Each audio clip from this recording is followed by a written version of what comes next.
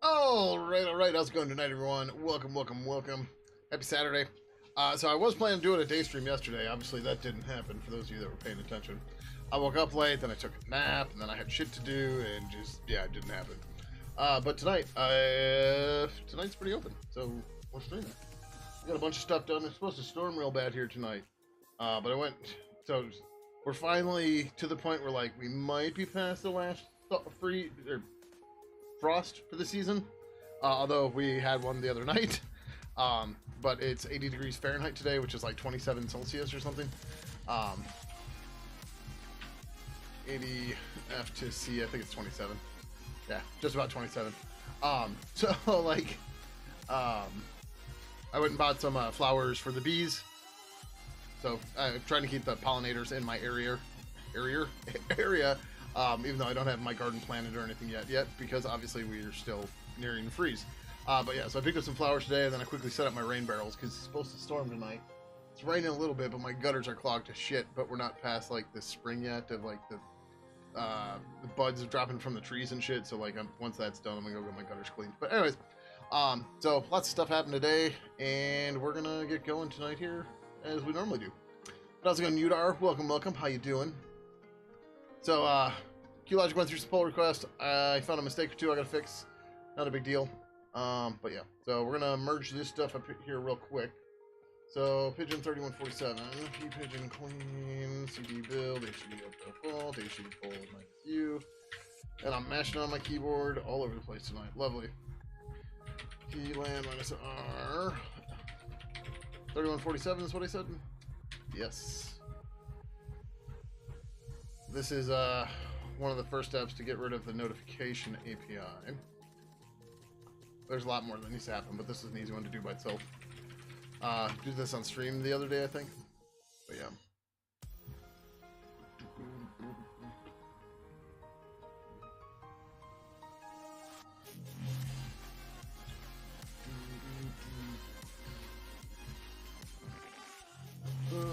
But yeah, so we had this like awesome weather day today, and I somehow slept through a lot of it.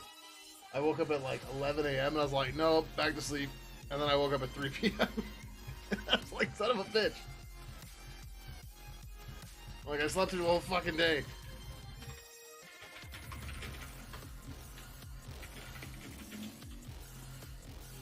But I managed to get a walk in, out in nature, read a chapter of my book. Did plant stuff, all that. It was a good day, good day.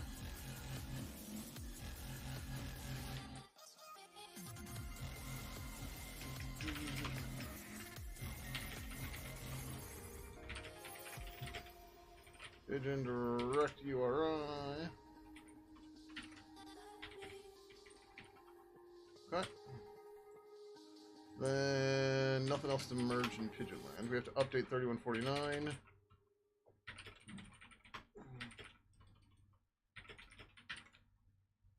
Purple presence final. That's why it's not tab completing.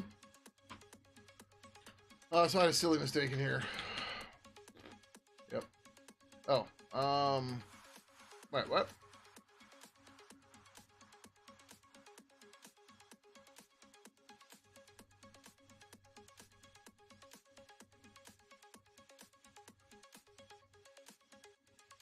There's a...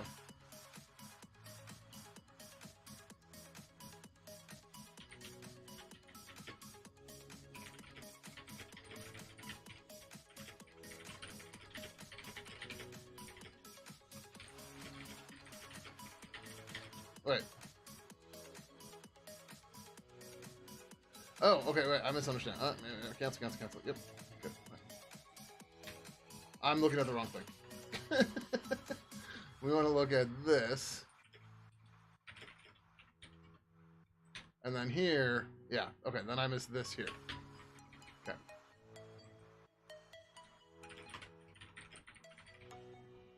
I thought I looked at the other pull request first. So what I did is I made the type final first, and then I did a pull request on top that got rid of the private data.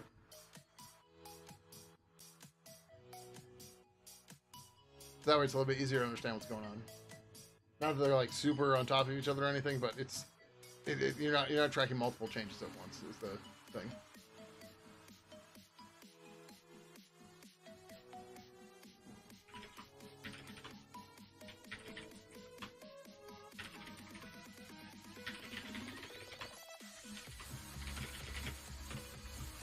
Tools minus R, 3149.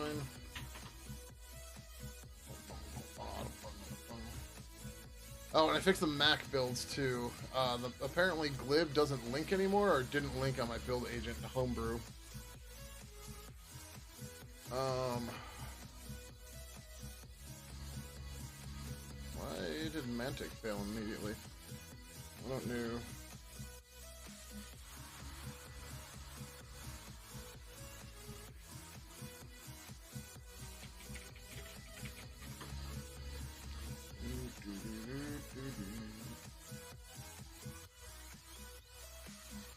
Okay. This one we're gonna wait on. So I need to build. I was trying to find something that would do this for us easier, and the answer is it's probably not, especially using Team City. I need to play around with this a bit more. I was gonna do this today, but that didn't happen. Maybe we'll do it tomorrow. Maybe we'll do it on stream. I don't know. But QLogic shared what he does for matplotlib, and he has a commit hook or a CI hook, whatever you want to call it. That'll tell the site to update. That's what we'll most likely end up doing. I was playing around with the stuff in Team City a little bit using the Team City webhook plugin, and I think it'll work, but I haven't proven it out yet. And that's what this needs to use a zip instead. But the idea is you push a webhook that'll push a path or something.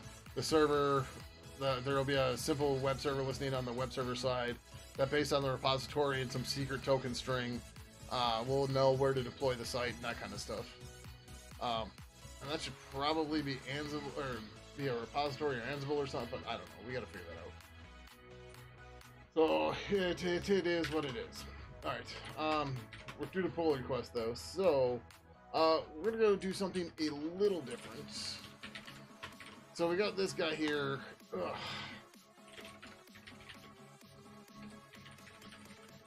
So remember, Ibis is the name we were gonna give the IRC library. There is this wonky, so I set the warning level to 3. We keep everything else at 2. So we get some minor warnings because of this. I'm not sure if I want to leave that on or off. I think we're going to turn it off for now though. Alright, so I've got warning level set to 3. If I set it to 2, those warnings go away. This is just because some old architectures, their functions weren't always the same size as their pointers, and other weird shit like that or something. I don't know exactly.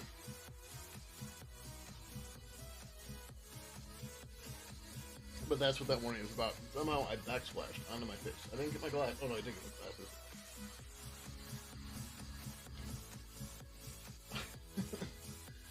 But yeah, so this has, I think, everything we want to pull out of here. There are a few more things I want to tweak, stuff like that.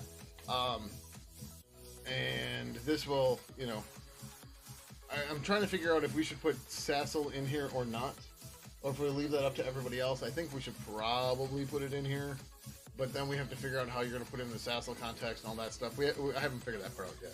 So this is just real basic, you know, the formatter, the parser, all that stuff. One of the other reasons to get the IRC v3 parser out to its own library is it'll make it easier to fuzz it. And this kind of stuff definitely needs to be fuzzed. So yeah, but the problem is we're missing documentation everywhere. So we need to do that.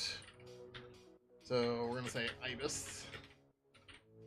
And IRC v3, a G-object based.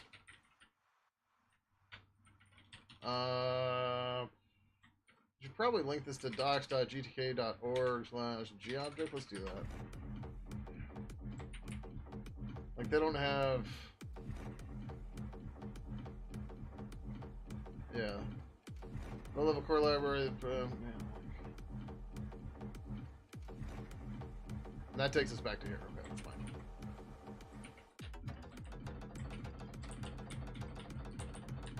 So this reminds me, I saw something on Mastodon where someone was like, 20 years later and I still can't figure out if it's item URL or URL or item URL for Markdown.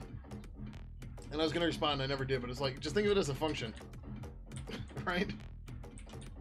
The URL is a parameter. There you go, it's a function. You're done. G object based IRCv3. It's IRCv3.net, right? Yes.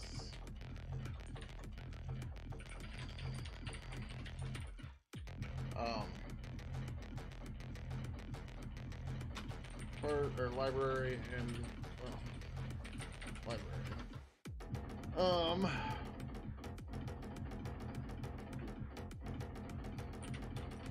History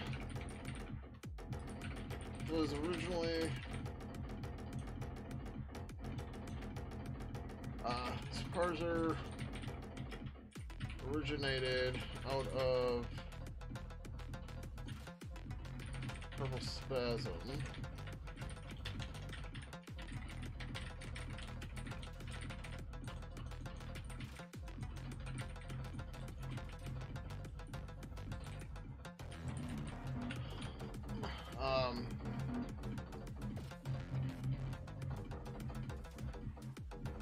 Of an early version of purple spasm. Library was then adopted by the new CV3 protocol in libpurple 3. The intent of being able to subclass the protocol. However, that proved to be very difficult, and thus this was split out to its own library.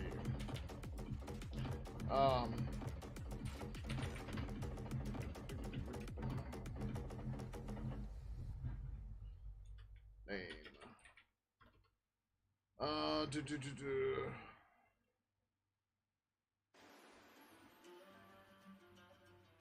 Keeping with the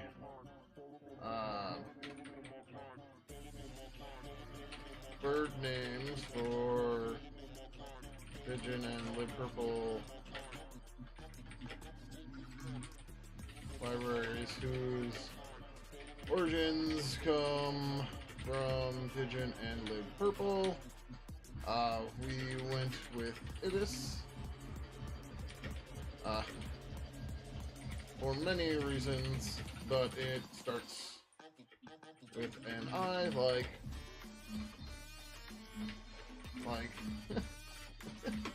IRC.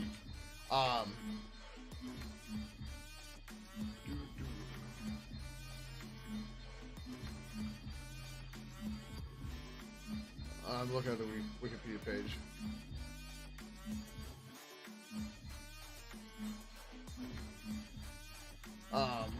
Say ibis are long-legged,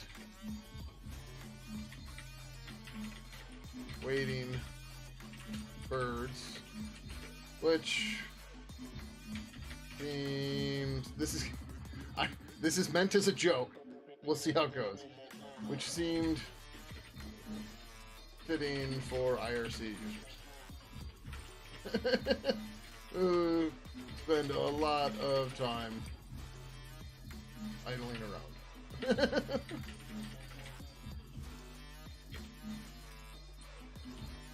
We'll go with that for now.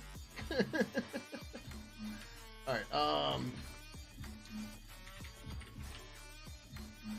I'm following this. Oh, I did history first.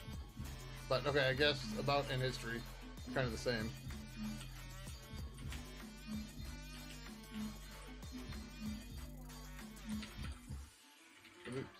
Also, it's supposed to storm real bad here. That's one of the other reasons why I wanted to get my rain barrels going. So, well, I am on a UPS and everything. There could be issues, but we'll see.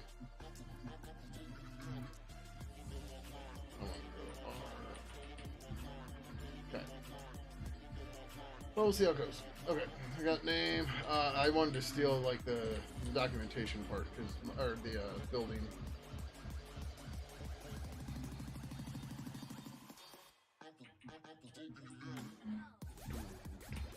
Okay.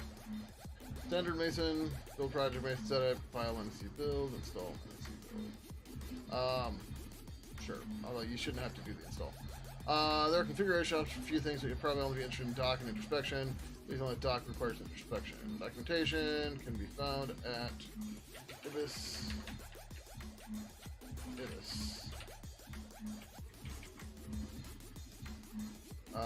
No.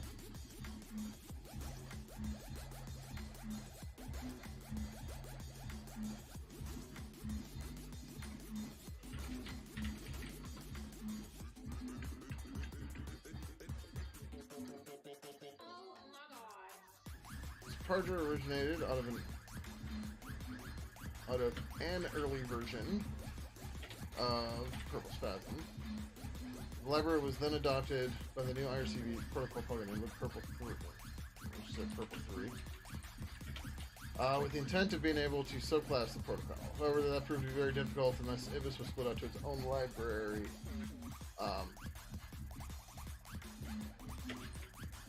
Where others can use it.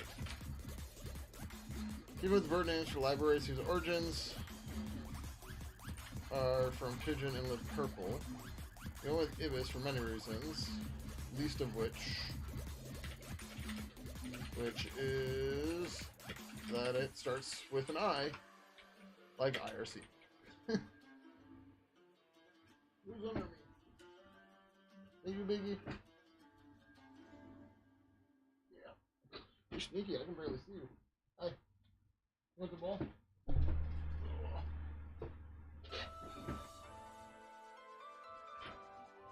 Like playing with a ball by my UPS. And all the power for everything. Like, maybe not. Let's not do this. For a long-legged wading bird, which seemed to spend a lot of time. You coming up? Come on.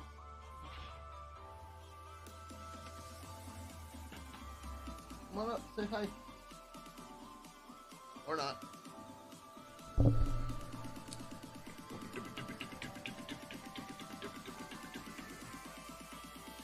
Alright, I think that looks alright. Nice and options. NLS introspection dock, yep, cool. Oh, I did want to...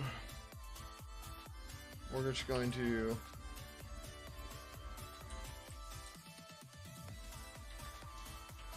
We're going to link to the Wikipedia article here.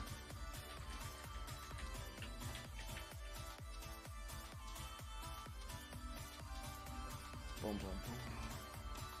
Okay, so now we got a README. Oh, we should probably add an authors or copyright file. I don't think it's been anybody but me, but we'll make sure here.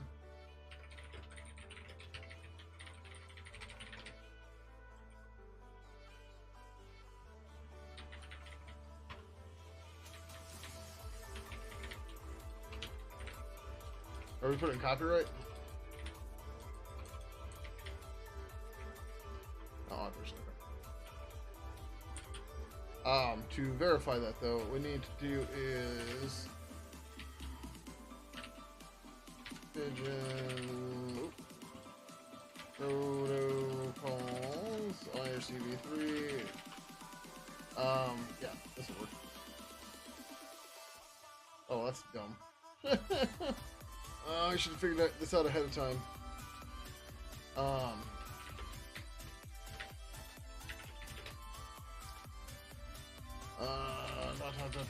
Purple protocols IRC.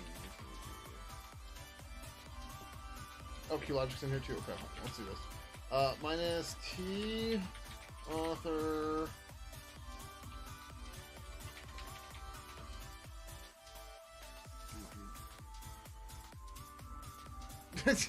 Let's go, mental out. Welcome. How you doing? How you been? And we're keeping other stuff. We're keeping all the things.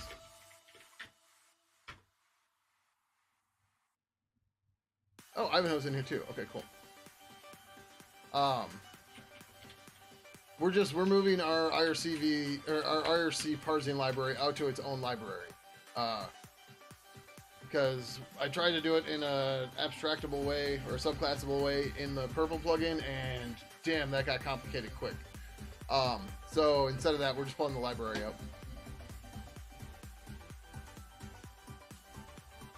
And the reason to do it, the reason to pull it out at all and to subclass it at all is because Twitch's IRC, it's IRC, but it's weird IRC.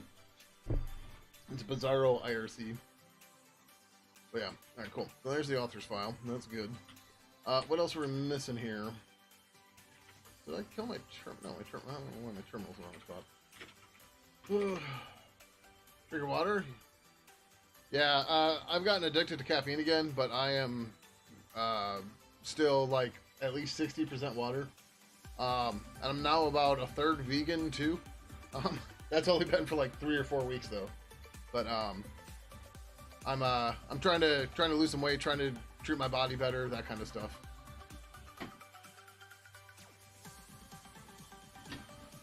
Because like, well, so I don't have anything planned or anything, but so my birthday is coming up in less or a little bit more than a month.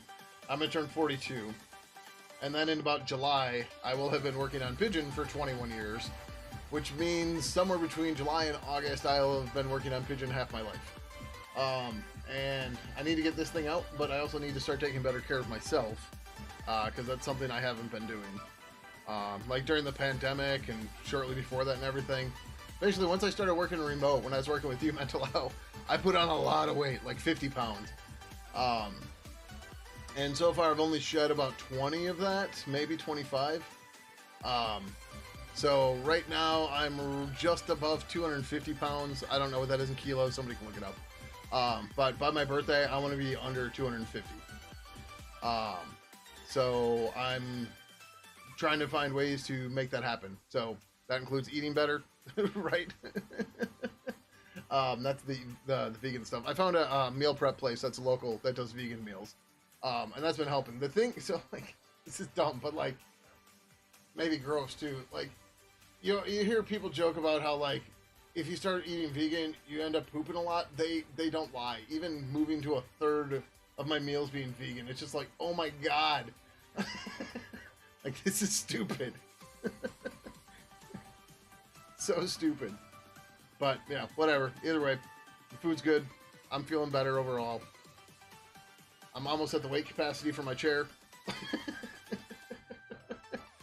But like, yeah, I've been trying to go out and do walks, stuff like that. Just stuff so I'm not sitting in front of the fucking computer all day. Which is, you know, a problem for me. But yeah, so anyways. What else do we got here? We got our README, we got our author's file. What do we have in... Oops, what do we have in Zineland?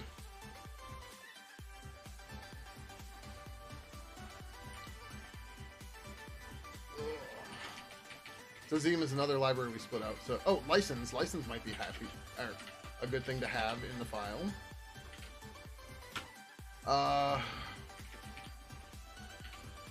So now we got authors, license, Mason build, Mason options, Poe, README, and sub projects. Okay. Then we have to put convey stuff into. But yeah, cool. And I'm getting close to having a new convey release coming soonish. Finally. There's been a lot of design changes and a lot of things I've gone back and forth on many times now. But I think we're ready to get the runner going again. Lots of good ideas in there. Things to make life much easier. Much easier. Yeah, we didn't even start this yet. hginit dot. License, authors, README, Mason build, Mason options, Poe, yeah, Poestar. I don't know whatever said Poe.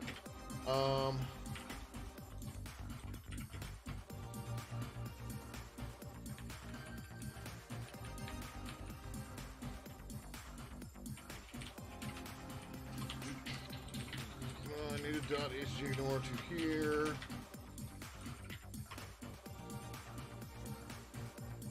Oh, it is smart enough. Cool.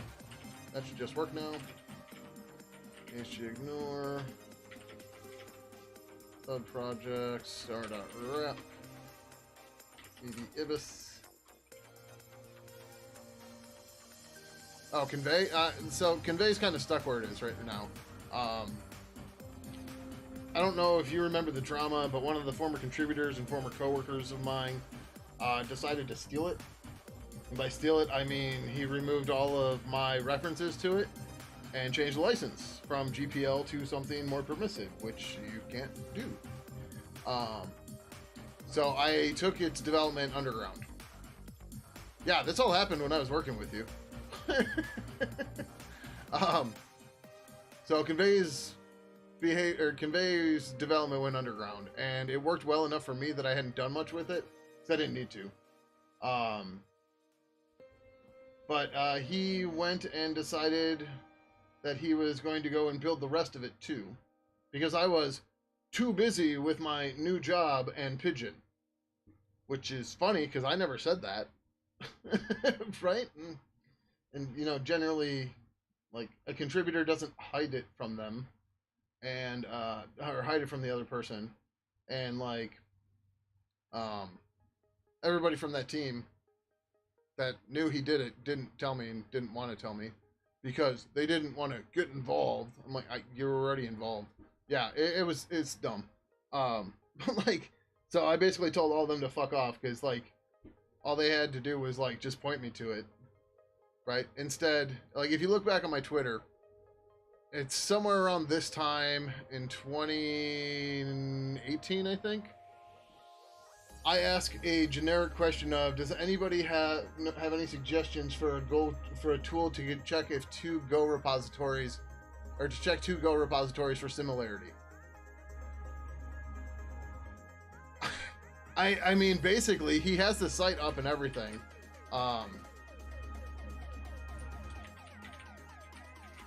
Is that what it is? Like, I don't share it publicly because it's just, you know, it's not worth the trouble, but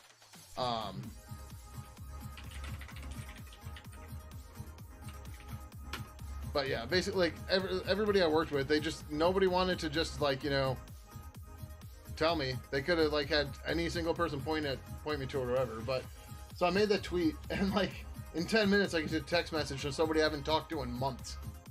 Hey, what's up? I'm like, oh, what a time to be messaging me. That's not suspicious at all, right? I just, like, the whole thing was fucking dumb. Like, they were still watching me and stuff like that, but nobody wanted to tell me. It's like, you don't have to tell me. Just, like, fix the fucking license. Right? That's the problem. Like, it's a dick move, but yeah. He hasn't updated the domain yet.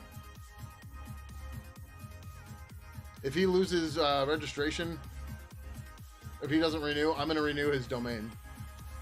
Because that's my intent. The funniest part about all this, so this kid who was a kid, early 20s, right? He was really surprisingly fast at developing things, like in ways that makes you go, wow, right? Like, he's either really good or he's copying shit, right? Well, seeing what he did with Convey in a weekend, it made me start questioning all the other projects he did that on, right? But then, the chef's kiss of the whole thing, right? So after he left the place where I'd worked with him, guess where he went? He went to SourceGraph. What does SourceGraph do? Allows developers to directly search, write, and understand code by bringing insights from the entire code base right to the editor. A plagiarist fucking wet dream is where he went to. And I'm just like, yep. There you go. No more questions. When people tell you who they are, listen. Oh, his site's down finally, at least.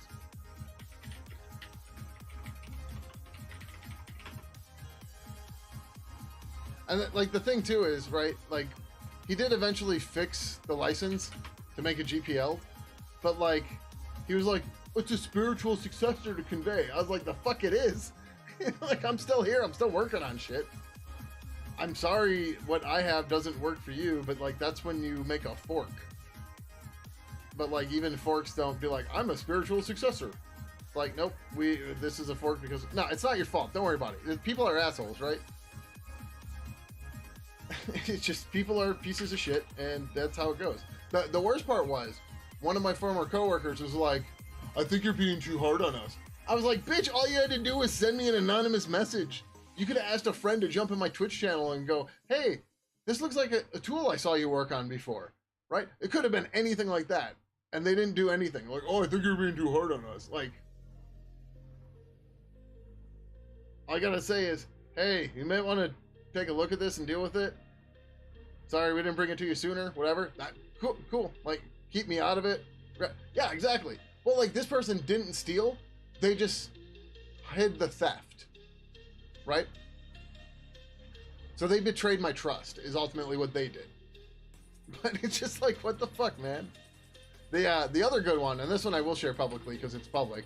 You see the stuff 2 weeks ago about Beeper? Oh, hold on, I gotta find on Hacker or about Beeper getting bought by Automatic.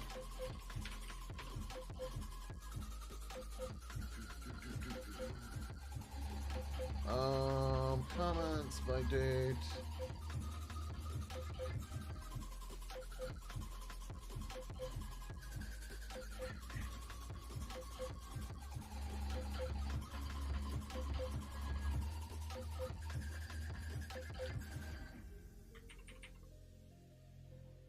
So, all right, we'll even give you this parent too.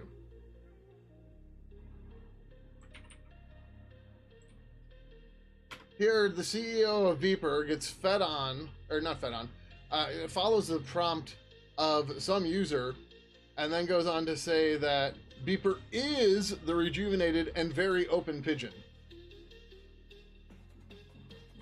The Beeper founder knows me because I've done contract work for them.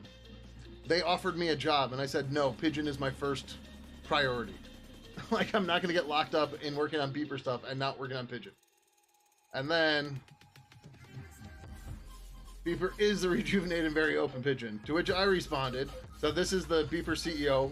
Now he's the leader of messaging at Automatic or something, whatever. So I said, for what it's worth, Pidgin is still very much alive. We even had a release in February. Also not sure what very open Pidgin means, as we're 100% GPL v2. Right. So then he apologized. But it's just like, what the fuck, man? Why are people so fucking toxic? Like, I don't fucking get it. Coke and Pepsi aren't like, blah, blah, blah, right? It's just, it's a bad look. The funny part is, so last week, or was it the week before? No, last week? I don't remember. Blase Bits, welcome. Thank you for the raid. How's the rest of your stream? Blase Blitz is a hacking streamer, so if you're into red teaming, blue teaming, or just tinkering, you should go give him a follow. But yeah, so anyways, like, what it was the 17th, I think? I met Cory Doctorow. Cory Doctorow is big in the security domain too, as Blase Bits probably knows. Took over the parent domain? Nice. But he was doing a book signing down in Chicago, so I went to go see him because if you don't know, InternetCon sees computation. I should just went to Crap Hound, whatever.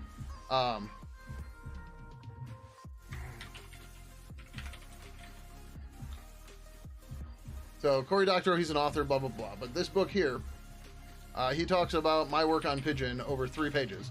So during the book signing, I obviously had him go sign my book and stuff like that. And I told him about this thing with Beeper. He's like, how's Pidgin going? I was like, honestly, we had some drama last week. He's like, what? Because he knows the Beeper people too. Because I got in contact with the Beeper people because of Danny O'Brien, who works at EFF, who started writing a story on interoperability that Cory Doctorow picked up. But I had an interview with Doctorow and O'Brien, and whatever, long story short, yeah, it was just like, the world's small, man. Don't be a dick. Oh, it's Blaze. Okay, gotcha, that makes sense. Sorry. If it was Leet, I probably would have gotten it. But yeah, anyway, so that's just like people apologizing to me for other people being shitheads. It's just like, no, it has nothing to do with me. I don't take it personally. I'm not upset at it. I'm upset that people think they can treat me this way. Right? And that's ultimately what it comes down to. When people are so up their own fucking asses about shit that they just don't care about anything else that they affect. And it's just like, what the hell? Like, have some fucking self-awareness, right? So to catch everyone up from the raid, number one, we'll start with, my name's Gary Kramlich. I'm the lead developer of Pidgin Instant Messenger. I didn't create it. I've just been involved with it for going on 21 years now. All the way back to its days when it was named a game. But anyways, so over the course of those 21 years, I have been trying to solve the CI problem for Pidgin, and the continuous integration problem for Pidgin is we try to catch stuff ahead, because Pidgin runs everywhere, right? And Mexac, thank you for the gift subs, greatly appreciate it. Totally unnecessary, but thank you much. But so one of the issues we run with Pidgin is our users aren't the typical open source users. Thank you, Blaze. Greatly appreciate it. 100 biddies. But so since most of our users end up being, I don't want to say non-technical, but not super technically inclined. Let's go with that, right? It can make supporting them very hard when we've got weird crashes and stuff like that, right? So what we've been trying to do over the years, or at least one of the things I've been trying to do over the years, is to make sure that we at least build on all of our like big expected platforms, right? So you'll see in our Team City here, minus a bunch of shit that's broke right now for other reasons, right? We build on Alpine Edge, we build with Clang, we build on Debian Trixie AMD 64, Fedora 39, Fedora Rawhide. I have a Fedora 40 we haven't put in here yet. FreeBSD, AMD 64, we have to figure, there's a bug in that we have to figure out that I haven't figured out yet. Mac OS, OpenBSD, x86 64, there's other issues we have to find out there. Raspberry Pi OS, running Trixie on ARM 64, we do a Scambil build, Ubuntu build, and a Windows build. We should probably have an OpenSUSE in here too, right? But one of the problems is, and one of the things we ran into many, many years ago is, and by many years ago, I mean 15 plus-ish years ago, is that maintaining all of these as like virtual machines and shit sucks real bad. Now, to be fair, this is before the days of SaltStack, Ansible, Chef, blah, blah, blah, or maybe they were there, but they weren't around well. But the problem is you still have these machines that, you know, you have to constantly keep up to date, blah, blah, blah, blah, blah. And anybody's coming from Blaze's stream knows, what's the first thing an attacker tries to find on a network? A continuous integration server, because it has all the secrets, or not all the secrets, but it has lots of secrets. It allows you to pivot well, blah, blah, blah, blah, blah, right? So I don't want to keep build host around very long, right? I want to treat them like cattle, not pets. So around 2014, I started using Docker in 2014 or so, and I knew there was some way for me to do CI with it, but I hadn't figured it out yet. It might have been 2015. I don't know. I'd have to go look at my commit history. Anyways, so I started building a continuous integration runner, which I call Convey. The idea has always been to build an entire CI tool, but the idea was to focus on the runner first because I can use an existing CI tool to run it. Anyways, we started deploying it at my current employer, stuff like that, because it made stuff easier for building container images, because the built-in Docker stuff doesn't easily allow you to tag stuff or add labels. Oh, there we go. Thank you, QLogic, for the 256 bits. Greatly appreciate it. And getting the hype train going. And I'm running out of snoozes on this ad. That's my last one. But anyway, so I built Convey to try to handle some of this, right? So what Convey does is I just spin up, so we have a job right now in the CI that just spins up new builder images from scratch every week, right? So the entire hassle of having to deal with like keeping virtual machines around and secure is gone, because now everything's just a container, and that container, we started with 100 bits, thank you very much, greatly appreciate it. But yeah, so then those containers, you know, they get completely rebuilt once a week. We could even do once a day if we wanted to. That's just kind of a waste of bandwidth. But then, you know, every night the agents that are building everything, they clear their container caches, and we're good to go, right? Now, Convey ran into a bunch of issues, blah, blah, blah. I got it to the point where it was working enough for me. There's still always more I wanted to do with it, but other things came up. Anyways, like I said, we started deploying it at one of my employers, and one of my coworkers would contribute on it. After I left that workplace, he was still there. He decided to steal convey. This is what we were talking about before. I'm filling in everybody from the raid. He decided to steal convey by moving it from Mercurial to Git, deleting my name from the entire project, and changing the license. So convey's licensed under GPL v2. You can't change that license, right? And the whole team from that, my team from that employer, they all hid it from me. And when I threatened lawsuit, they finally fixed everything. Although the rest of the team was like, well, it wasn't our responsibility to say anything and blah, blah, blah. And it's like, you guys are full of shit. All you had to do was just point me to it, whatever.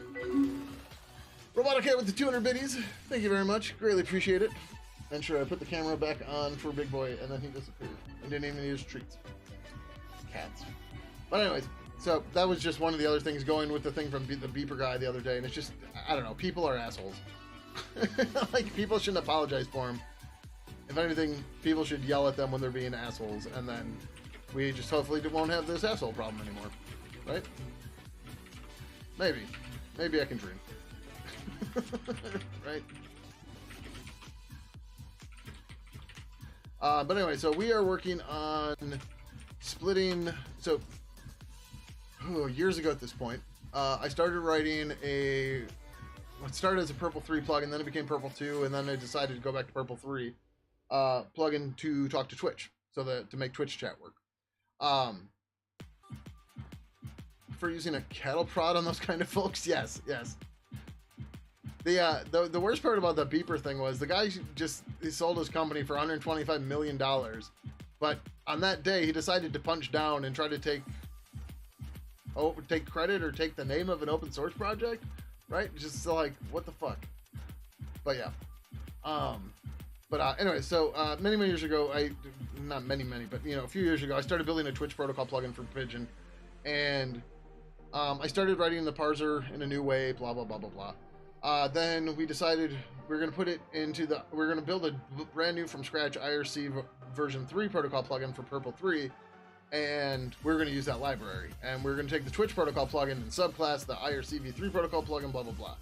Turns out subclassing that in the right way to make things work right for Twitch, yeah, it's not going to work.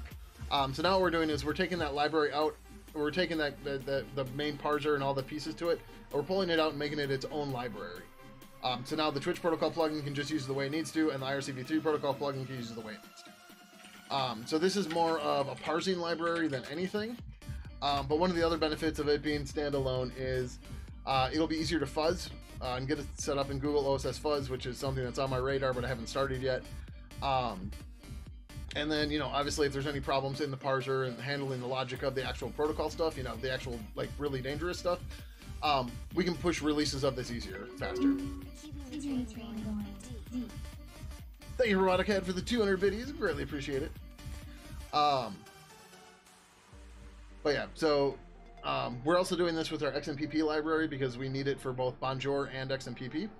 And the same ideas occur too, right? Where it's a separate library. It'll be easier to push out new versions of just that library, at least for Linux distributions, stuff like that. And then, it'll be easier to fuzz it, and ideally other people will be able to use it as well. So that's the goals. We'll see how and when we get there, but yeah.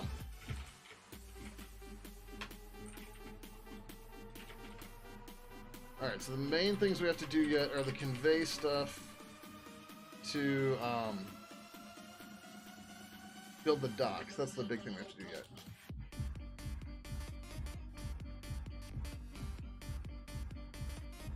So I don't get an emote?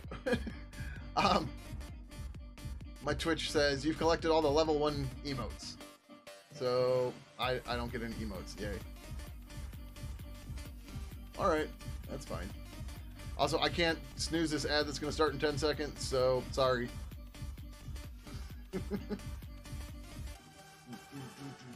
Okay. So we're mostly just going to copy from what Zeem here does. Actually, we can just literally copy. And then we'll sort it out over there.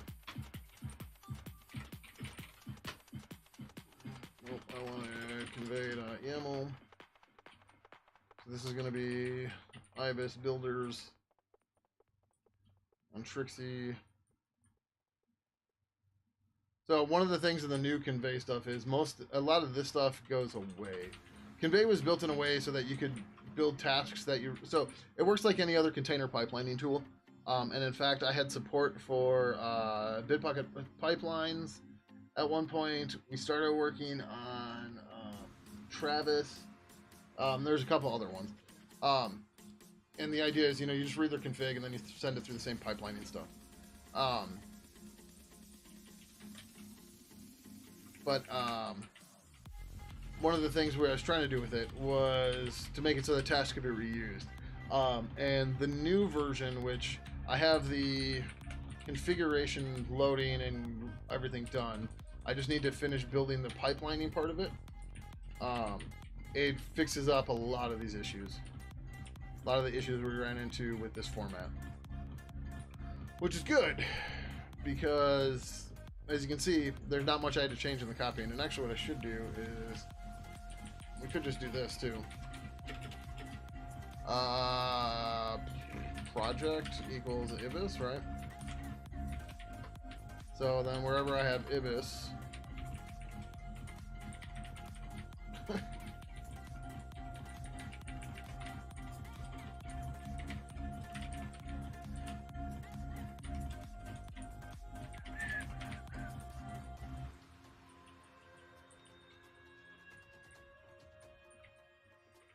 if I could type, that would be lovely.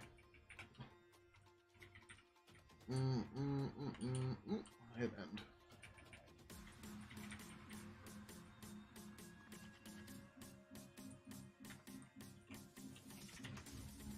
Oh, I missed one. And then do we have IBIS anywhere else? That's fine. Arguably, we could do this too, right? Templating.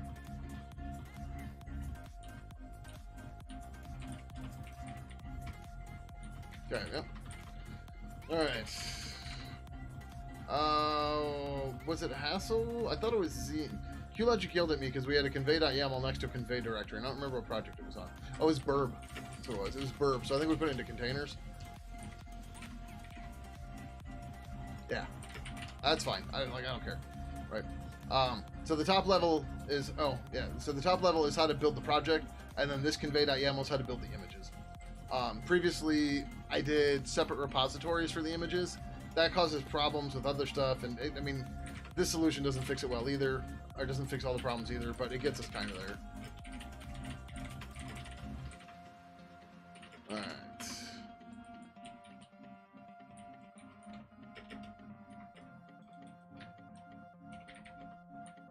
Right, it's just there.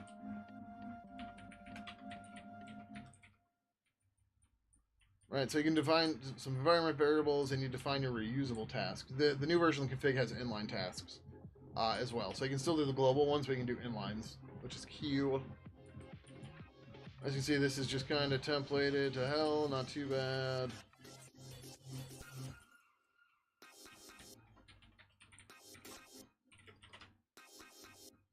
Okay,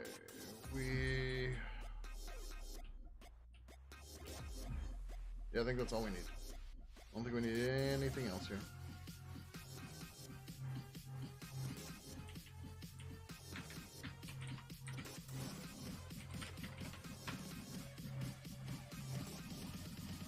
Okay.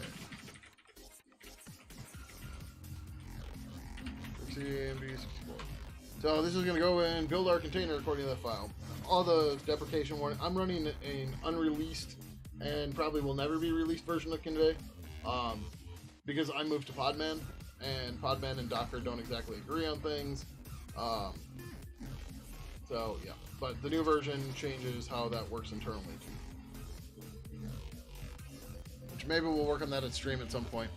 If I get that domain and we can basically kill that project at that point, then I'll start working on Convey in the open again. But until then, it's going to be a bit.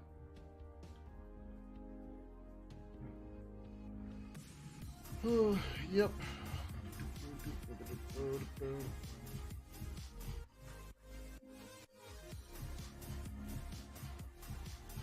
Yeah, so the idea here that the way convey works is the idea is that you build a build container. That is a container that has all your dependencies for your build, and then you run that container to do your build, and you spit out artifacts. Right? It's no different than like GitHub. What is it? Pipelines? What the fuck is it called? I can't remember now. But I predate that. But now, you know, since Microsoft got their GitHub clouds and everything, that's going to be the, oh, why don't you just use this? Everybody uses this nonsense, but whatever. It's fine. But now we can build the docs, make sure the docs work. So I have the image locally, so now we can do this part. Cool. All right, so now I've got an ibisdocs.zip.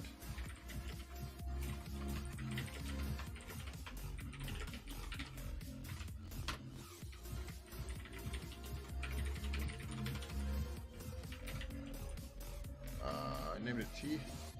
Yeah.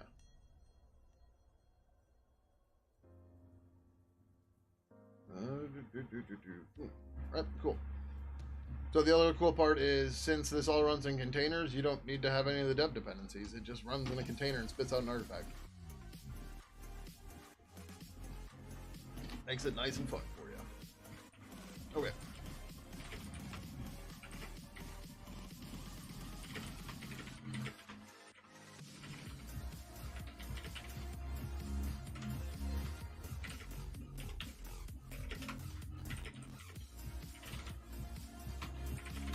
Alright, I think this is everything for now. Oh, nope.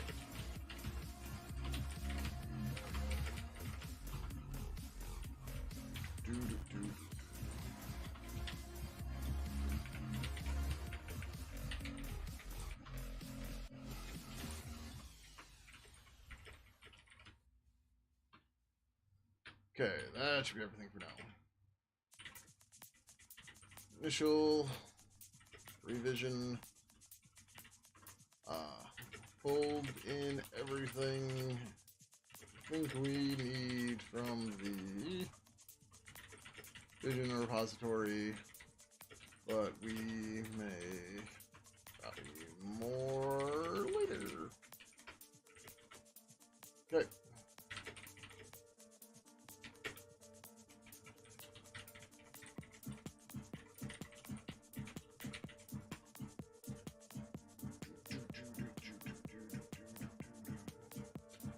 Okay. We're gonna do this quick. I can never remember if you can see anything here or not. So I just always err on the side of caution. Repositories. I'll go here.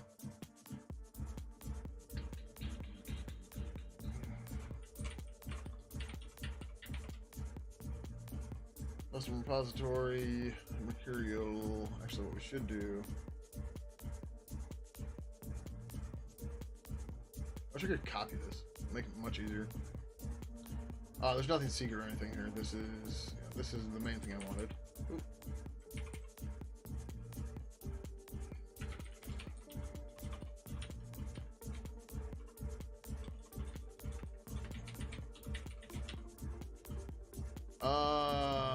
That doesn't matter here. Bug tracker is custom. Plop that in. Accessible to everybody. Yes. Save. Alright, then we gotta go to default reviewers or some bullshit. And then we go to Pidgin, and then we add the Ibis repository. Alright. And now Ibis will work on review board. Yay! But now we have to do all the Team City shit too. Which is lots of fun.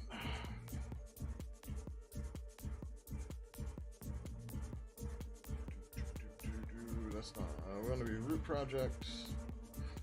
We need to add a new subproject. Ibis. Create. Then what we want to do is we want to come back here. just gonna copy from Burb because this is the most recent one. So Burb then has a subproject for Burb and Builders.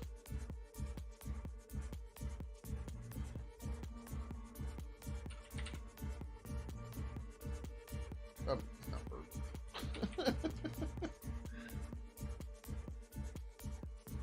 All right, and then in here we add.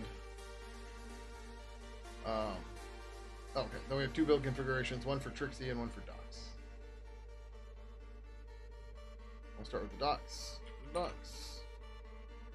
Templates. Just root convey. I've got this pretty well templated out. Or it does a bunch of this. Is this really the right plan? It might be. I forgot that was even a thing you could do. That middle click to, let your mouse do the drag for you. Okay, yeah. So then parameters. This is target docs. Okay, yep. Great. Okay, then the version control thing. We have to be a little careful. Okay, there's no trailing slash. The way we're doing notifications of the commit hook, it gets weird with the trailing slash or not. I can't remember which way it has to go. So we say no trailing slash is apparently what we want. So we have to add that here. Attach a VCS root. We moved the CI to use SSH stuff because that just makes it easier. And like when web crawlers are getting rate limited on the front end, that doesn't happen to the SSH side. So, yep. Oh, I was gonna start doing this ahead of time though.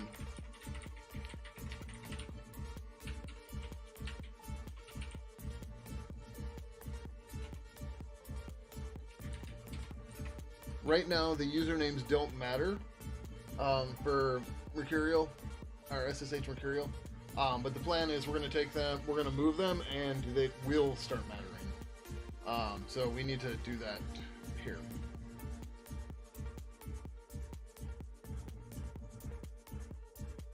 So that should work. Yeah, that belongs to Ibis, that's fine. Actually, we should put that at the top level, but that's okay. Okay, I guess you have to put the username here. Or, nope. That's my bad. And then it deleted it. Of course it fucking did. God damn it.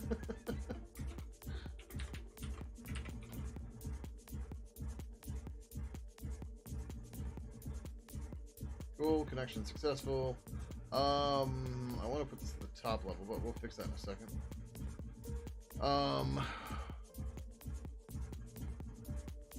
I think I can edit this and move it.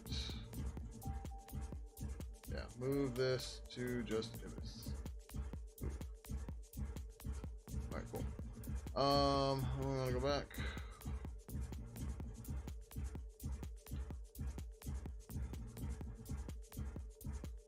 Okay.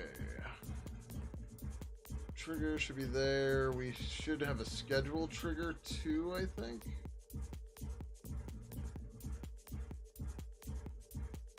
No, we just have... Well, we should add a schedule trigger for this, but that's okay.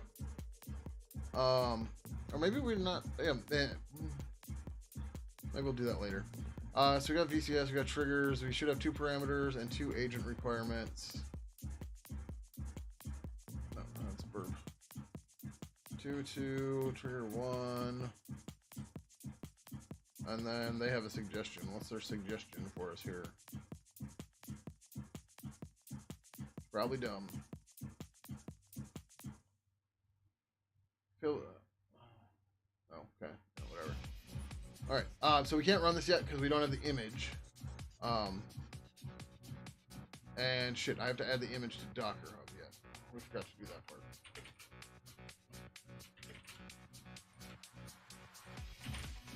Right, so that's the repository. We need to go add that. Docker.com. Docker Hub no longer allows you to add additional free organization. So now everything's just under me, but whatever, it's fine.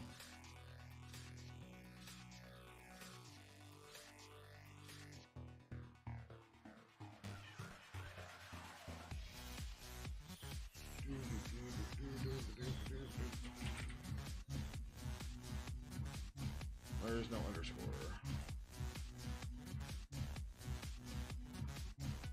Fine, don't let me edit it.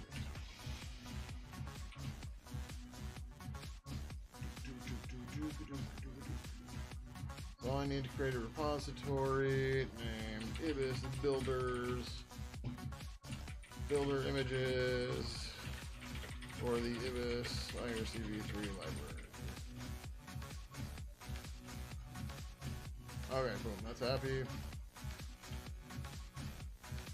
Now we need to come back here. I should have done this in the other order, because then I could have been building the image and let's doing the other part, but it's alright, whatever.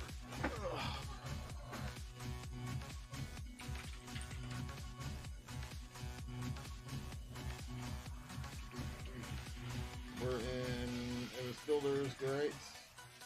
Build configuration.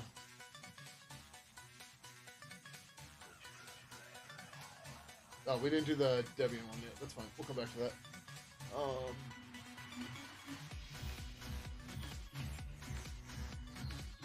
It's just says Debian Trixie AMD64. That's fine.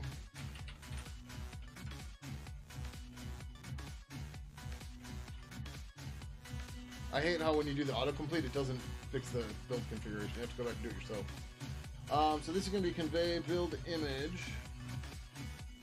And I have Team City set up to use the build plan name to use that as the convey plan name.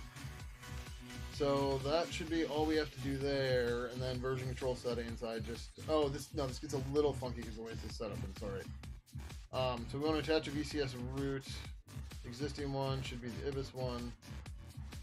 But this gets weird. No, not build schedule, although we have to add that.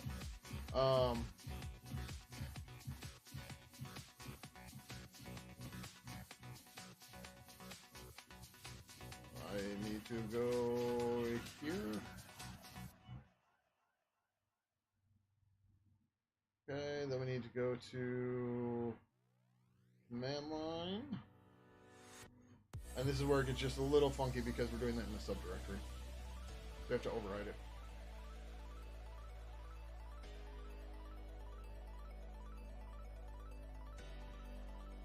Okay, it should have just been the working directory, but I don't remember why I had to do more than that.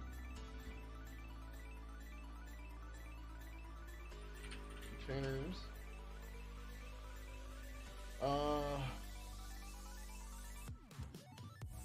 That looks the same.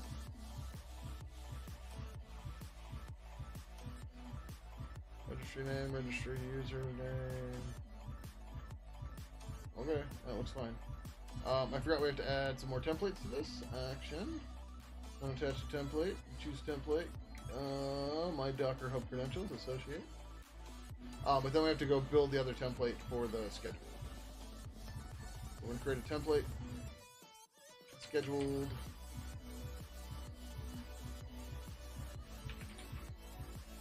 Okay, great. And then we go into triggers. Add new trigger, choose trigger, schedule trigger, save. And then we're gonna say weekly on, I don't know, sure, Monday at, what is the time on this one?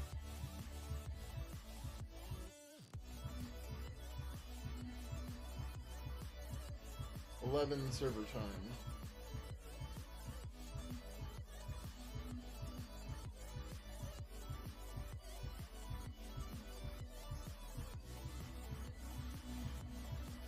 Okay, yep, so now we got that.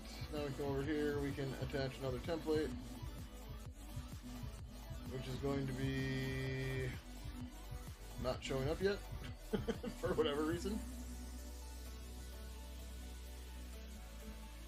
There we go. Associate. We're going to run this, because this should be able to run now. This will build the image and then push it up to Docker Hub. And then while that's going, we're going to come back here. We're going to go back into here. We're going to fix this name real quick. This should be lowercase. I don't know why I want it to make everything uppercase. But whatever. That doesn't matter. The ID's fine. Then we want to add another build configuration of Debian Trixie AMD64. Oh, is it tab versus enter? Is that the problem? That's dumb. Alright, this is the builders though, so we want to go back to verb. And then Debian Trixie is a convey build with artifacts.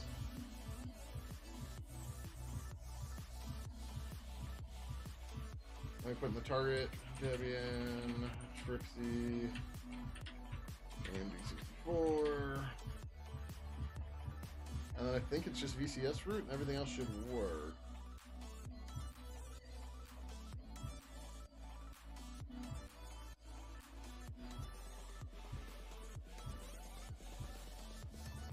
Alright, and in theory, once that build is done, we can go do all this stuff.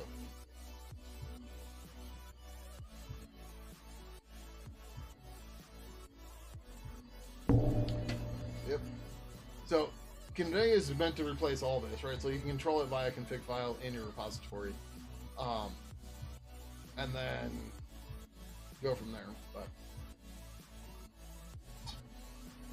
we're obviously not there yet. So there's a little bit of duplication, but most of the like nitty-gritty stuff goes in the convey file. But most of that's just in your build system, so it doesn't matter. Who's building this? Reaper 03. Alright, this is building it right over there, in my basement.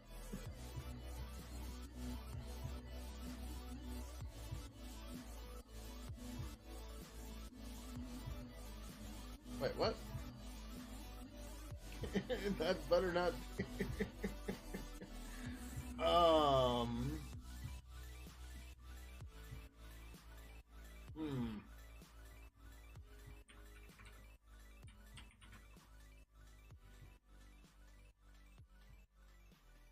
If we don't get a tag, that's going to be a problem.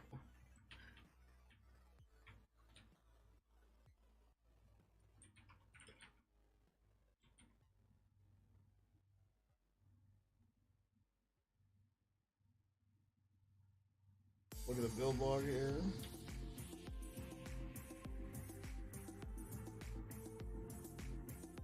So, what happened?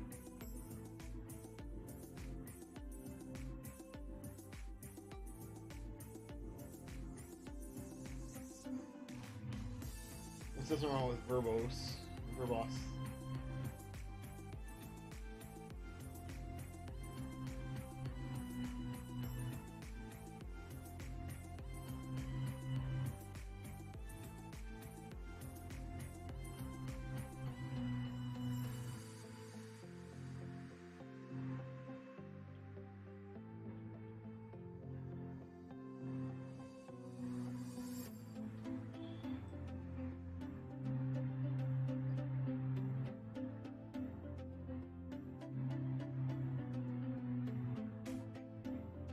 Why did this go to burp filters?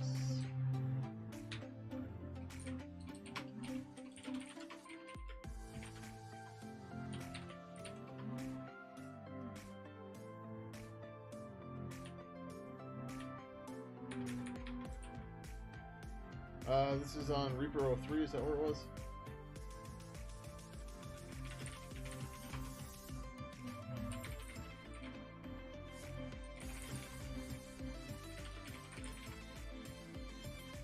What?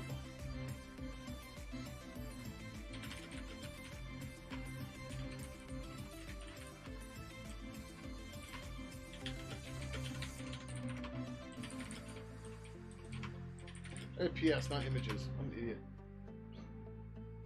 2 minutes ago, bird builders. What the fuck?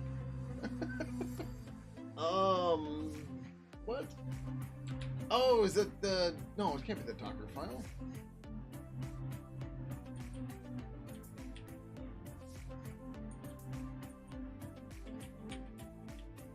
Supposed to be registry/repo :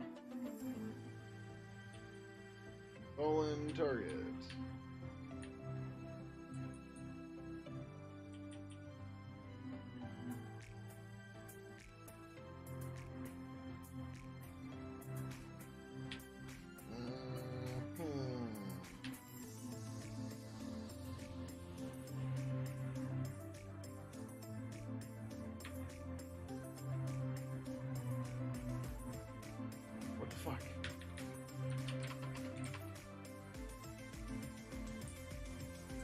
Unless I messed up the VCS route? But it shouldn't even see the other one.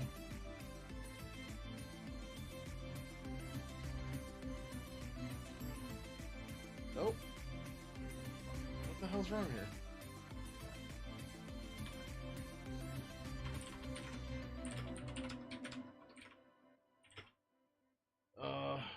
Is it material? No.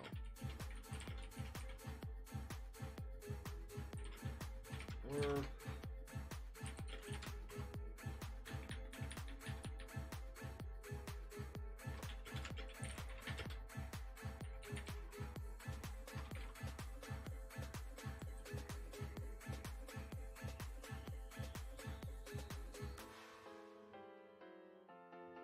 what to do?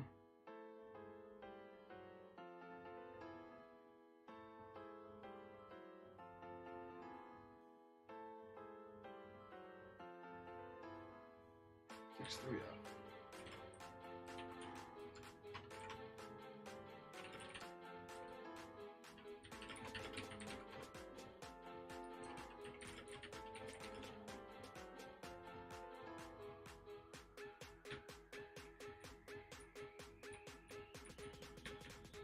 Why is this the Burberry pub? Did I?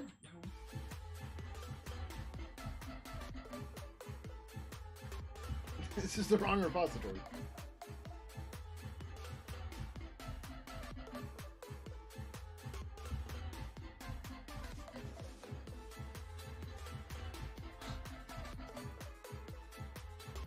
God damn it. That's the problem. I didn't change that part.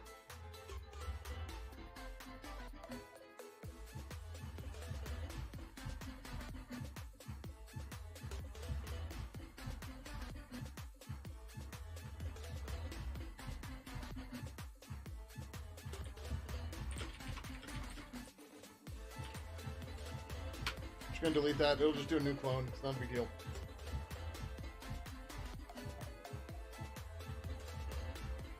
No, I don't do anything with .NET.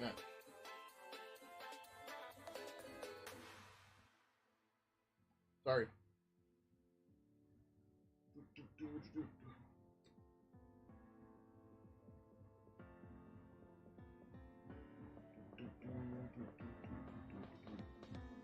Alright, now we get to wait for this instead of doing other stuff while it's building.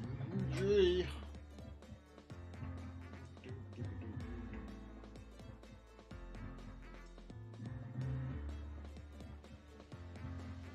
Oh, apparently build on Reaper 3 again, and this time... No, it should have been...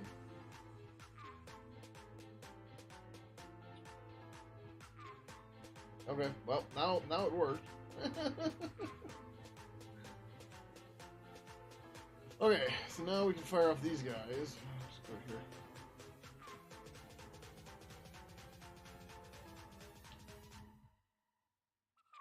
At least one of these is going to have to download the image, but that's okay. Why are we only at 5 agents?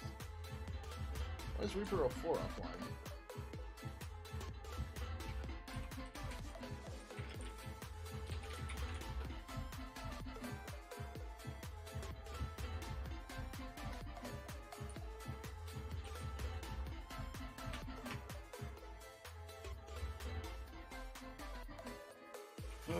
Alright, I guess I'll deal with that after the stream.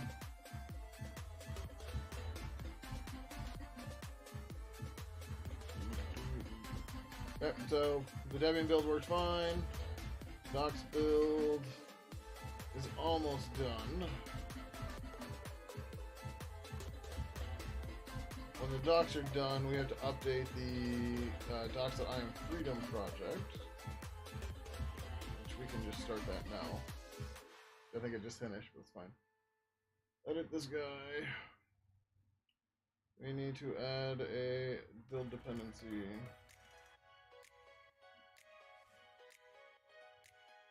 Last successful build. Default branch. Ibis, docs. Artifact rules. Ibis docs.zip. Oh.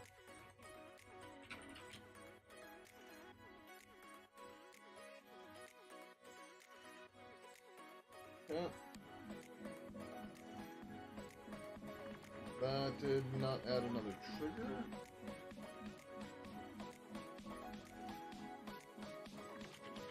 Oh, okay.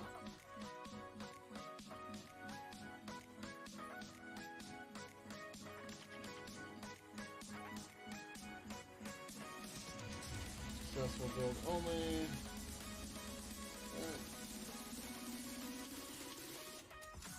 That should do it. So now when we run this, right now, docs.ironfreedom.org/ibis gives us 404.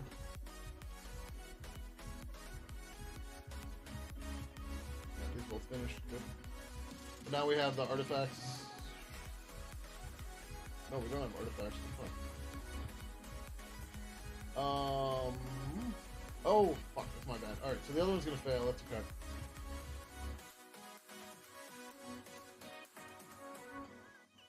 Yep, I didn't add an artifact path. Well, I want that page up, but project. Verb. Edit. It's just, yeah, it's just that.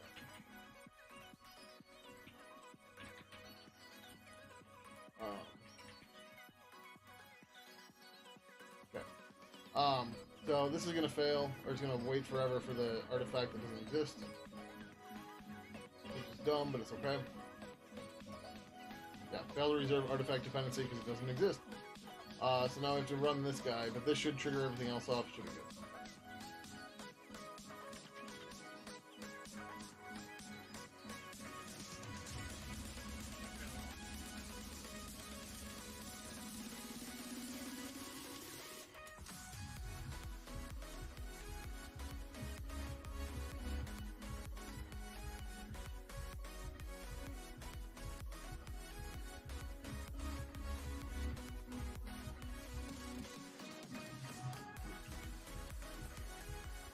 Okay, so that's finished. Now this should get triggered.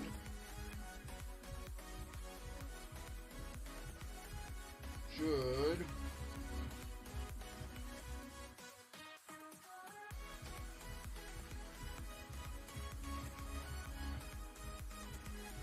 Okay, now it's got one built in the queue. Now it's running, right? And now it should be able to resolve it.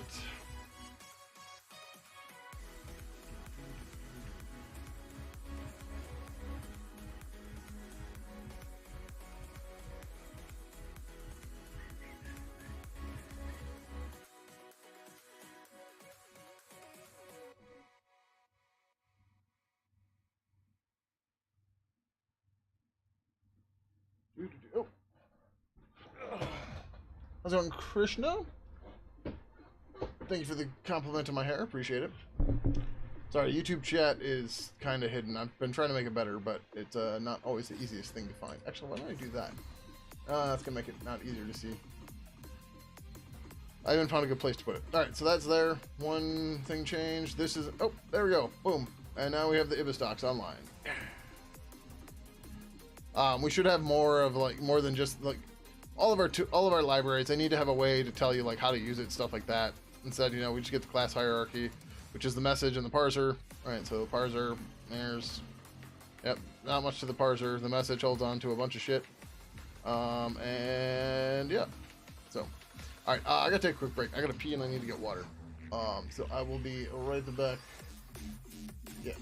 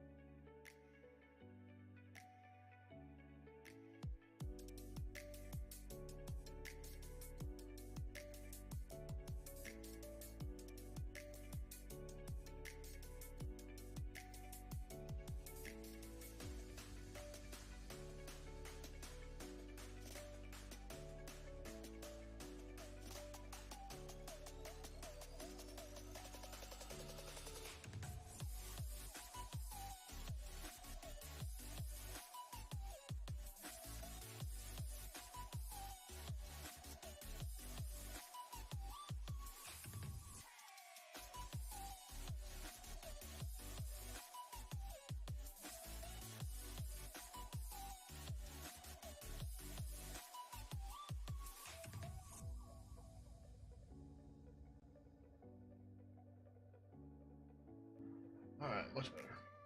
Alright, cool. So, there we go. We got Ibis started.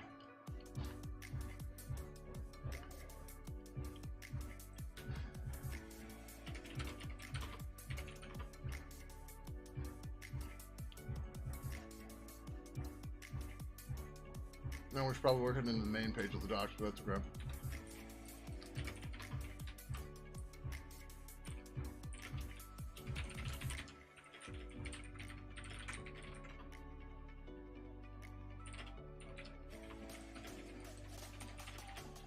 Alright, we need to land 3148.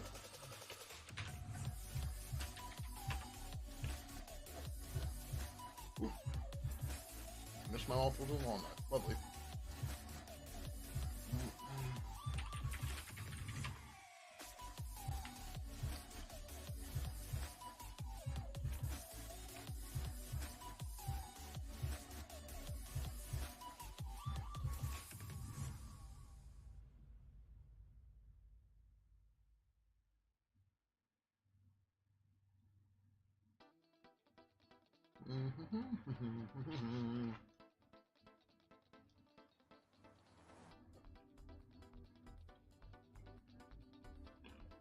Oh, wait.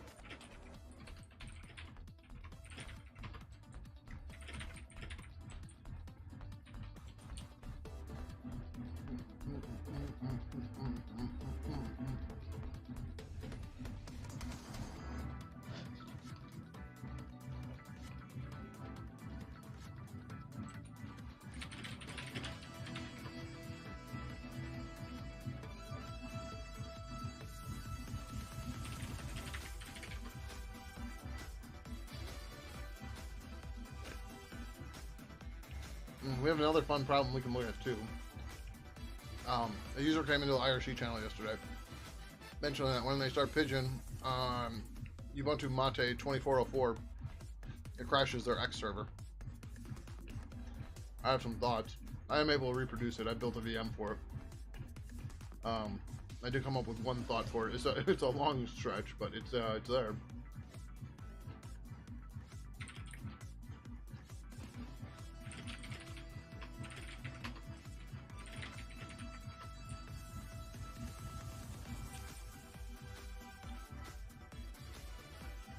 Oh, I didn't clear my branches. Damn. Alright. This gets slightly harder. I didn't clear my branches.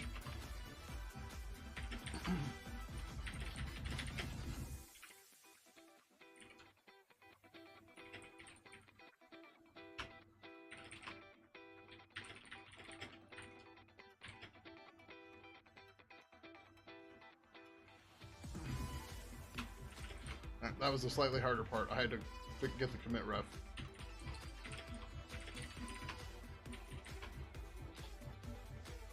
So,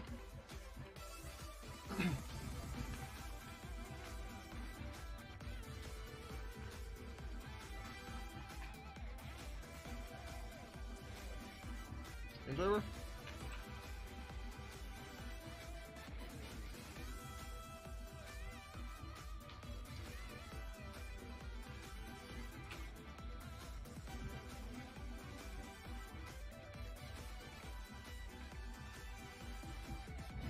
What the fuck is doing?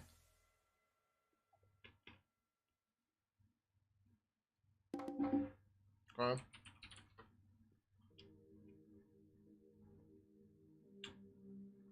So, problem is, yep, right? There's no Praetorian icon, so we're not being hacked. So I had a random thought on what this might be.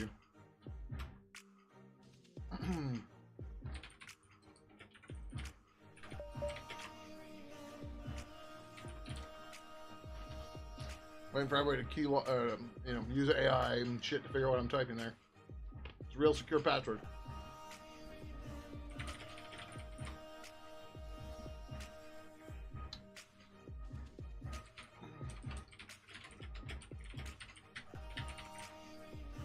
Okay, so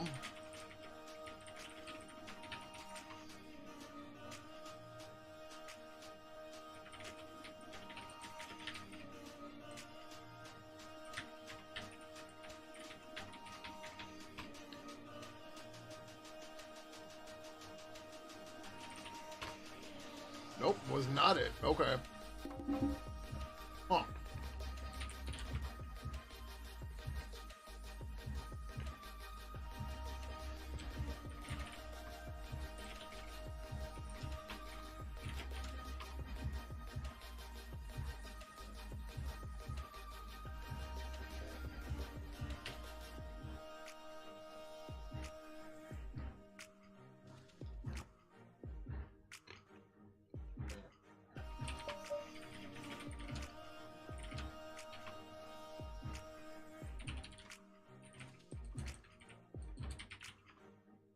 Nope, that's not it either.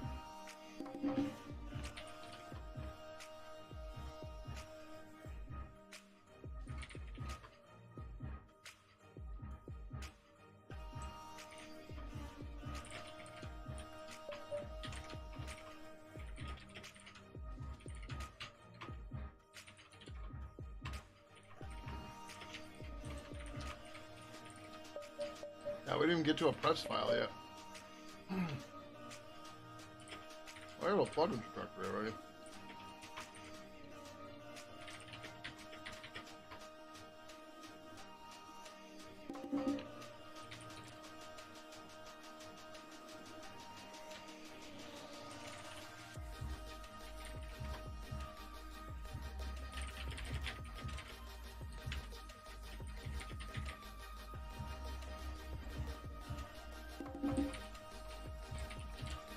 Yep, this is real fun to debug, can't you tell?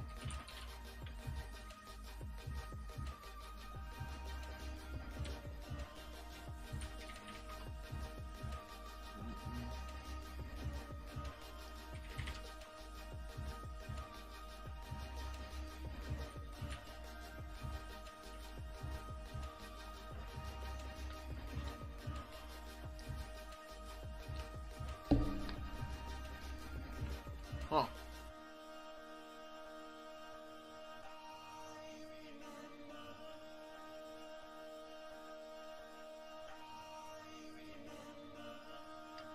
I wonder if it's got it related. Shouldn't be, but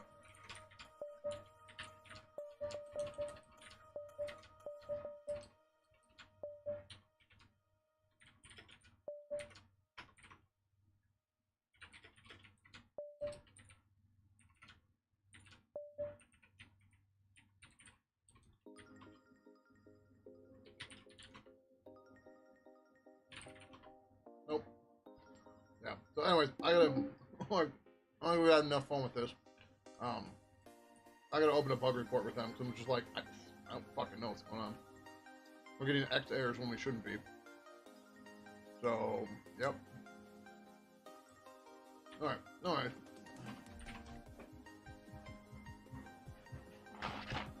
Sorry, almost threw my notes.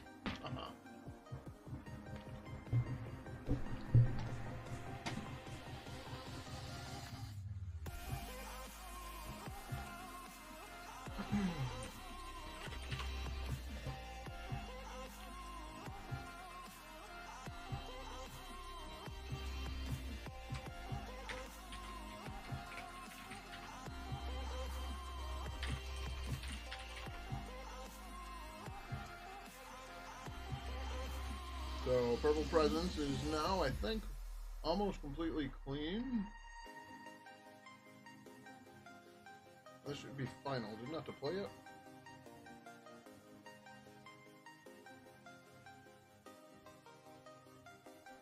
$748. Should have deployed.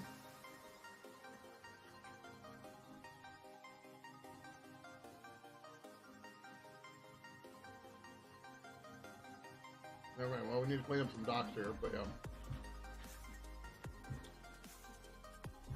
This is not right at all anymore. It hasn't been for a while.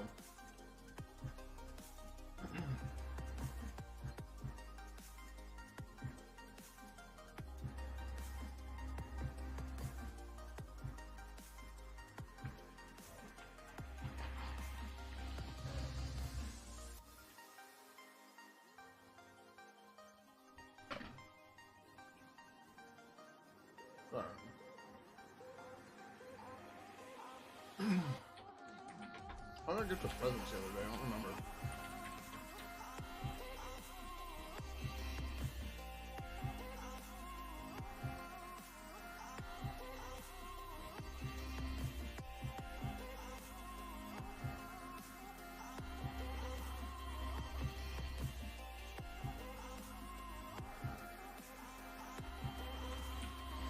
Well, I think we just realized we could finally do that. So after all that crap about the beeper stuff, I realized if we kept going at the rate we were going, letting this old code tie us down, we weren't ever going to get Pidgin 3 released. I mean, or we would, but it would take forever, right? So that beeper thing finally gave me the reasoning, or made me start thinking that there's no reason keeping the old code around. Especially when we can just do... Put it under purple, I think it is. Or maybe put it under Pidgin. Yeah, so there's no reason to keep the old code around when we can just go ahead and... oh, interesting. When we can just keep track of the revision when we deleted it, right? Because then you can go to the parent rev and then you can see all the code you need, right? So that became the idea, was just fuck it, delete all this stuff that's slowing us down, that's making us do all these like detours to do things incrementally and bypass stuff, blah blah blah. Just fuck it, just get rid of it. So then we can just do stuff directly.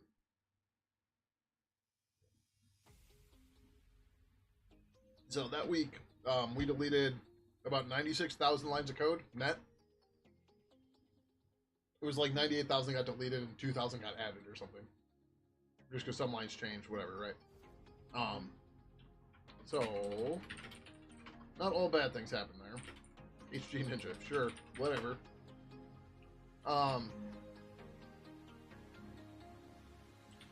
There was something I got stuck on with pull requests. It's turned into too much at once. That's louder than it's supposed to be.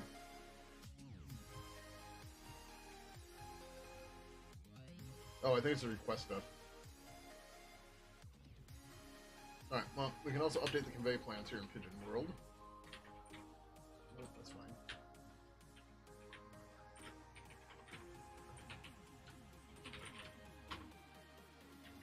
So again, we're not really targeting LTSs or anything. We're really only targeting whatever the next version is going to be.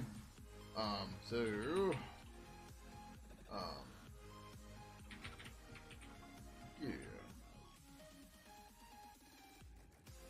That was clean. Yeah. Like Fedora 30, not so worried about it, right? Because we're targeting Rawhide and whatever the current release is. As long as we work there, we should be fine. Same deal with Ubuntu. I mean, this is an LTS, but it's the most recent release, right? We're not. We're targeting the most recent releases of all the distros. If they happen to be an LTS at that time, they happen to be an LTS. But when the next version comes out, we're going to target that and not give a shit about the LTS. I said that weird. LTS. Fedora 40, AMD 64, and Ubuntu Noble AMD 64.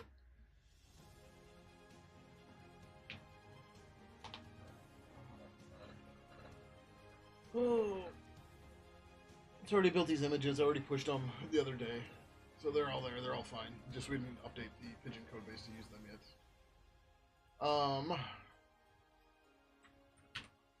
So one of the other things we were trying to figure out is how are we going to do the restart stuff for accounts. Although what we really should do is we need to get rid of this file yet.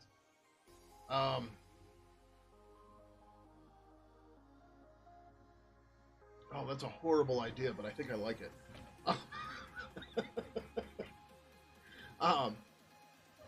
So a while ago, I started a branch to serialize, to make the Purple Account Manager serialize accounts, because right now it's still using the old XML format, because we didn't have, cause the idea was we were going to put everything into G settings, but the problem was that we didn't have a way to handle account-specific settings. We had a couple different ideas for that, how to work it, blah, blah, blah, blah, blah. Although that's not a horrible idea. Part of the problem is how do we build the UI, stuff like that, blah, blah, blah. What we can do, as I'm realizing, I think... Yeah. So, what we could do for the moment, which is uber gross, but it would 1000% work, is the protocol-specific settings for an account. We just drop them in JSON right now because we depend on JSON glib. And we could just use that for serialization for the moment.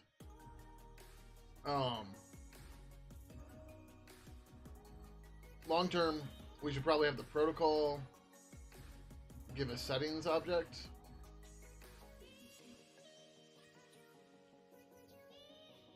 But if we do this way right now, that should be everything under accounts that still exists anymore. Oh, except for delete and schedule save. We would.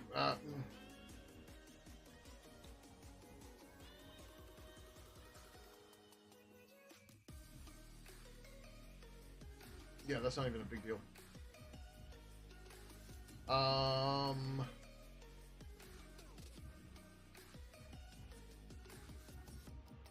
Or maybe we should just let the protocol do it for now.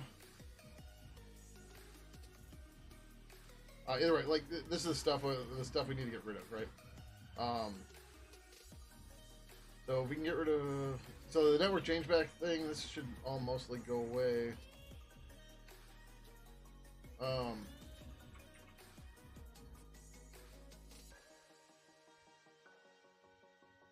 Why is that here? Did we not put this in account manager? I thought we did.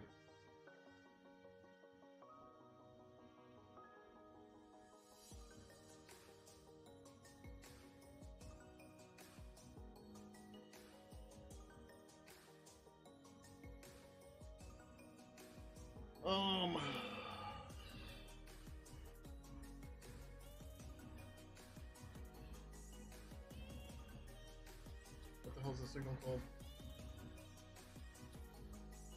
And this is just really what a lot of this comes down to is like, okay, what's the old shit that's still here that hasn't been ported over, right?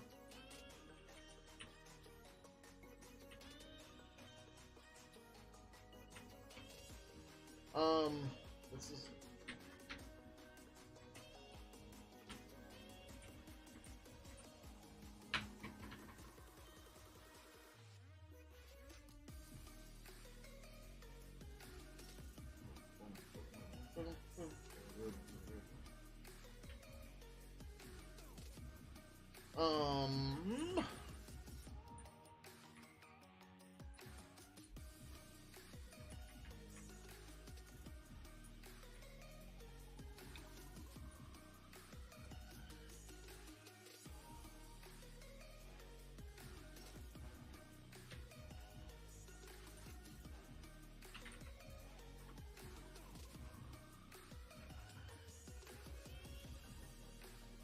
For the stupid private API.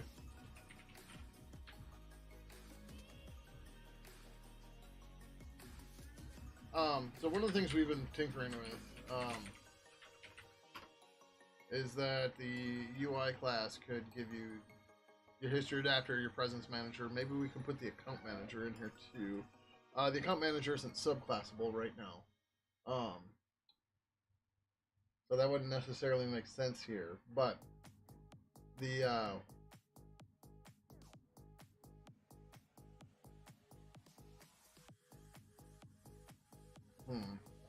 would it make sense to make the account manager subclassable? And that way you could override its serialization?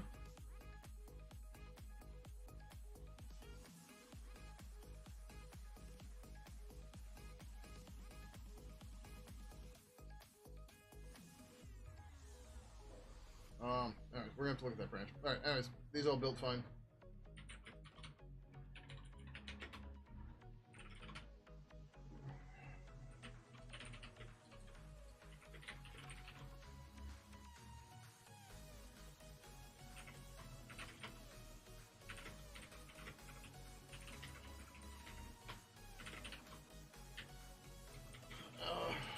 Update convey for Fedora 40 and Ubuntu mobile.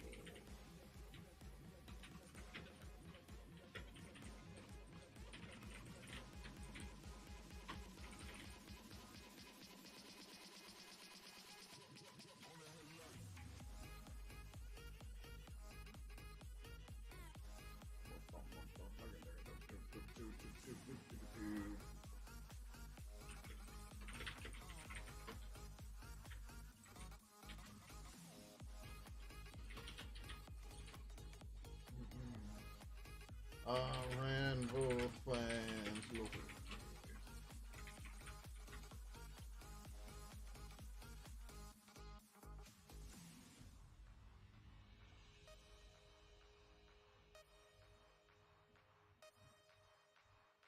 Then we'll just prepare for this over here. We're not ready for it. Yep, that's okay. So we should already have this in the builders. Right, there's Fedora 30. There's Ubuntu Noble. We're going to be able to delete... I already deleted Mantic, but not Fedora 39. That's fine. But here, we're going to do the same thing. So, let me add a project. It's easier to do it this way. So Fedora 39, we have to hit edit, and then delete. Goodbye. And then Ubuntu Mantic, edit, actions, delete. Okay.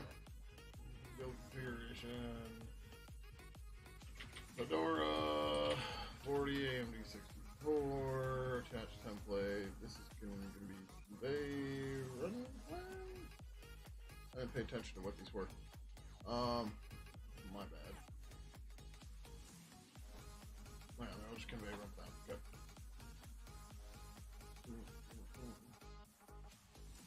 Fedora 40 AMD 64. Great. Version control. Attach VCS root. Back here. Build configuration. Ubuntu Noble AMD 64.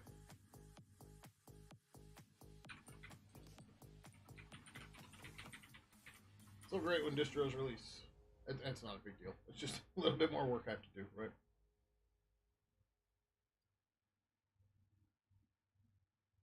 But luckily, like, containers save me a ton of time because I can just, take the Docker file, flip a name in it, and I'm done. Mostly. So, that's cool. Whereas if I was doing VMs for all of this, I would be provisioning VMs, building them, updating them, blah, blah, blah, blah, blah, and cursing every new release. Where now I'm just like, whatever. It's fine. Okay.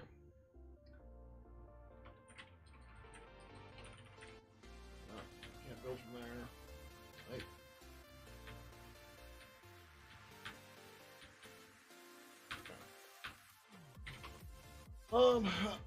I guess we'll start with that. PD subprojects, copy burb, wrap to ibis.wrap. Ibis.wrap, directory, ibis. Oh, we haven't done a release yet, so it's okay.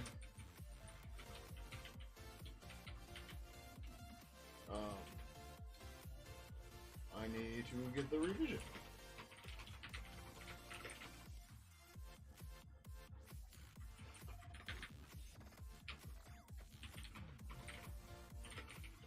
Alright, protocols IRC3 baseline.build.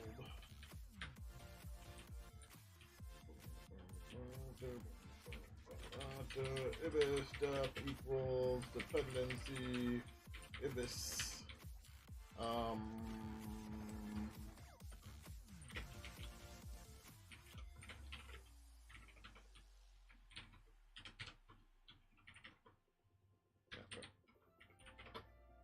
I thought that's all I need, but I wasn't sure. Well, there's an extra new line in there, whatever.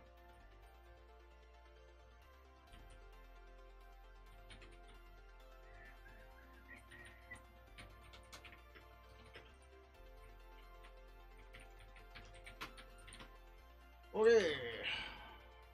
Nice. Make sure the sub project works.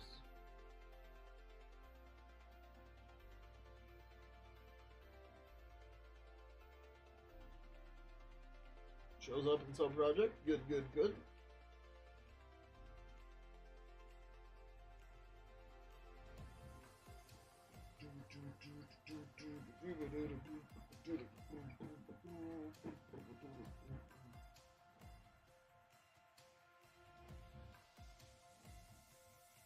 Okay, cool. Now comes the real fun. These three. Yeah, I'm not even sure where we have to start with this. This is gonna be a problem.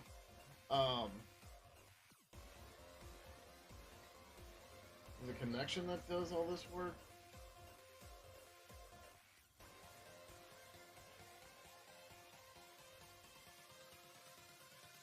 don't remember who builds the parser.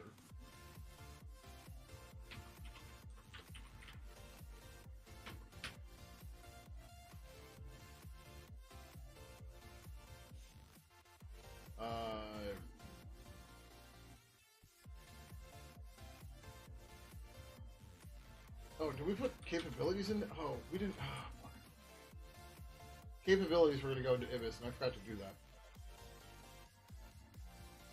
Okay, let's do that.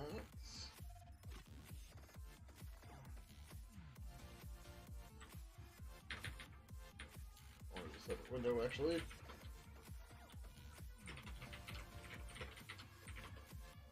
No, capabilities are here. What the fuck?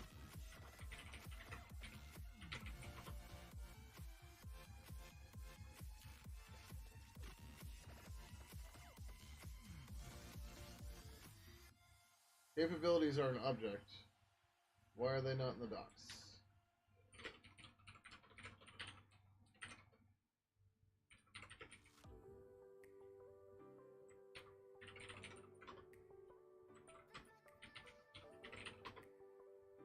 That's why. Fucking shit.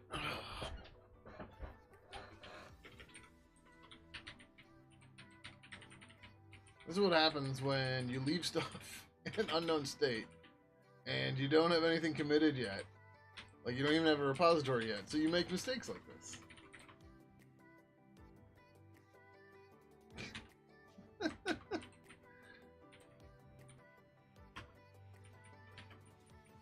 Like, there's no purple.h here. That's a problem, right?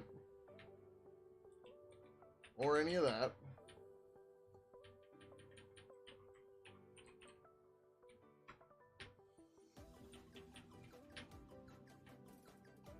Right. Okay, shit. That's... Okay. I'm remembering where I was now. Fuck. Doesn't help, but yeah.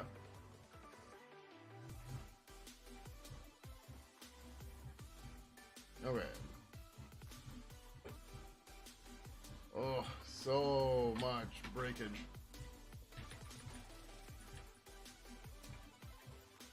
Okay.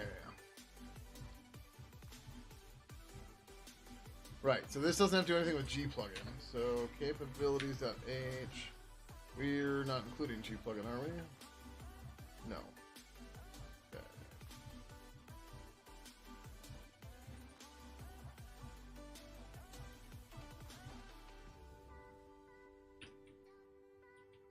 That's gonna go away. I had a typo in the build script. I added a C file to the header array. Did I? That's probably half the. Oh yeah, look at that. Thank you. So something in the Mason build. That, yeah, that's. Thanks to everyone. That's probably why there's so many errors. But yeah. All right. The main problem is we don't have Ibis connection. We should have Ibis message though, but these aren't going to be internal anymore. So this is going to be Ibis available at 0 to 1. Ibis available at 0 to 1.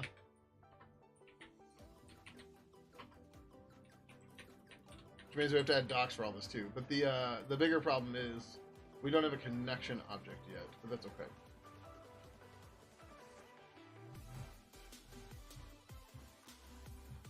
But we should be able to include Ibis message.h. That should get rid of some of our problems because we do have a message class. Okay, yep, we're definitely down. But connection is the next bigger problem.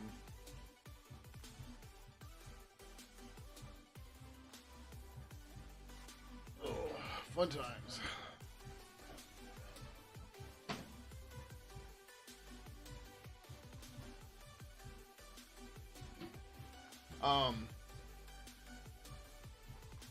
Yeah, so the connection object, I was going to do something kind of similar to the way this works with Zine, but not exactly.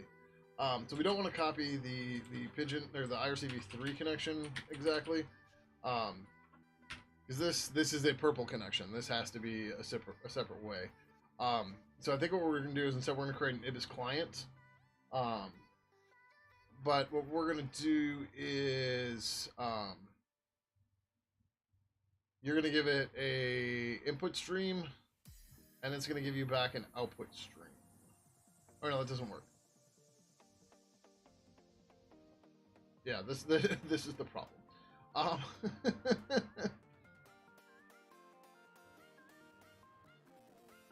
But since this is only meant to be a client library, it's not meant to be a server library. It won't do the server side stuff. Although there's no reason why it couldn't. It is just a part. Well, you could always build a server class yourself. It's fine. Let's do this real quick. Ibis capabilities new. Oh, client the instance or the client instance. Creates a new capabilities object for add clients. Returns transfer full the new instance. Send 0.1. I always miss how many eyes are supposed to be in capabilities. Capabilities. Start. Instance. I think this sends cap_ls. Yeah. Starts capability negotiation. We'll send the cap_ls command to the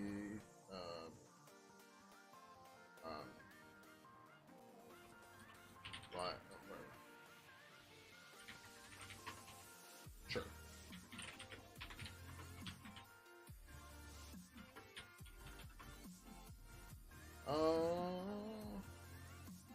Yeah. We're gonna say. Well, we can add the docs later. Most of the time, the people won't have to worry about this stuff.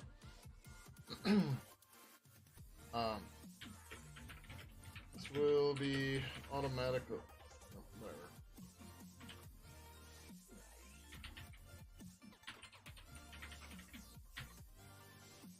Release message handler. This should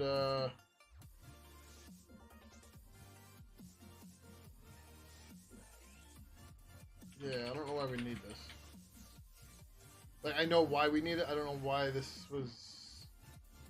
This is exposed in a weird way, but that's okay.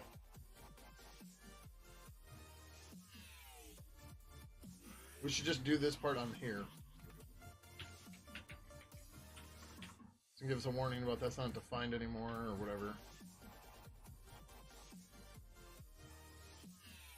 Alright. We have to build the client object.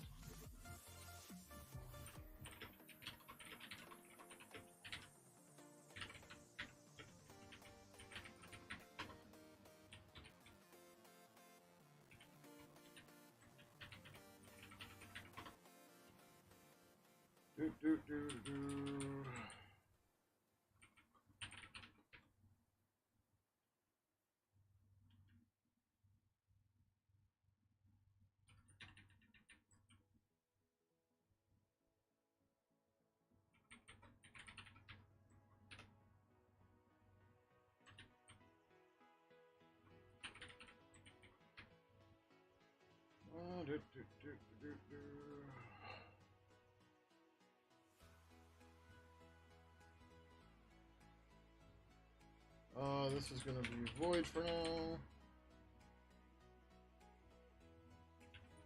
There's a new client with.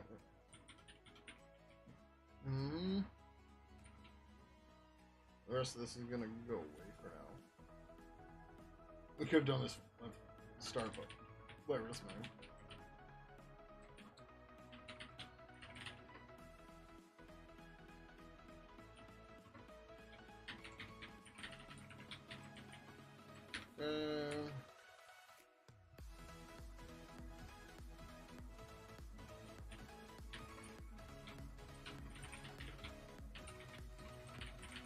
So the idea is going to be that a client, the capabilities object will be used internally by the. Fuck, we're still going to have to expose it. we're gonna have we have to do this.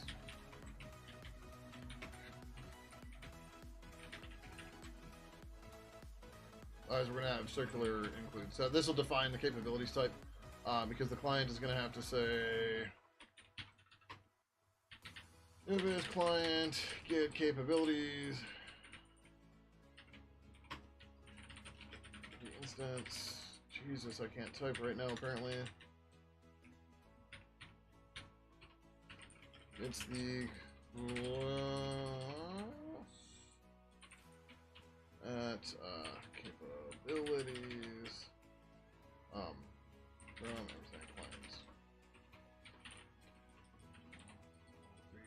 returns transfer none the capabilities.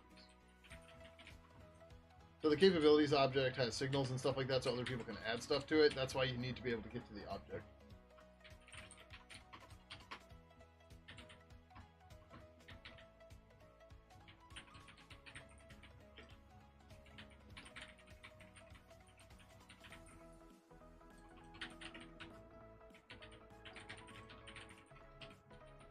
Alright. That should all be fine.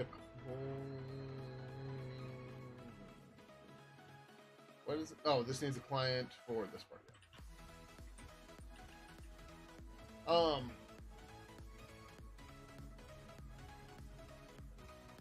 Does this need this?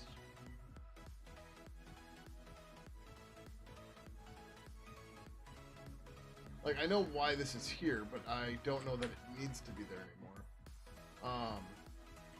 So in the capabilities, we set the connection,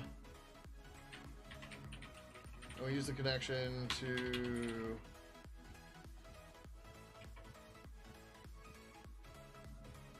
write output. Start, request,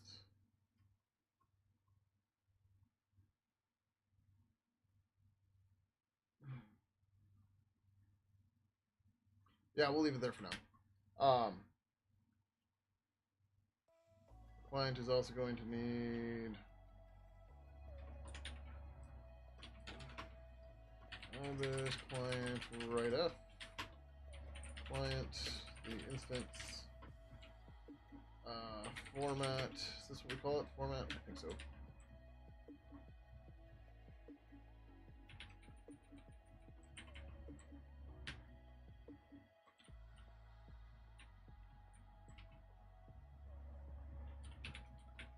Similar to C printf, but writes the format string out to add client. This will add the proper line termination, so you don't need to worry about that. Since zeroed out. IBIS available 1, void, IBIS, client, write client, comma, const car star format, comma, dot, dot, dot.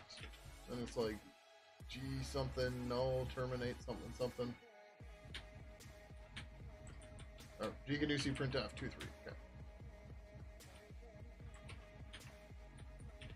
Alright. So that's the basics of our client right now. We're obviously gonna have to add a whole lot more to this, but yeah. The idea right now is to be able to update the IRC. So I was debating on, do we make the IRC-v3 protocol plugin use IBIS first, or do I update Purple Spasm to use it first? And I guess we're gonna go with V3, IRC-v3, because whatever, it's here. I don't know that I necessarily like the write F way here, but it's okay. We could change this to be to write a message, and we might do that way eventually, right? So we have these IBIS messages right now, which have a whole bunch of properties on them and stuff like that. It'll be easier to look at the C file. Right, so it's got the command, source, params, tags, and then we could just serialize this out and write it out, right? The problem is that's kind of annoying to do for multiple things, but right, the write-off method just makes it real easy for you to do something like this, right? Cap rec, whatever. So instead we'd have to do like IBIS message new command equals caprec colon or caprec args equals whatever, right? And that's kind of annoying and tedious. And we don't necessarily want to do that. I didn't do formatting on this either. Fucking hell. So yeah. Yeah. Okay. So we're gonna leave the client in here for now. Client, because then we're gonna use write-f. Client. Client creates a new capabilities object for client. Returns new. Blah blah blah. Think get connection. This is gonna be get client. I don't know why we need to do this though, but it's there if you want it.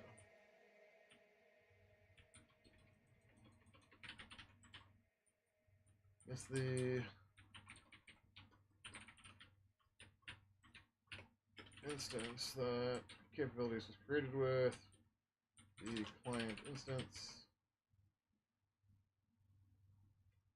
This method will send caprec capability to the server. Listen to the ACK and NAC signals, which will contain the contents of capability that was passed in here. So IRCv3 has this whole capability negotiation system, and this object takes care of that. We already know this all works, or at least it did. Now we're just pulling it out, making it do the rest of this stuff. But the way this works is like when the client gets created and all that, you'll then add whatever capabilities you'll tell it to. Request these capabilities, and then it'll keep a list of them, and then when it's doing the capability negotiation, it'll emit an ACK or NAC signal. The server will acknowledge it or not acknowledge it, then they reject it, and then you can listen to those signals to get back on whether or not you should be added or whatever. So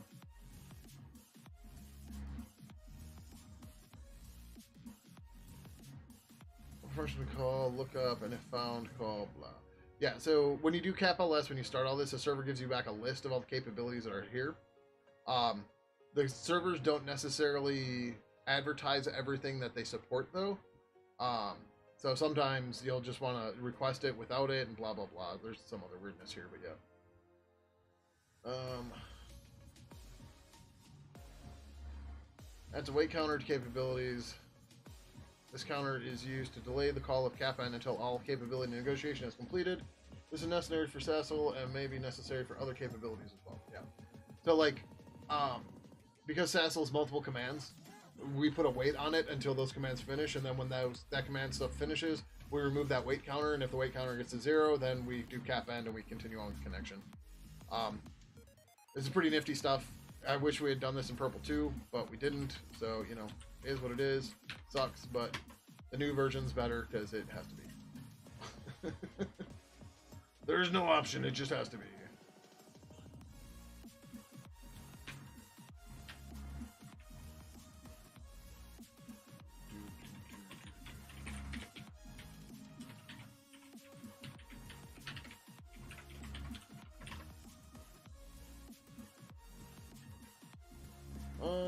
Test formatting.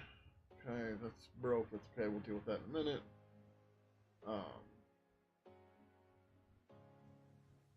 I spelled it wrong.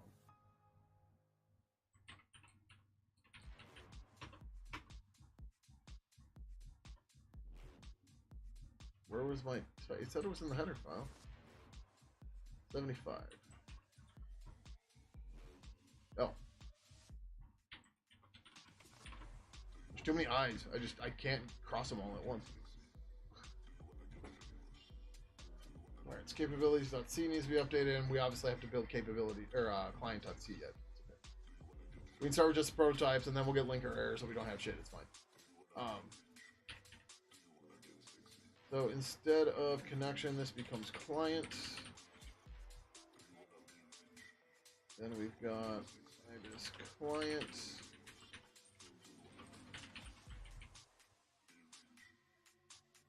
Set client. That's, oh, I might fit now, I don't know. Oh, it's close, but no cigar.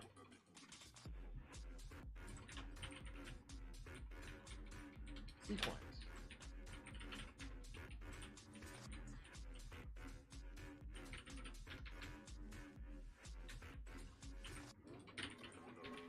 That's it? No.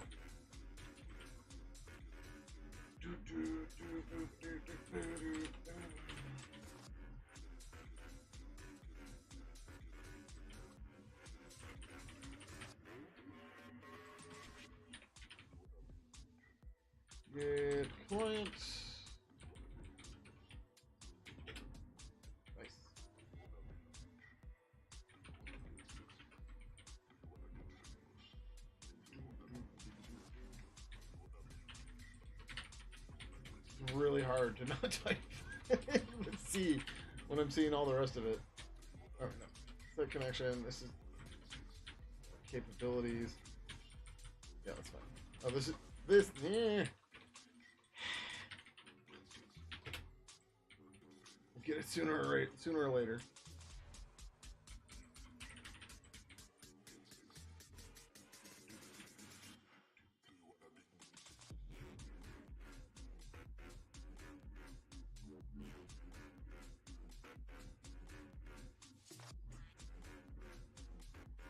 This stuff doesn't matter anymore. We were trying to use this to be smart, and that's not the way a lot of this stuff works. So we're gonna get rid of that now. Like when you have two objects that are linked to each other, they never reach ref count 0. So you have to manually set one to null. Like it doesn't work without that way. So we're just gonna get rid of dispose because we don't need it.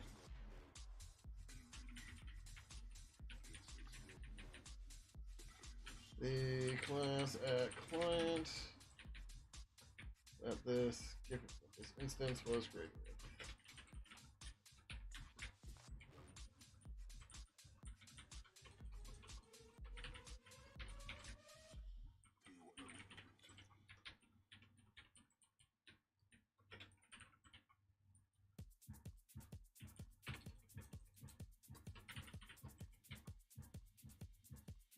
Okay, then.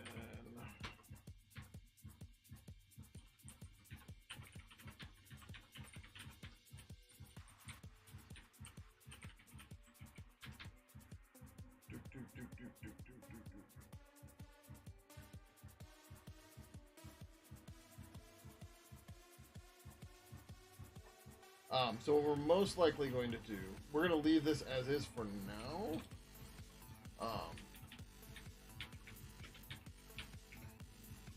But this message handler should probably be private, right? And then we'll just add it in once the client exists and the client has a parser and everything. Then when this gets created when the client gets set inside the capabilities, we'll grab the parser out of it and then we'll add our own message handler. And then that should do the thing. Although maybe it makes sense to expose it so that people can tweak it. I don't know. This is the problem about building libraries. It's always a matter of how much control do you give the user of your libraries and how much of it do you just want it to be working easier for them, right? It's a fine line to find.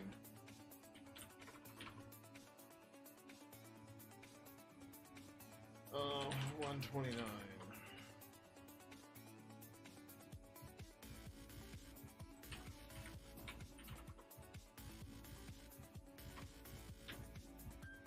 Apparently I missed this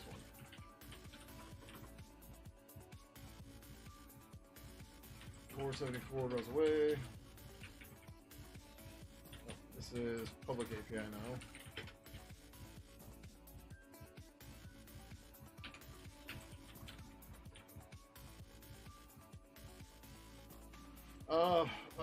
Come on.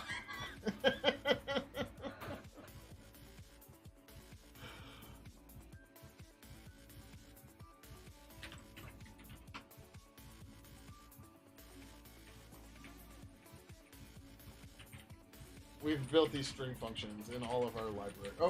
I think, do we put them in burb? I think we put them in burb. Good, that'll be nice.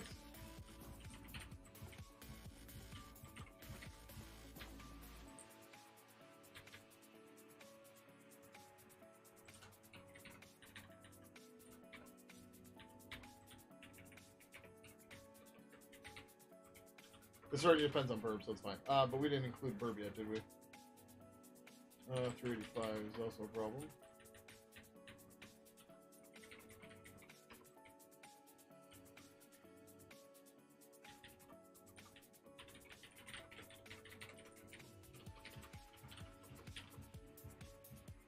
Well, we're getting there.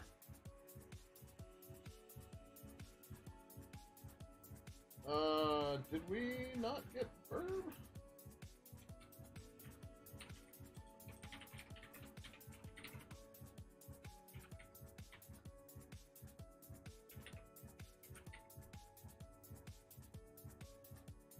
really didn't put these in here? It's fine. It's just, it would have been nice.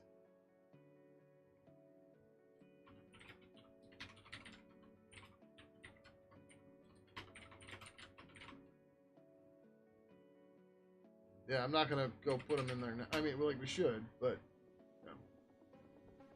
Thank you, Low-Key Code. You are a Tiger Army fan too, I would assume. If I can speak, that'd be great.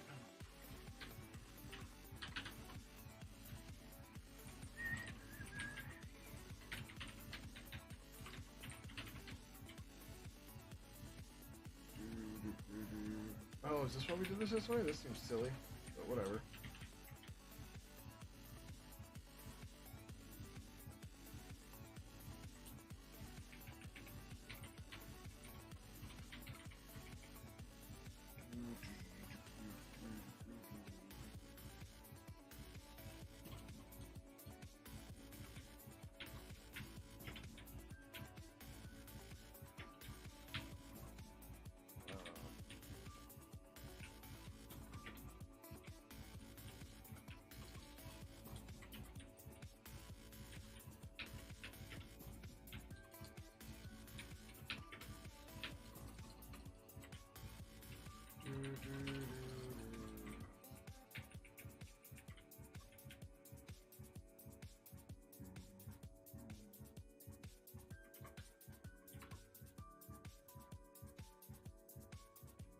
Five, 10.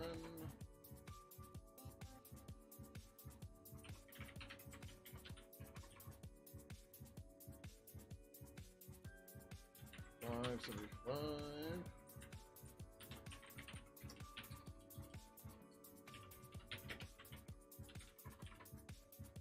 Okay.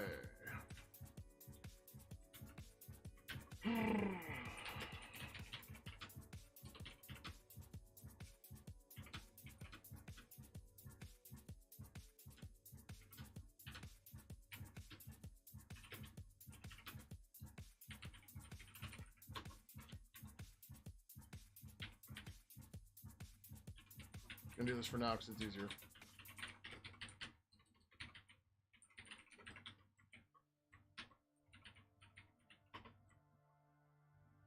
Do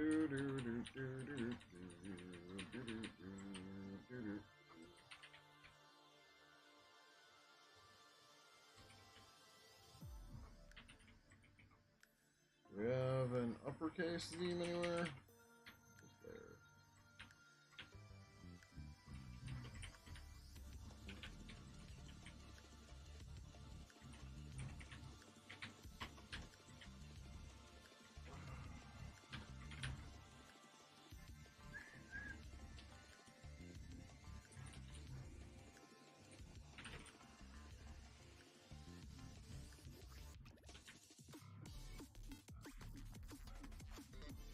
So I put the header file there and it didn't exist.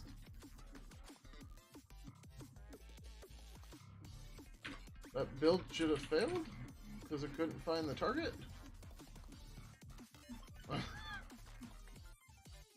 386. Very confused, but whatever.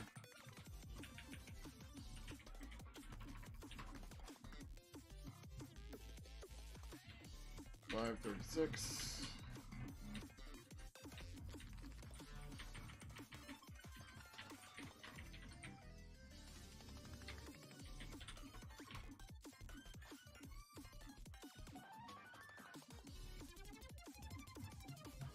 Yep, that's wrong. 574.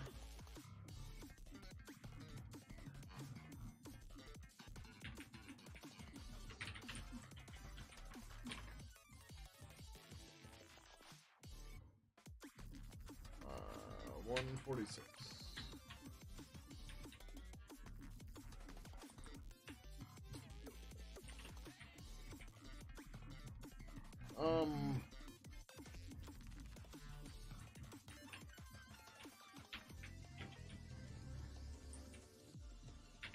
Yep. Oh, yep. Then we don't need class finalized.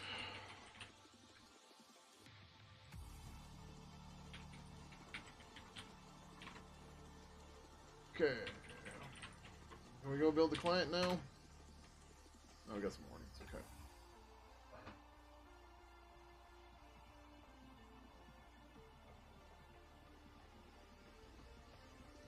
Yeah, function pointer and void. These are so. I put it to warning level 2. It's still complaining about that?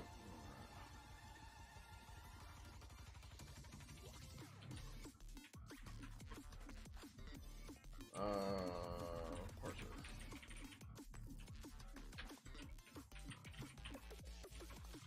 Four nine. What if I do this?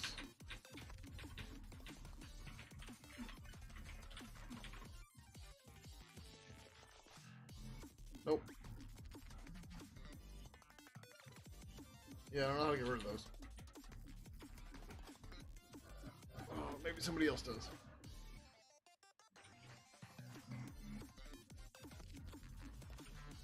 Okay. Let's try this first.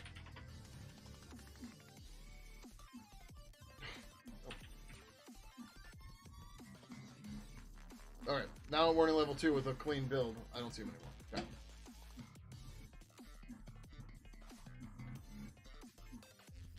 Awesome. Alright, now we have to go to the client. That's why none of these, or whatever, the undefined reference to client, we didn't write the source file, right? We just have the declarations. We don't have the definitions of the functions. Alright, all we wrote is this. we got a little bit more to do here. So client new is going to have to take some more stuff, but we'll get there when we get there. So, copy client ibis client.h to ibis client.c. Gonna cheat there for the moment.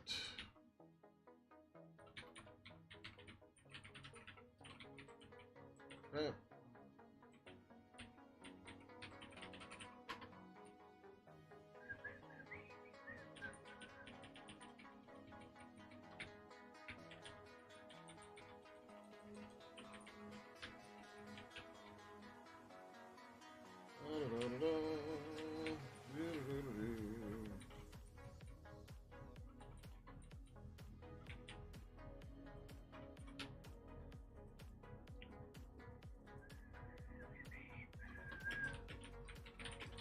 API.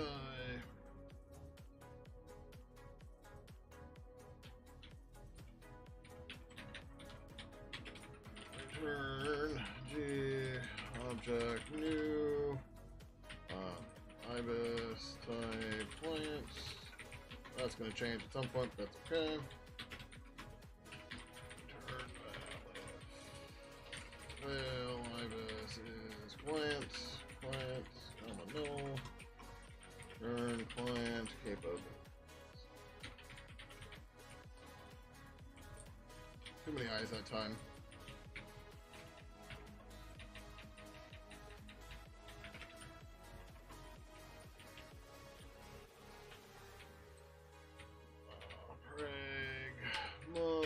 Message. Not done yet.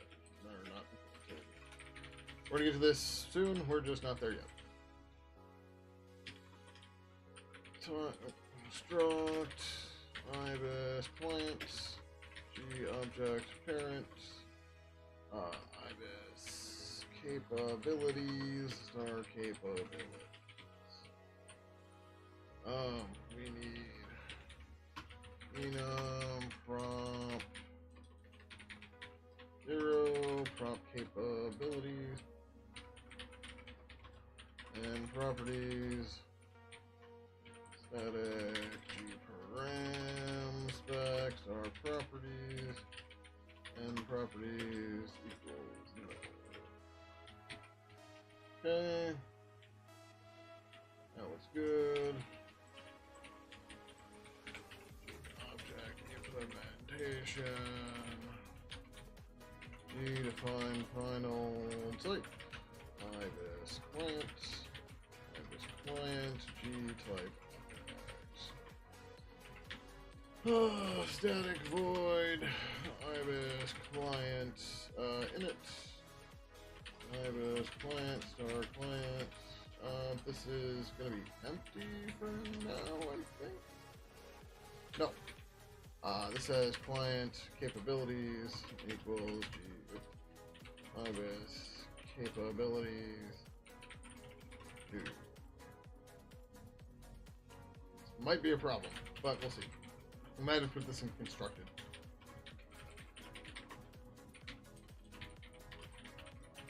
Class init.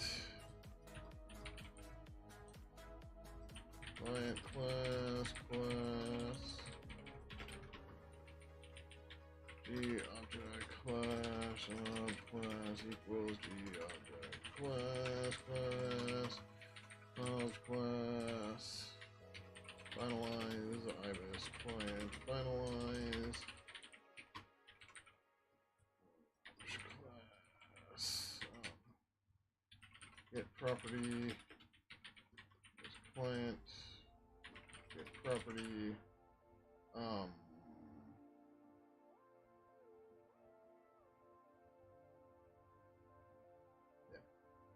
we're not going to do a set property yet because we don't need it.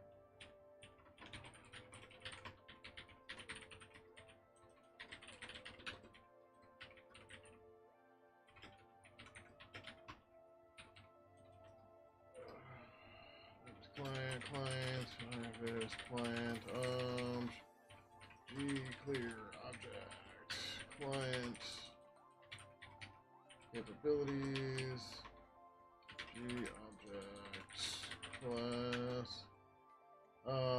ibis, client, parent, class, finalize.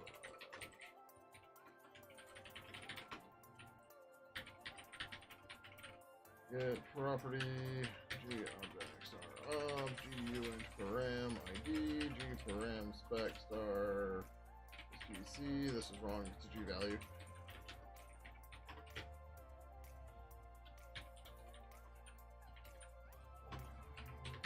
Ibis client star client, ibis client, switch param ID, case from capabilities, G value, set object, value, ibis client, get capabilities. Default, G object, sworn, invalid, property ID, param ID, PSP. Okay. I think that's about it. If I can fucking spell capabilities. Yeah, thanks. I think that was 50. Oh, shit. Okay. Oh, you said I'm 57. What 57? Maybe the line changed? This one. 70 now. Yeah. Okay, let's not overwrite my file again, though. That'd be cool.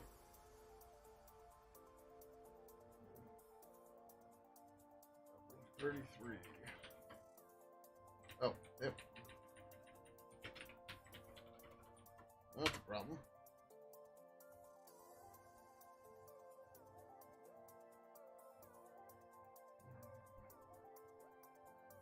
Oh.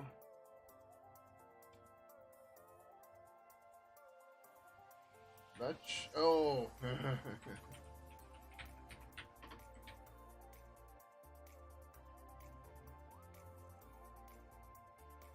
Oh, that I just typoed it. Oh, Capa B. I know I did. Did I mess up this one?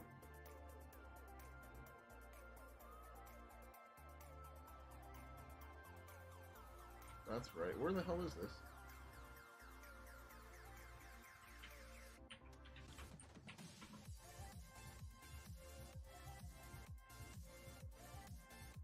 Oh, so number one, we need to stop doing this. I did that originally for some stupid reason, and then I realized if you ever change the name of your library, you have to go and fix all of it, which is dumb.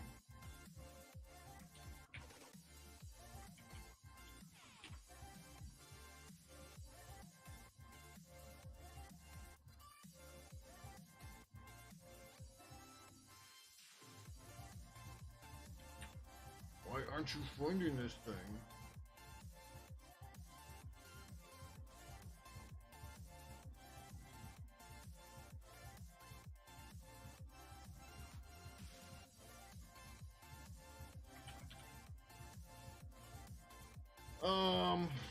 Blah, blah, blah, blah, blah, blah.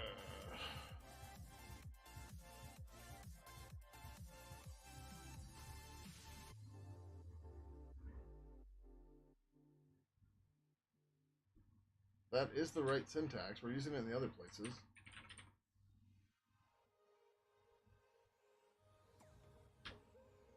Yep.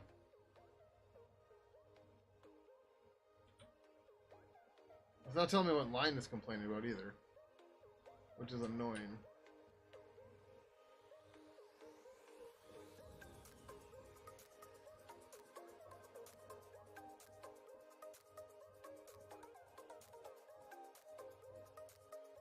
Why isn't it parsing this? Is there a warning we're missing?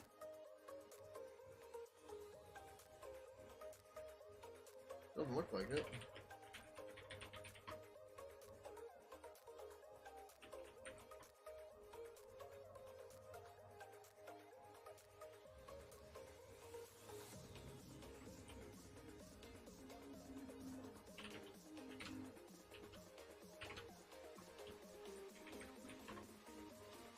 Method, name, lookup. C identifier, IBIS capabilities lookup. This method is on the capabilities class.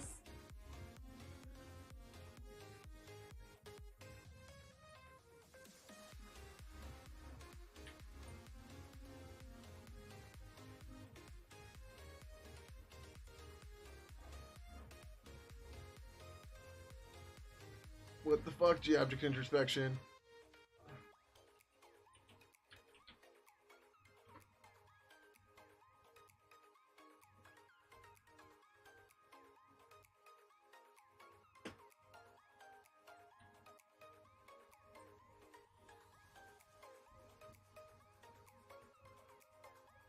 Actually, it's just GI DocGen that's failing.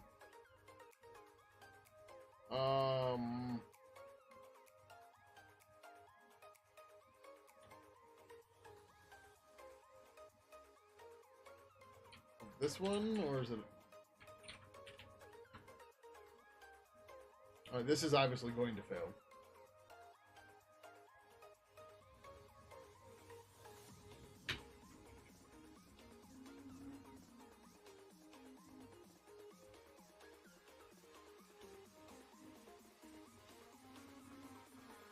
That matches the dock, that matches that. This is... This wants me to do that? That's not right though, shouldn't be.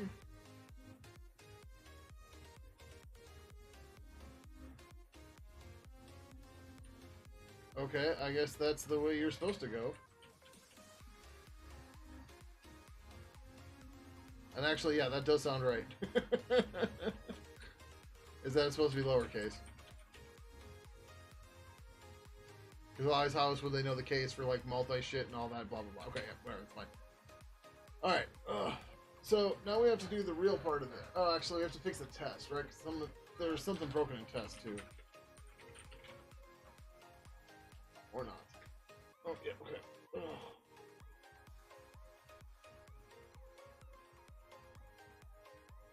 No. The doc test, or what failed. Okay. Let's fix that.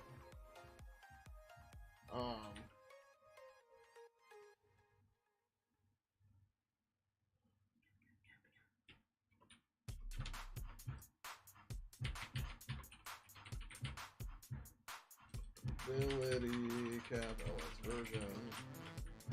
Sure. We'll tell it to skip, but we'll leave the box in here. The version to pass to the cap LS.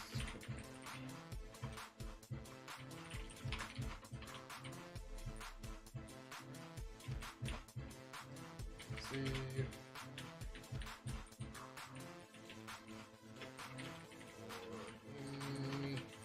Formation.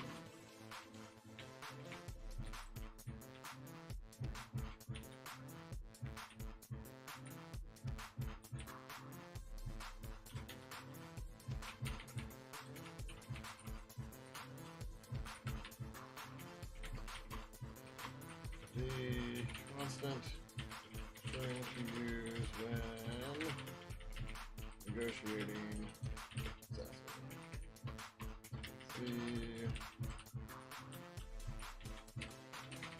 or information.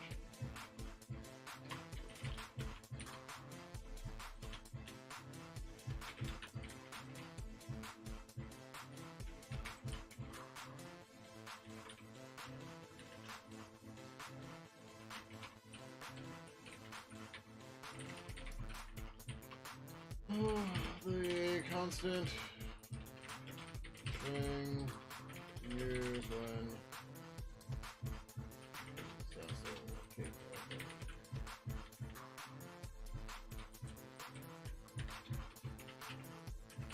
shading the server time. Okay.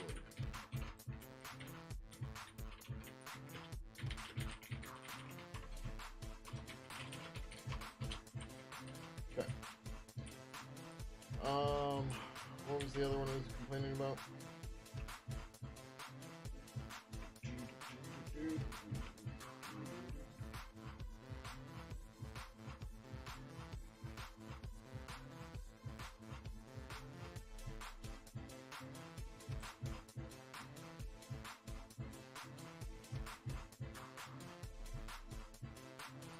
Is it real? Like, the skip should have done it.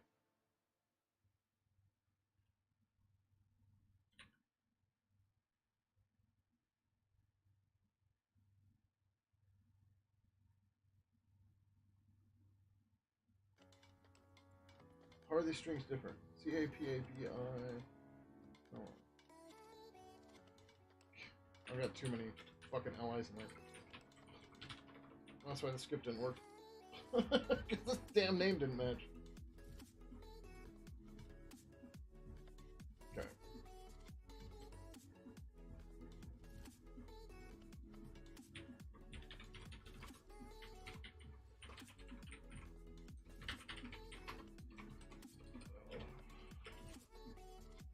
An object that handles capability negotiation.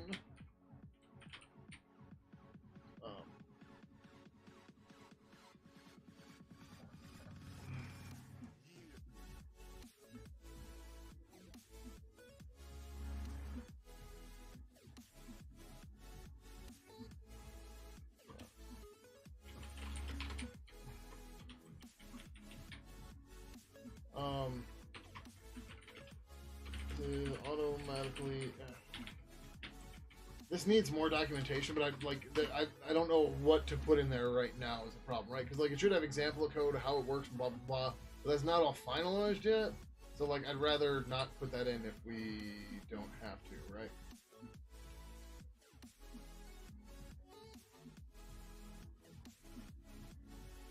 Good. And I probably copy pasted the name, so those are just typos.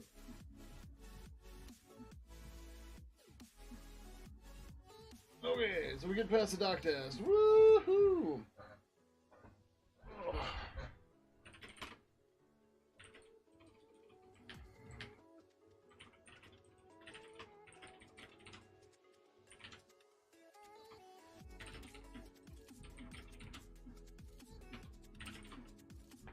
Okay.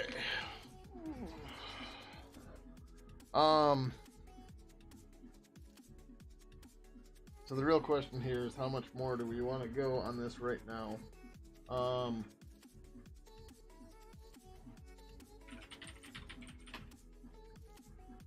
So we're just about at we're over my 500 line ideal pull request size. I like to keep them under that because it makes it easier for people. But most of this is all new code and other crap I just failed to clean up before. Speaking of, we need to look if there's any more formatting bullshit and capabilities.c.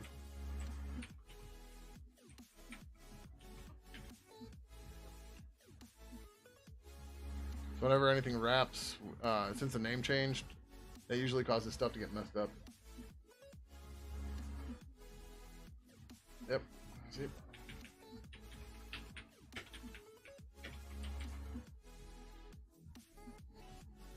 That's not good.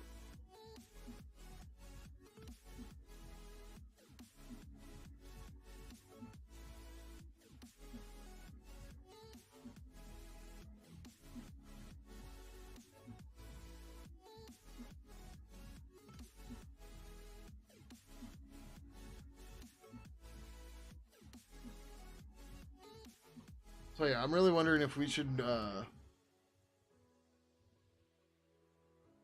Oh, there's a number of ways we can do this, but I'm wondering if instead of passing the client to this, we should just have it emit a signal. Because if like I doubt anyone's ever gonna build a server out of this, but that would break that part of it. Whereas if it just signals, it'll work better that way.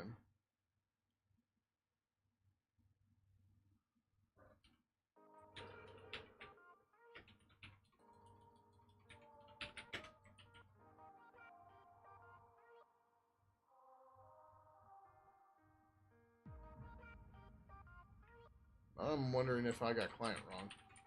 I think I might have on the new. No, I got it. Okay. I'm like, I don't remember putting null at the end, but we didn't have any properties put in, so yeah. But yeah, so like if capability start, we passed in the if the client doesn't even need it, then we just go from there. But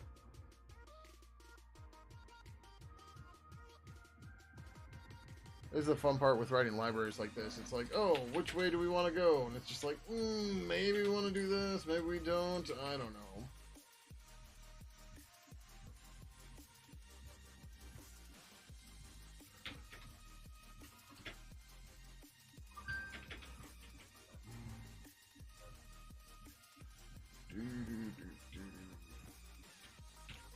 And that's a facetious fun too, right? It's just like, oh yeah, this makes it so much better, more gooder.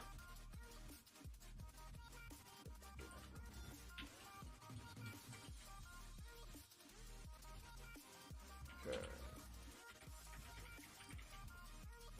We're not in the build directory.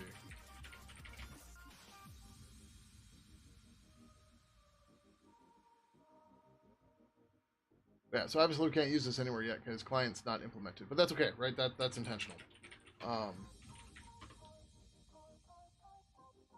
I guess I can mark those as unused.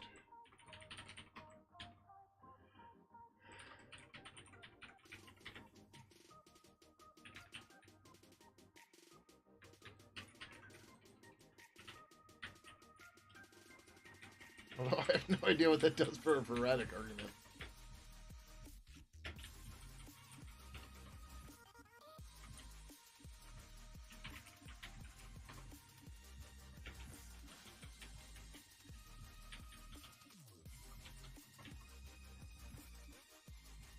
Yeah, I didn't think that works.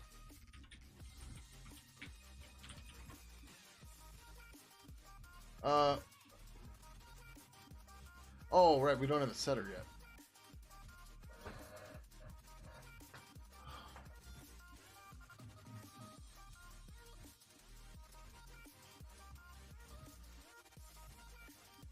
We'll leave the warnings for now. How's it going, Sinbleed? Welcome, welcome.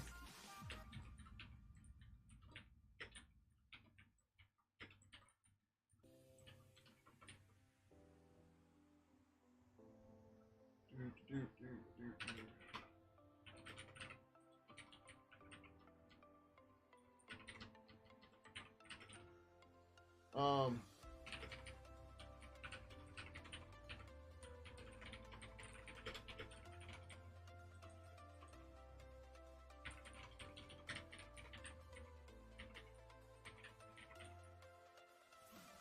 I guess.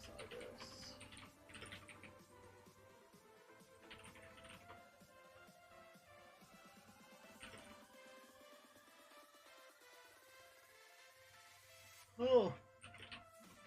Branch, caps, and clients. Finish up capabilities and stub. Oh, it's client.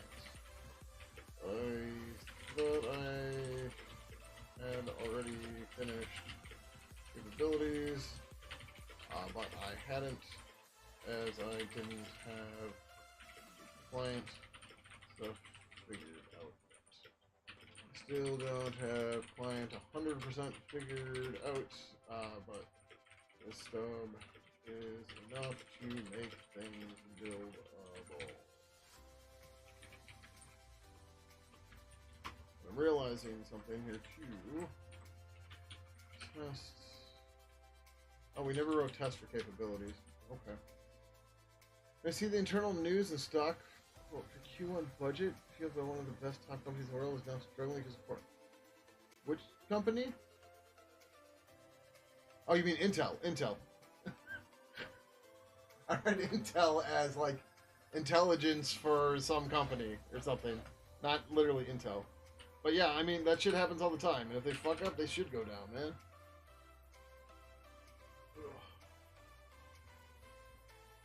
Too many companies got their fingers in too many cookie jars. And we're all getting screwed because of it.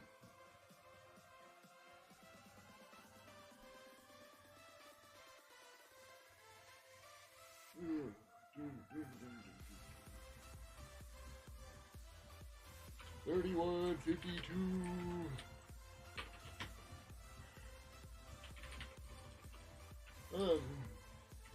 And with the turtles.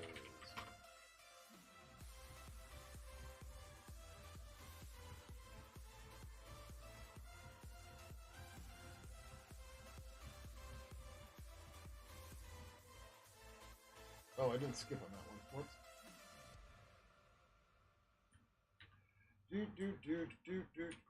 Capabilities.h. We're supposed to. I wanted to skip the constants because they're not really useful for anybody. They're mostly just useful for us. And the C code. Ugh.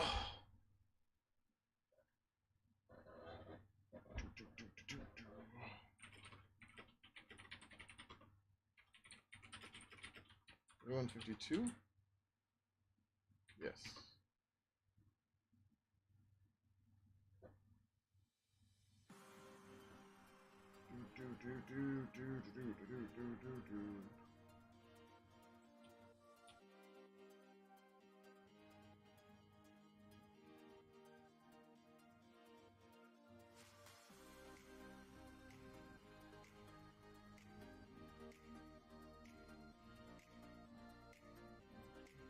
So the idea with the client is we're probably going to pass in a G-socket client or G-socket connection or something. Or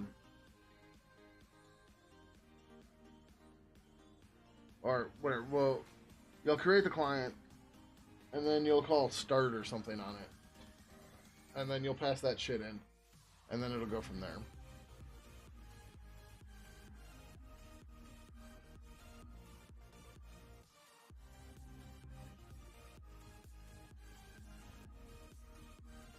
Okay, so much of this is just formatting and other bullshit. All right.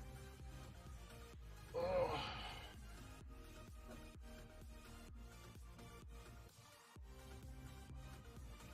So we should probably write the unit test for that, but we're gonna go ahead with the client stuff. Because we need the client stuff to do anything. Right, like the whole reason why I didn't implement anything in the right F part yet is because it doesn't matter, we can't do anything.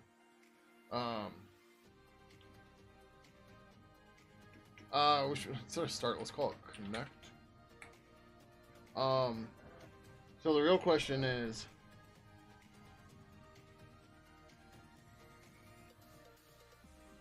yeah, no, they'll give us a G-socket connection because I want them to be able to set up their own proxy and stuff. That's not something the library should give a shit about.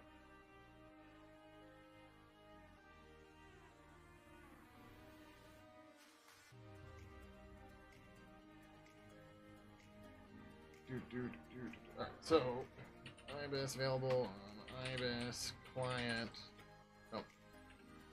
Oh.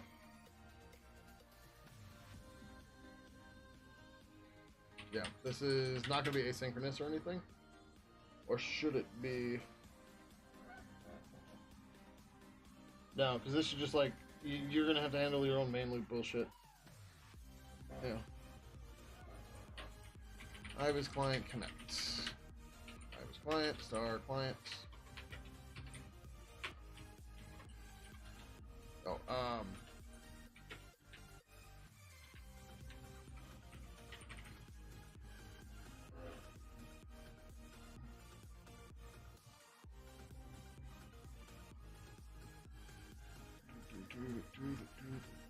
yeah, so it's a G-socket connection is what we'd be looking at.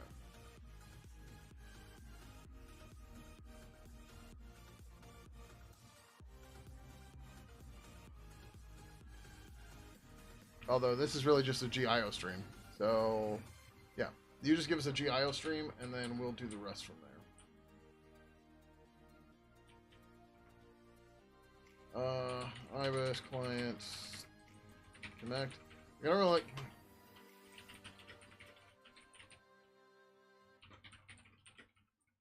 The stream to process.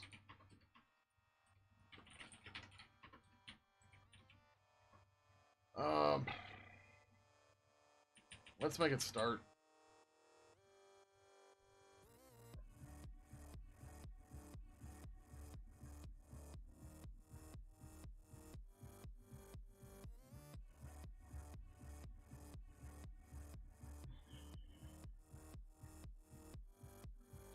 Do we maybe want both?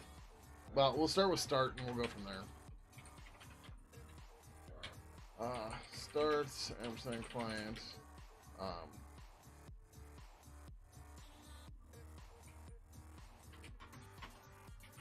Starting the client means that it should start processing ampersand stream.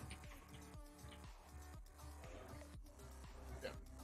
What are my thoughts on Intel versus AMD? I don't know why Intel is investing so much in Foundry. AMD is working on building better CPUs. Feel Intel's capability to do the same. I have been AMD. I can't say only, but I've preferred AMD since like 04. So yeah, the thing is Intel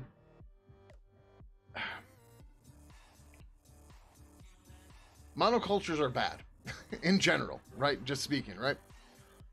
Intel up until, I mean, even up until Threadrippers, as much as it pains me to say it, Intel was still the de facto processor for many people, right?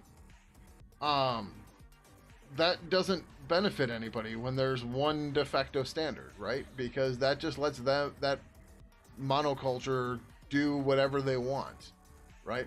Intel for years didn't have to worry about actually like dealing with problems like heat dissipation and actually like anything else that really matters to people, right? Like actually making faster speeds or cleaning up their instruction set or anything like that, right? Because there was nobody else that could touch them. But then the Threadrippers came out, and all of a sudden Intel's losing battles on stuff, and yeah.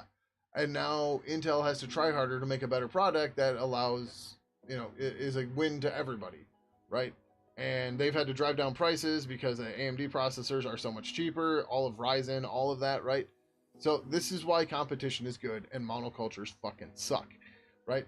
Likewise, as Naranek, I hope I'm saying that right, mentions, I mean, I don't know that x86 needs to die. I don't know that ARM is actually intrinsically better, but having more competition, even on the architecture side, is a good thing, right?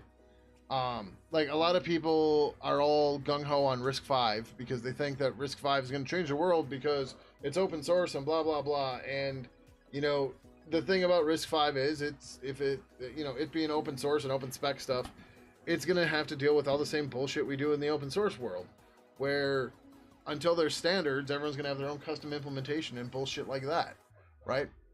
Yeah, GPUs are another monoculture, right? They're all over the place. And like NVIDIA is doing everything they can to stop people from being able to re-implement CUDA or reuse CUDA code on anything else too, right?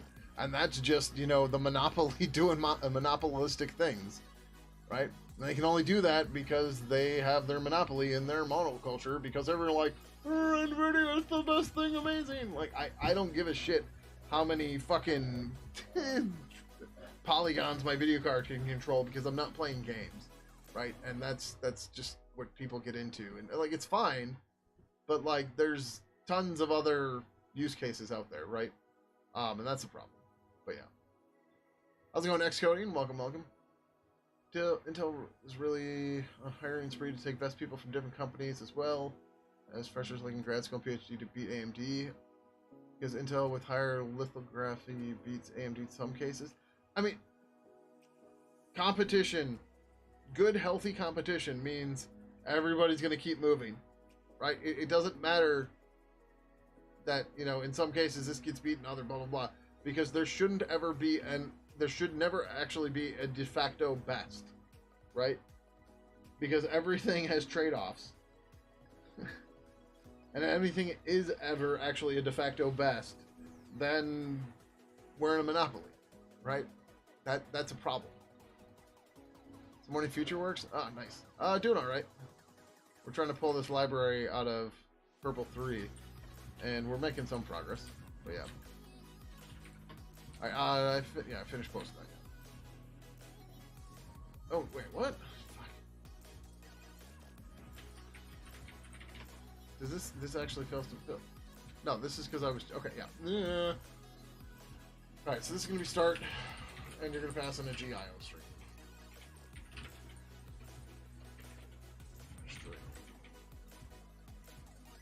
We might add a connect to make stuff easier, but we're gonna start with this because I can unit test this.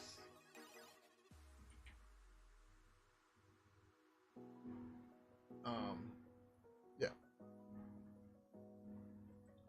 All right, so client.c, we need to implement the start.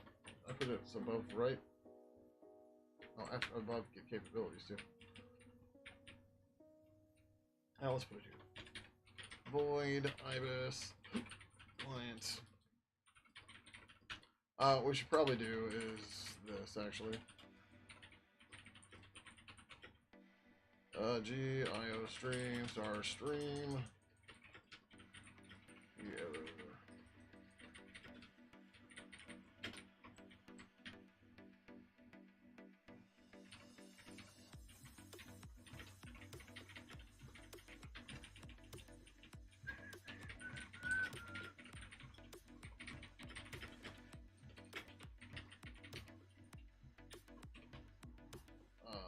Returns true if processing was started successfully, otherwise percent false with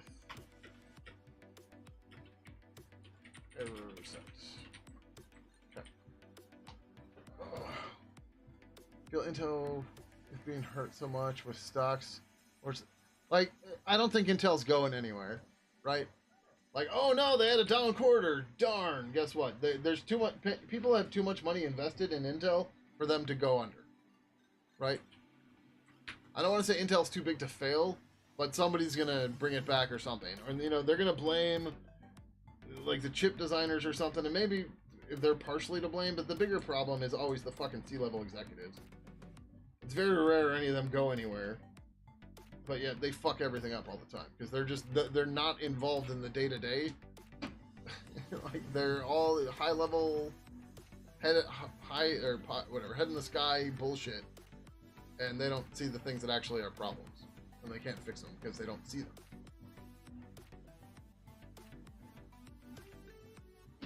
That has been my experience with literally every single company I've worked for. Is the C-levels are fucking garbage. They make all the money and all the decisions. They fuck everything up constantly. But you can't do anything because they're C-level executives. Intel software, the one API and open sources. What? What are you talking about? What Intel software? Like their C compiler that they charge you $1 million for? Last I checked, sucked ass.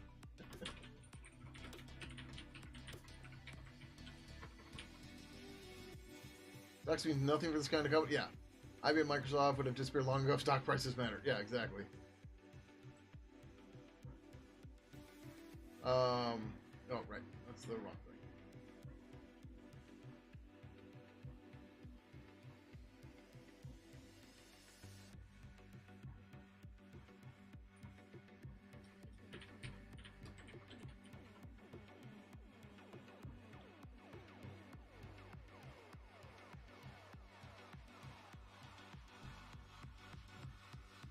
I don't know what the one API accelerator is.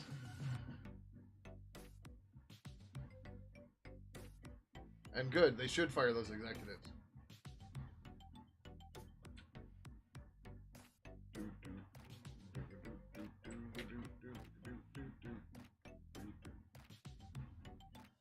Oh, idiot.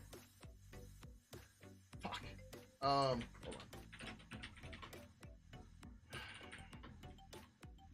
Glad I caught this now. Because I'm a dumbass. Whatever, we don't need that. G object class install properties of class and properties. Now that warning will go away, but we're not actually done with it. But now that warning goes away. Yeah.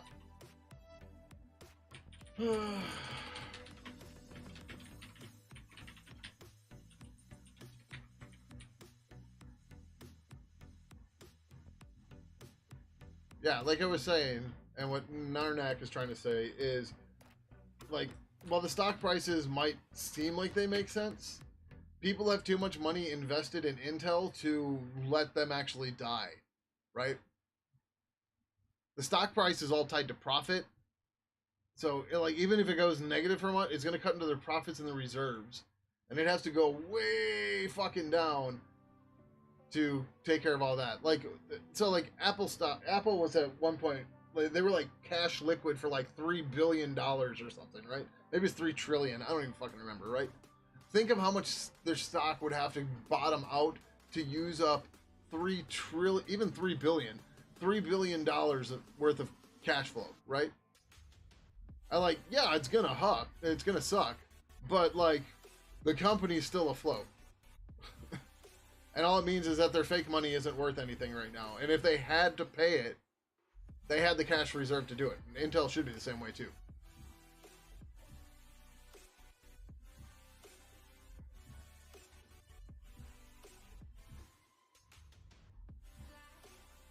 Yeah, I'm just saying, like, if they had to, like, actually, like, pay it, that'd be fine. But, like, that's not how stocks work. Like, the company doesn't, like...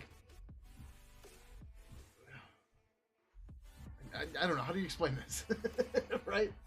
Like, if the stock goes down a penny, Intel and Apple don't have to pay people a penny because the stock went down. Right? They don't have to, like, pay the government or anything a penny. It's just not worth as much anymore, right? Like, this is why the stock market is risky. Because, you know, you could buy something at $1, and then the next day, people are only willing to pay 50 cents for it. So if you were to sell it right now, you would lose 50 cents. But you didn't sell it yet. You're holding on to it. So, you know, you're hodling. So hoping it'll go back over $1 or over $1, and then you can sell it and make a profit. Lower stock price reduced from salary, but stock prices aren't liquid money. You can't like, you can tie bonuses and stuff to stock performance, but you can't tie salary to stock performance. Intel cares about AMD. The real menace is NVIDIA and Risk arm race. Yeah, I'd say, like, I mean, AMD has been around for 40 years, right? Intel kind of knows how to deal with them. They're more worried about NVIDIA and Risk 5. Yeah, that would be my assumption too.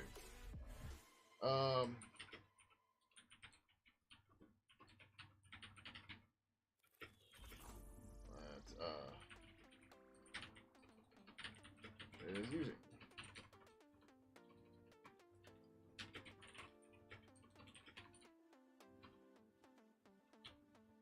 Properties, prompt capabilities, go G params, spec, objects, capabilities. How do you cannot type this?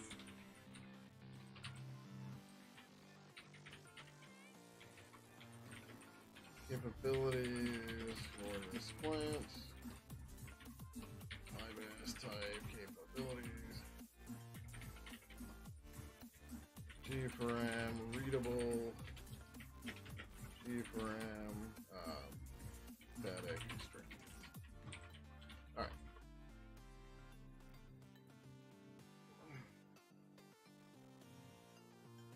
It's not like. What are you trying to say?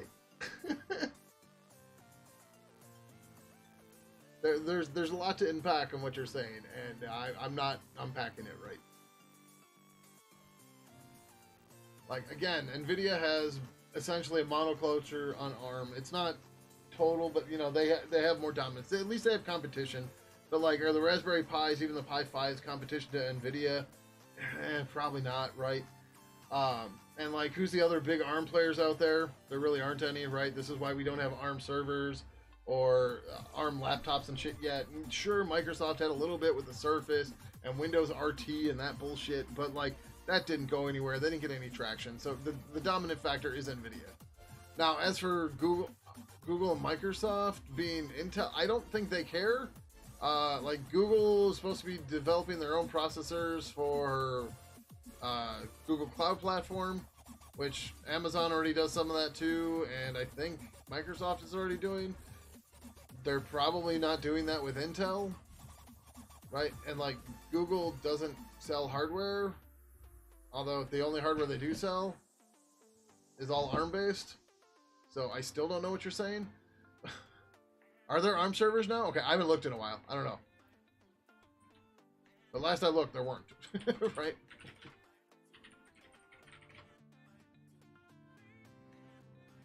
It's just one of those things where everyone's like, yeah, Risk is going to change everything. And, like, Risk hasn't done a damn fucking thing yet. Right?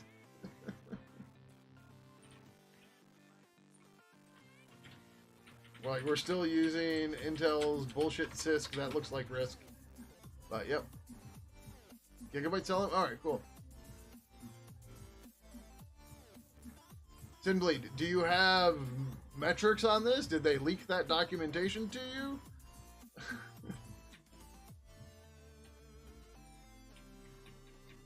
Like, that seems like something they wouldn't get let out, kind of thing. Chip shortage, everybody started giving ARM services and cloud. Yeah. Okay. I believe that. I don't know. I haven't seen them anywhere. But I haven't been looking either.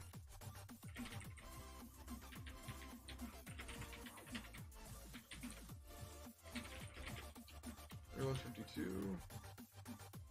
Yes.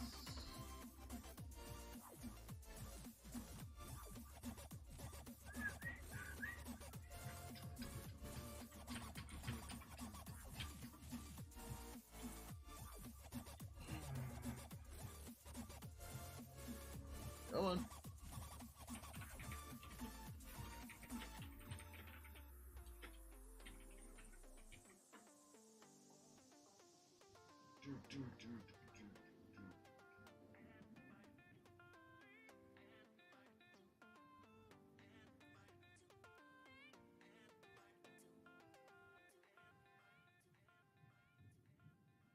Sorry, I'm just checking one thing here real quick.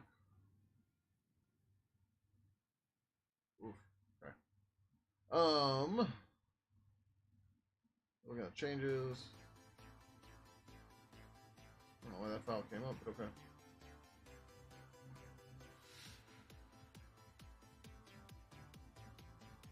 I'm trying to change it all, but whatever.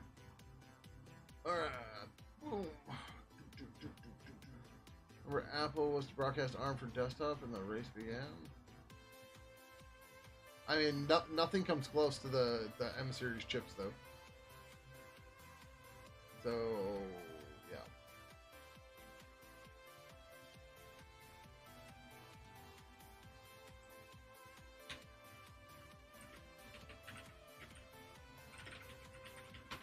All right.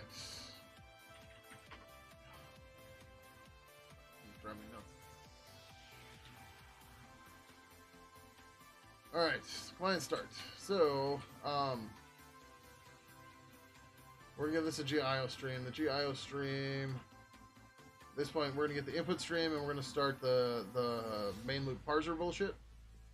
And then the output stream, we're gonna wrap that up and do some stuff with it. That's fine. So first thing we're gonna do is G return val if fail is client, comma false. G return val if fail.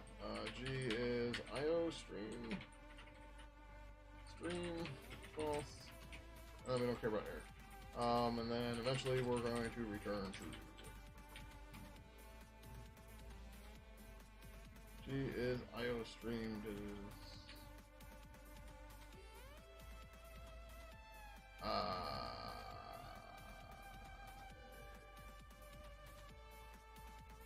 is it GIO is IO stream?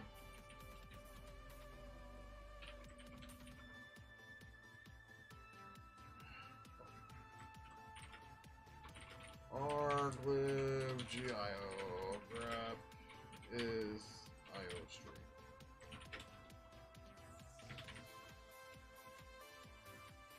Right, it's not gonna be in here. Fuck. It shouldn't be in here. Oh, this is the wrong file.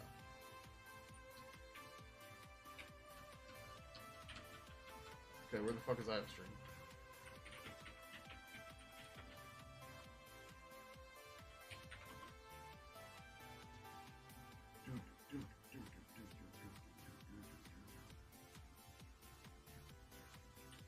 Or is it literally just GIO is stream?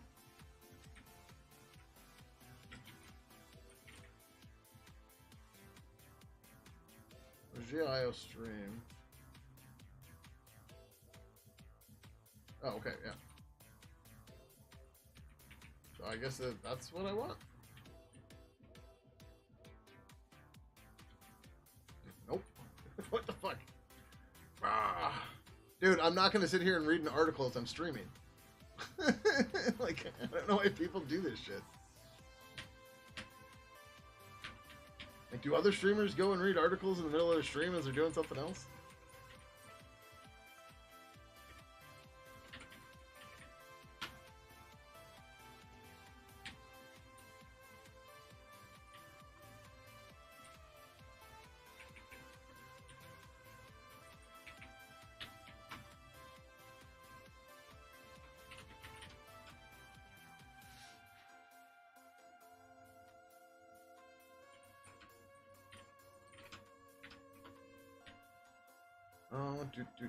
So that pulls in input stream and output stream. Oh, there's an underscore. G. Okay, I got it. Fuck it.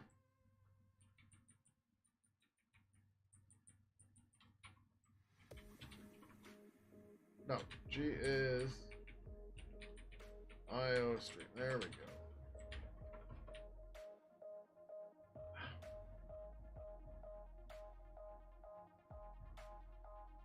Okay, then sure, but that's according to Ars Technica, so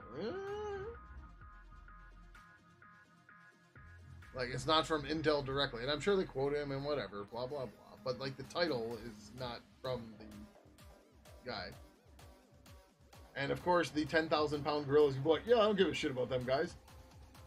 I can flick them away with my pinky finger, right?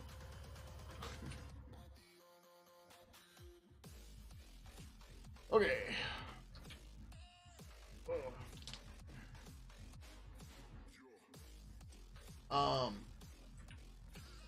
So this is gonna get a little crazy, but it's okay. So here we're gonna pull in verb.h, because we want the queued output stream.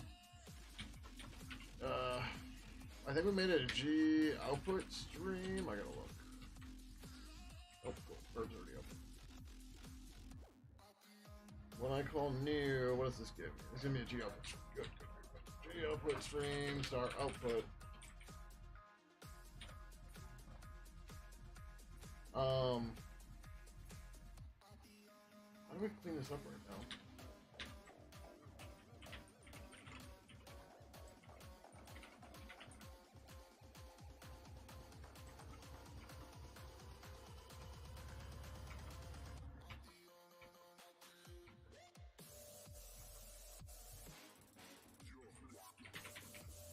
Oh, yeah.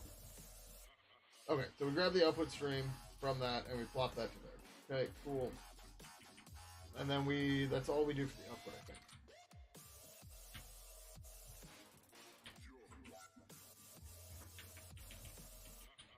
G output Output stream star. Output. No.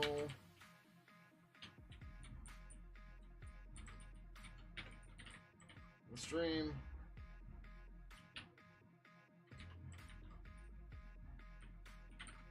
And then we wrap it. The output stream in a verb. Viewed output stream. Oh. Crystals kind of hit internal because they're not innovating as they used to. Yeah, I mean, didn't you read that? There's that article about how Google killed search like 2 years ago or something. Go read that. That's a good one. That's a good article in general about what's going on in Google, at least what people think are going on in Google. Ars Technica is a trusty. You got beef with Ars Technica? My beef with Ars Technica is their articles are always too long. Like it's cool that like they're covering stuff well, but it's like you guys got to find a more succinct way to do it. It shouldn't be a 12-page article every time. Ever given the idea of doing all this? Nope. So, Narnak, can you hear me? Number one, are you in an ad or not?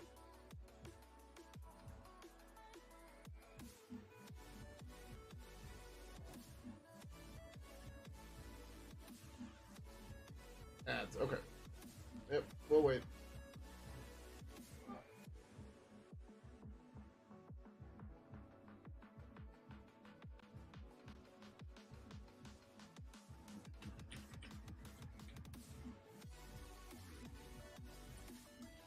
Alright, so that gives us the output stream. Oh, then we can do the write app right away. Right, so the write app is pretty much the same. Now we can do this stuff.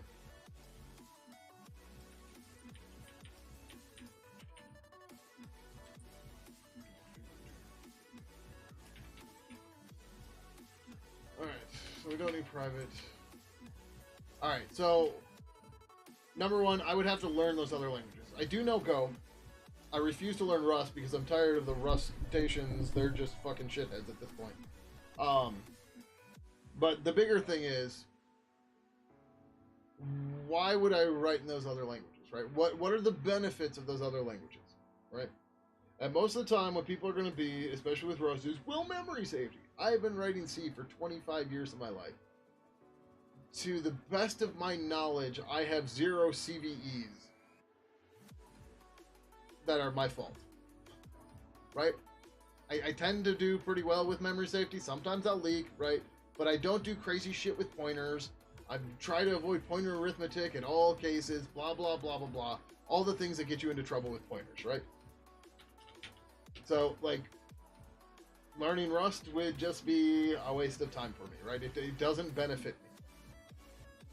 I'd have to learn all the weird Rust bullshit, and that's just not something I'm interested in. Now, Go's cool for other factors, mostly the concurrency stuff, right? But a chat client doesn't really need to be concurrent. Not when we've been doing non-blocking I/O in a asynchronous-based event loop for 25 years. So that stuff doesn't matter. But then the next problem becomes, well, since I'm building an application that has a user interface that end users interact with, what is the state of user interfaces for those languages? For Go, there's not really one. It's maybe Electron, maybe, but Electron's a giant fucking steaming pile of C++. So all the, advantages of memory safety and blah blah blah are thrown out because you have a fucking web browser in your application now, and web browsers get hacked constantly, and they are full of security problems. Then when you look at Rust, you're like, well, you could use GTK RS, but I'm still using all the damn C libraries, so why don't I just fucking write C? And use it natively, rather than trying to force a C language into Rust, which doesn't fit well, right? See, here's the problem. The whole attract more developers thing. It's bullshit. It's all bullshit. Right? Like, even the Linux kernel's like, well, we're going to adopt Rust to try to get the young developers.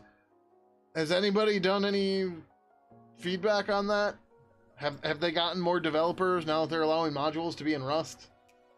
Or do they just complicate the shit out of their build system and force everybody to learn another language for no reason? Because something's telling me it's the latter, but I don't know, because I don't know if they've released any data on that or done a study on that, because nobody ever does a fucking study on these changes, right? But more importantly, I mean, the Toby index, who gives a shit, right? It all depends on who's reading it and stuff like that. But the bigger thing, I've totally lost my train of thought.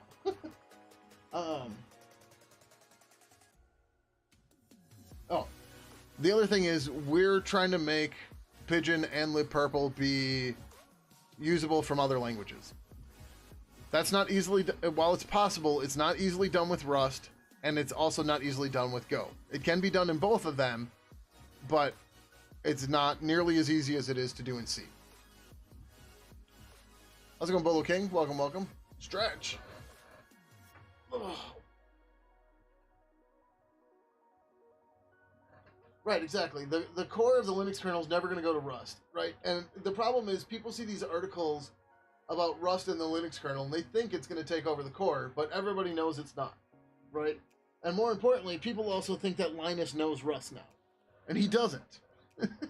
I mean, maybe he does, but like, he didn't go and learn Rust to allow Rust into the Linux kernel. Like, he has better things to do than go and learn another programming language, right? Like, maybe he'd go and do it for fun, but he's not going to go and rewrite the whole fucking kernel in Rust, or even big pieces of the core subsystems in it. Because you can't do that.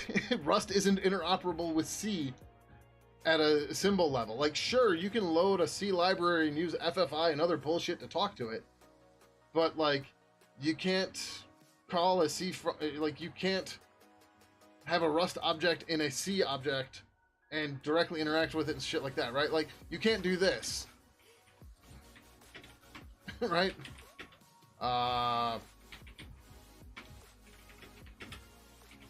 Right?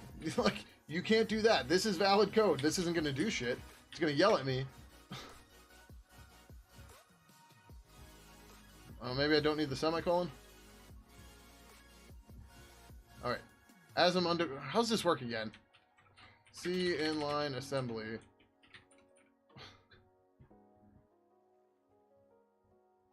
It's been a long time since I've done this, so I'm really grasping here. But like, yeah, it's just supposed to be asm. Is this turned off? Can I just? Oh, hold on. It's probably because I have other errors here. But whatever, right? Like, I can literally just put assembly code in the middle of my C code, and it'll get executed and ran, right? I can use C code in C++, and that'll work. I can, technically, if you compile it with a C++ compiler, you can call C++ from C. You can't do that with Rust, which means you have to modularize everything into separate, different pieces for Rust, and then worry about the barrier in between them, but you're never switching everything all the way over.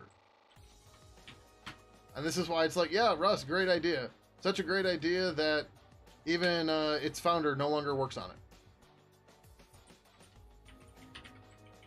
Here's the fun part about Rust. The people that evangelize about Rust tend to be people that evangelize about all their tools, including stuff like Git. The funny part is, the creator of Git, Linus Torvalds, as you all should be aware, famously mocked a version control tool called Monotone, which is written by Graydon whatever, who is the author of Rust. Right? It's great. It's something like that. Right? So before he wrote Rust, he wrote a version control tool called Monotone, which famously got torn to shreds by Linus Torvalds before he went on his retreat and decided to not be a dick anymore or something. I don't know. Whatever the hell you want to call it, right? But what's more interesting is Graydon Hoare, that's what his name is. Do you know what Graydon does now?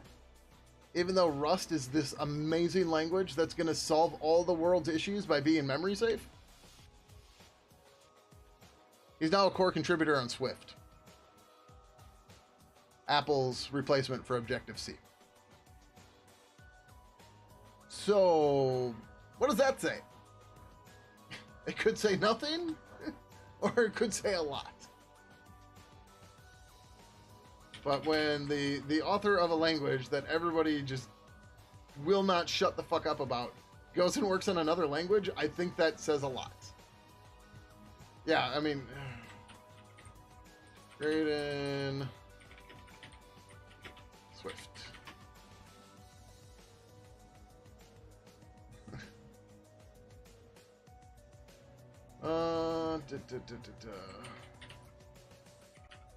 It's in here somewhere, yeah. Wonder why Gray Nori, the author of Rust, stopped contributing to it and switched to Swift. Right?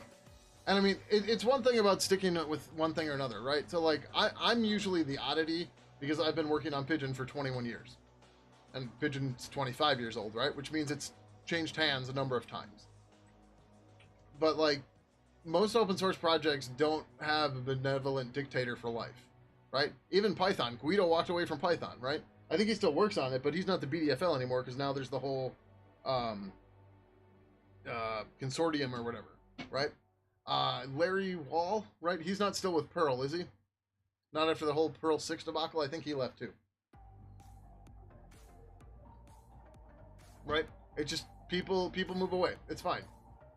But what's funny to me is that the creator of the language that everybody promotes as the future of computing walked away from it. Larry Wall, did you leave Perl? Okay, yeah, like, that doesn't surprise me. That guy's like 70 now, isn't he? I'm not trying to be mean. I think he's around 70. I would hope he's not working on Perl anymore at this point. I'd hope he's enjoying in retirement. Because if I'm working at Pidgin at 70, fuck, man. I better not be in charge. I don't think we should put too much into him changing work. For the same reason I don't care that Lennart... I mean, Lennart working for Microsoft is different.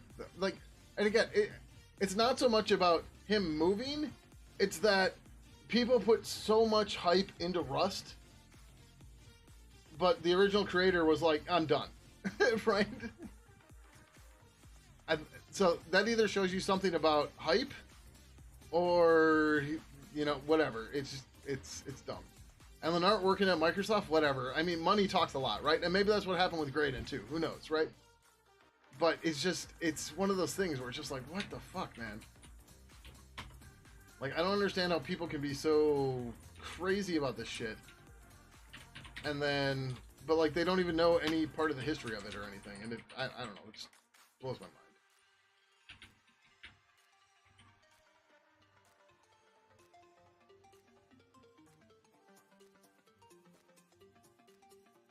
Oh, this should probably have a cancelable.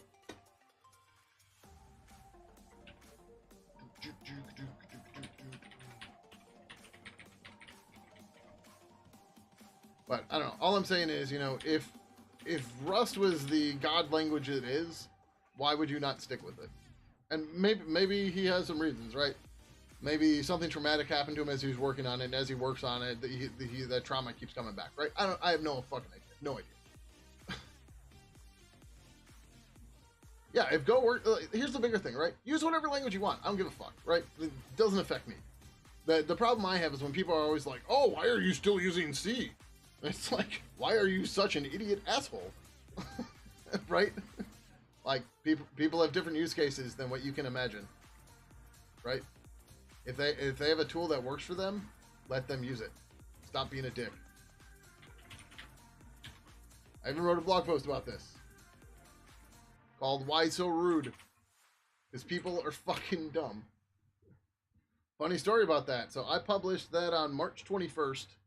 And at one point in there, I mentioned that somebody was super rude to me on a Twitch channel going, oh, you should have got your seedlings in the ground months ago. And I'm like, yeah, we're not past the last frost yet. Guess what? Fucking yesterday. Well, I guess it'd be Friday at this point.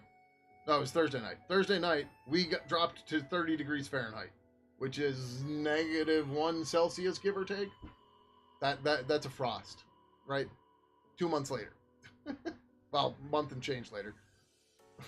It's just, as I said earlier, there's no empirical best of anything. It doesn't exist, but people can't comprehend that.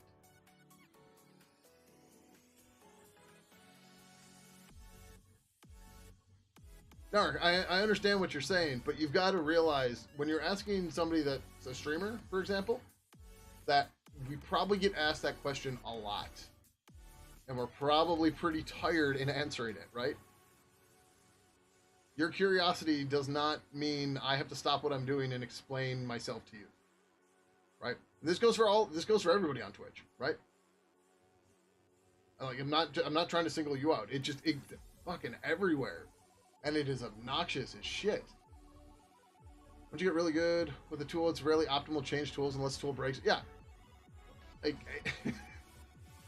Tiny Glass, nail on the head right there. And like people all the time go like, oh, have you seen Nim and Zig and blah blah blah? And then like I tell them all the time, like I don't have time to play around. Like I'll try to explain it this way, right? I took over Pidgin in January of 2016, thinking I would have Pidgin 3 out the door by the end of 2016. It is 2024, Pidgin 3 is still not out. I have not been sitting here idly twiddling my thumbs. I have been busting my ass trying to get this done. But I'm supposed to go and learn toy languages that I'm not going to use, right? This is the different mindset of people, right? And the thing is, they're not necessarily wrong to ask, but just think about it for a minute, right? Like, yeah, I've heard of these languages. But like, I don't know. Like, apparently people have a lot more free time than me. I don't know. People working and people playing, yeah.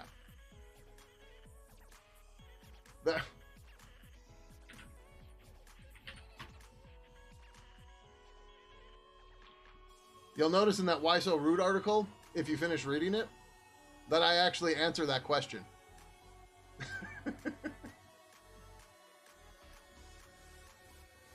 Plugins in Hopscotch?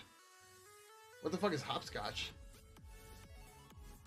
And whenever you write a loader, like, there you go.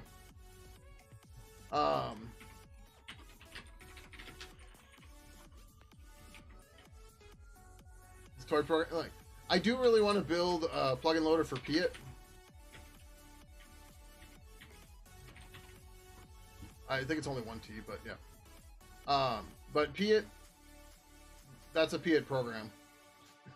This picture right here is a Piet program. And I want to write a plugin loader for this because I think that would be really cool. Right? Is Hopscotch an Esseling? Like, I don't know how to write Piet, to be clear. I just think it would be cool to do it. Simple esoteric program language aid by user or something. So, yeah. Whatever. It needs to be able to export functions. Or I need to be able to call into it. The creator believes Hopscotch is Turing complete. He believes that brainfuck can be implemented. There's no formal proof. Okay, yeah. So, nope, not going to happen. But if a language supports FFI and it can export functions to C, you can build a plugin loader for it for Purple 3.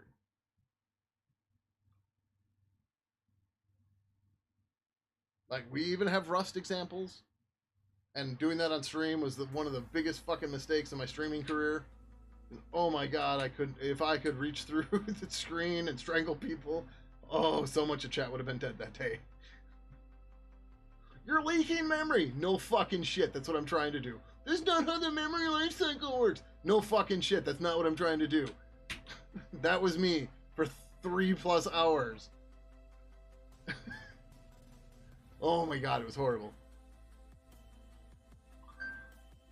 Love to read about other tools and languages, but don't tend to go play with them unless there's something. Yeah, exactly. And I don't know. Maybe it's an age thing, maybe it's an experience thing. I don't know.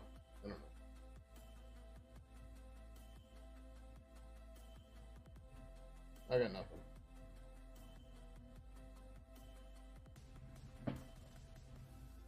But like even then, I don't really care about other languages. Like I basically learned Go with resume-driven development, where I rewrote a tool at work in Go, and it worked better. It made more sense to use it, and that's how I learned Go. Right, and that was it. And I've done a bunch of stuff in Go since then, like stuff that's not user-facing and is like a server. Yeah, Go is great for it. But like, yeah, I don't know.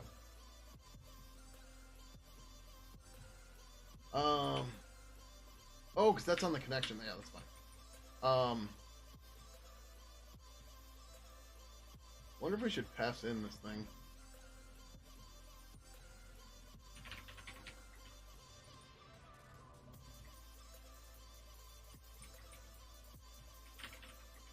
Client output, that's all there. IBIS. Client, right, callback. Okay, so we're gonna have to go and deal with the rest of that, but yeah. But yeah, I don't know. Ultimately, I think the thing I'm trying to get at is people need to spend more time thinking about their questions before they ask them.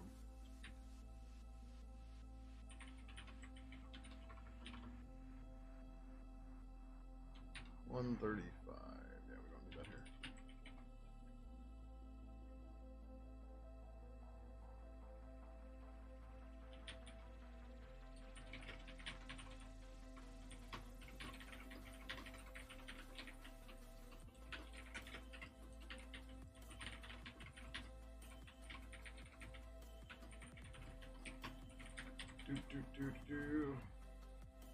And to be clear, I'm not trying to, tell anybody like they're dumb or anything like that. It's just take some time, think about what you're asking, really.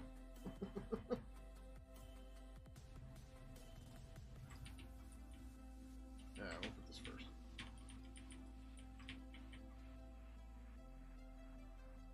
It's like, I know things sound innocuous in your head, but just think about how it could be taken wrong sometimes, right?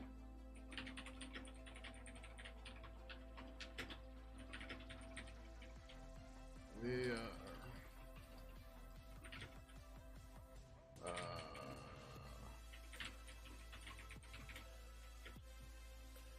cancelable to sure.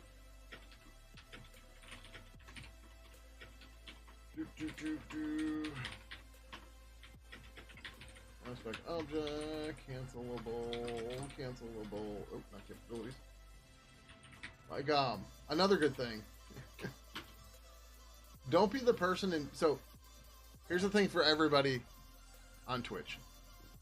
When you say your first message in a channel, Twitch highlights it for the streamer and it says first message from user. If your first message is correcting somebody's code, you look like an asshole. Right? You look like you're trying to be like, oh, streamer made a mistake, right? That might not be your intent, right? You might actually be trying to be helpful. But, like, you're bringing attention, this Twitch brings more attention to you than you realize when you're making those things, right? And just for the record, too, because people did it early, but it's fine, it's not a big deal. You'll also notice I have a no backseating tag on. Because most of the time, people backseat me, they don't know what they're talking about. Which is why there's a rule in the channel rules that say, if you correct me and you're wrong, I will flame you forever.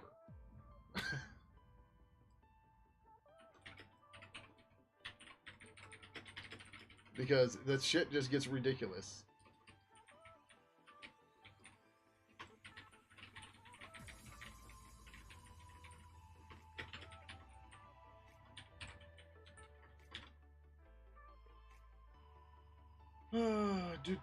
Oh, we didn't rank it cancelable yet. But yeah. So, that's just, hopefully everybody realizes that now, and, yeah.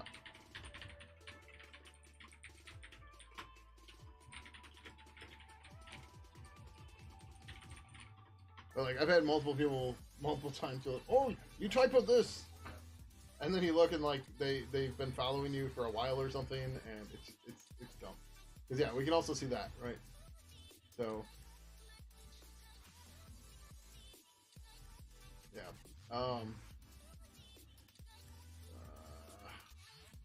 Where was the typo comment from before? It was a while ago. That wasn't a first-time chatter, though.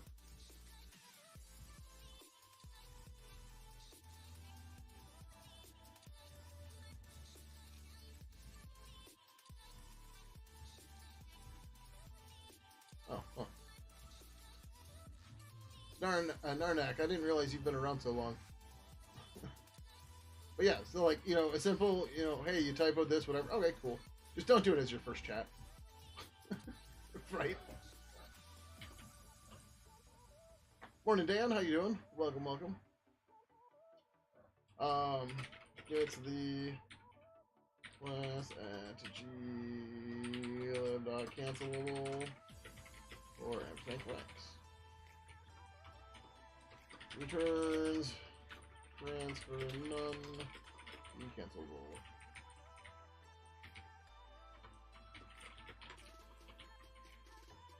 How's it going, Coder? Welcome, welcome. Coder, are you still streaming? I think you are. And somehow I can never ever catch your stream. I don't know how. I always miss it. I think I've been to your stream once. Time. 25 days ago. Ah! Supposed to be muted. Okay, I don't know how I did that. Okay, whatever. So, alright. Either way, we'll give a shout out. But since I never catch your stream, I never know what you're doing. But either way. I delete your last 2 bots. Gotcha. How's it going, Drunken Monkey? Oh, you dox yourself? Yeah, it's a bummer. Sucks. I'm sure when you first chat, I talked for months, I'm quite sure. Yeah, so Narnak, you have been following since February 22nd of 2021. Your very first message was February 22nd of 2021. You were asking what my convey command was. We have all this information.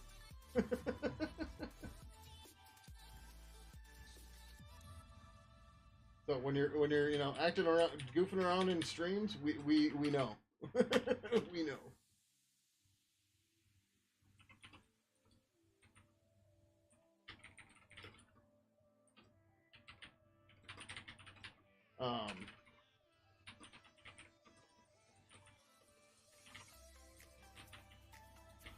It's like whoever's been spamming gift subs to me recently.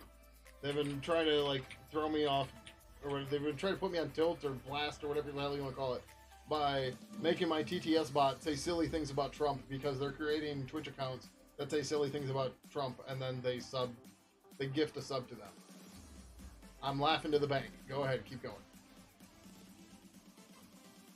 Went to Amazon instead of CA, and Amazon amazingly, when you go to the wrong country, it pops your address in the corner and says wrong. Oh no! Yeah. That's a bummer.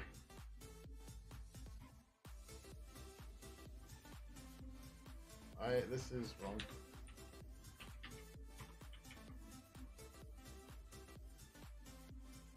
Start following 21 or 22. Just curious. Yeah, okay, that's not sure. So can I bring this? No, I can't. Hold it. Can I pop this out? Yeah, I can. Cool.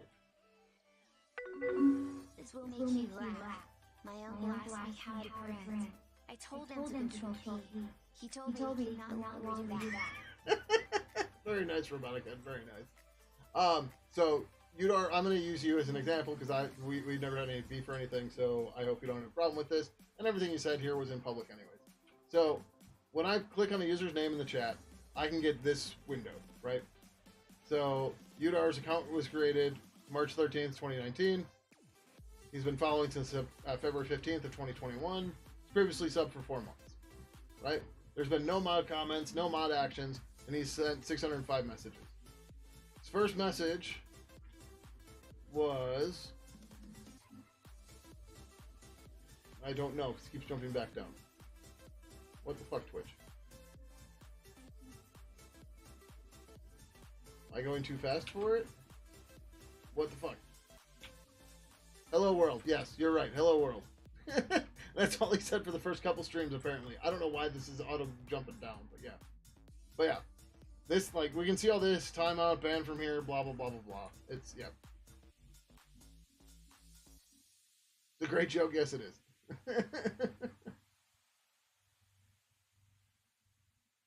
Robotic Head has February 15th, 2021. Yep.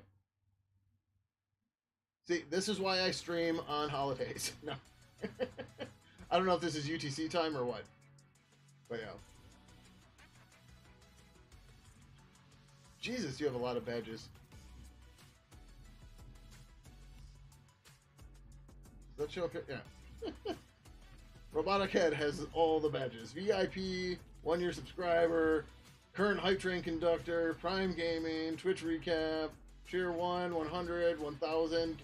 You've given me $50 in bits? Holy shit, thank you. And you're a bits leader, probably right now.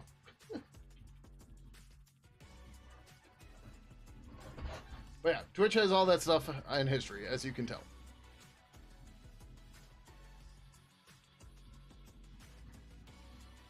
And they make it easy for us to get to it. Us being the streamers, the strammers. G cancelable star IBIS client get cancelable. Return valid fail. IBIS is client. But yeah, the whole trophy cabinet. You should go try to steal some of it away from him. By subbing and getting bits, and yeah. Alright, so now we're down to the point where we need to write this guy.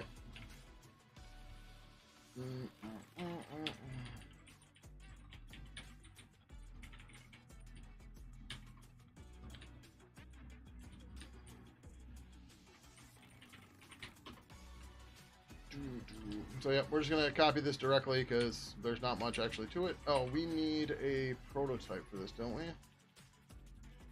Or is that the read callback?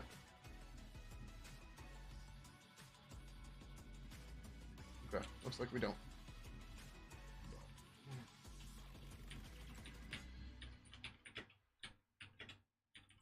Okay, so this becomes IBIS client star client equals data.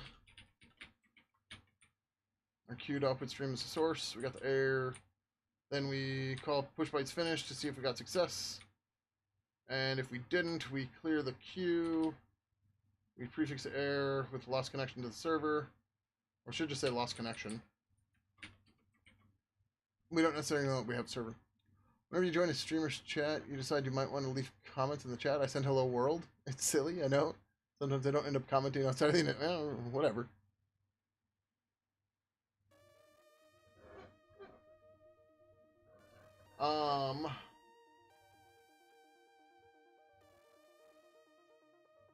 This part needs to be reworked. And why the fuck is there a return there? There doesn't need to be one.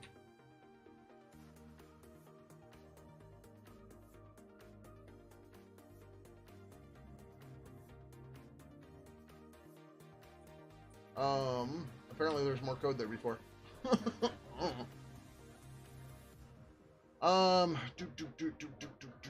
We need to figure out how we disconnect. Pragma message, figure out disconnect.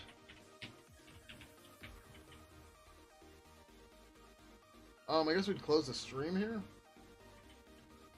But okay. Oh.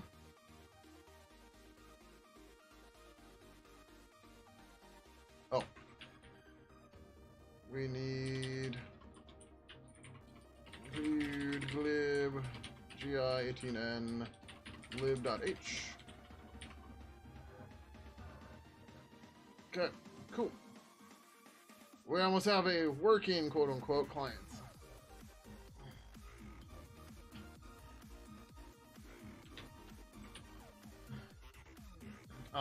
Well, we can write messages, we can't receive them yet.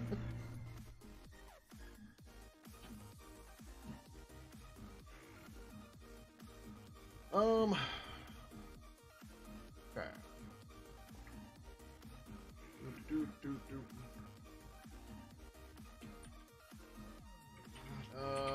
Connect. Okay.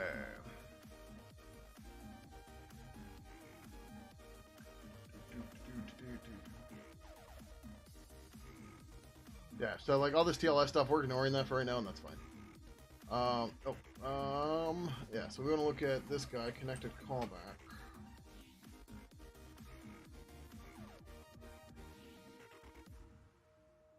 So here, This is where we get the connection. This is the IO stream. Yep. So at this point, we build our parser. We should probably expose the parser to you. People are going to need to call that. Lovely. We'll need that in the header file. Get parser. Oh, I thought I was much closer to actually having this working than I am.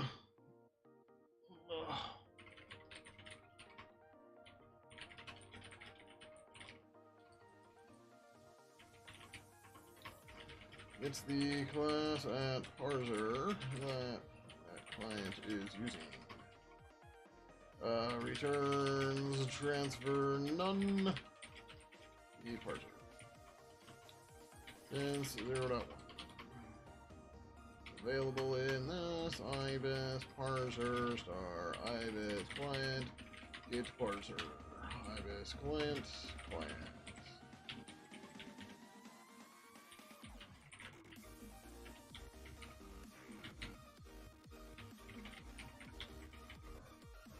We obviously need the parser for input stuff. This is why this is the next step here.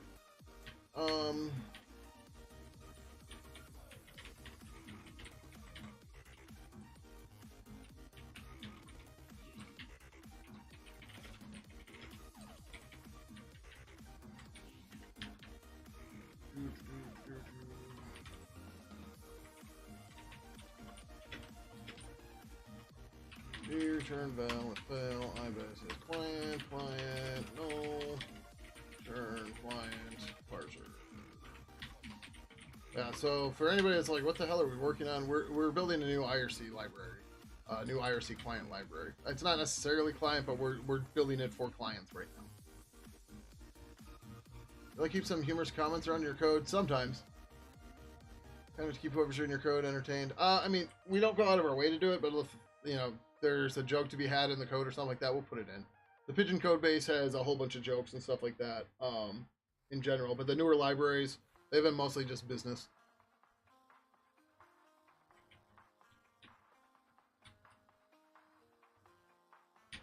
Just, you know, nothing but business. Oh, nice. We, oh, yeah, because I didn't finish the thing.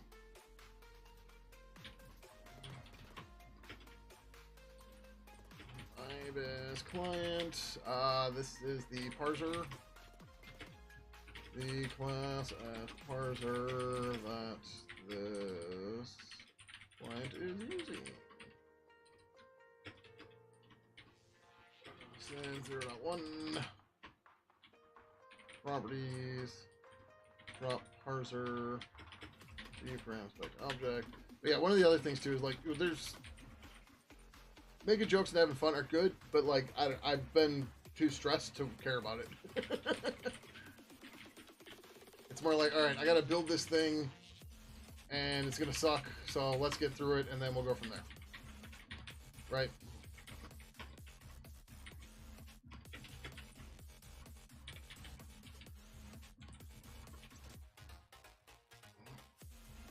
Put all the jokes in jokes.c. People won't be in that file that often though. Alright, so now we can read a parser out of here, cool, but we have to create the parser, and we're going to do that at client init, client parser equals ibis parser new. That doesn't take any parameters, right? I don't think it does.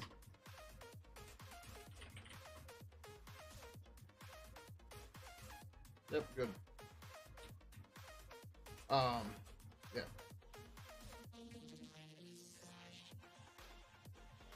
You're off sync? I don't know, you can just refresh the video.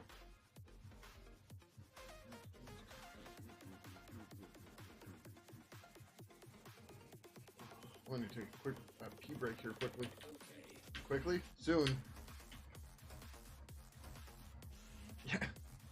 Speaking of first time chatters for one day. The other day, I was trying to grok my head around some code or something, I forget the thing. And the first time chatter was like, well, maybe if you put comments in your code. And I was like, go fuck yourself, man. Like, that's the first thing you're going to say to me? Like, no. Like, nope. Get out. There's the door. Actually, I think I timed him out. Just like, fuck that noise. Fucking audacity of people, man.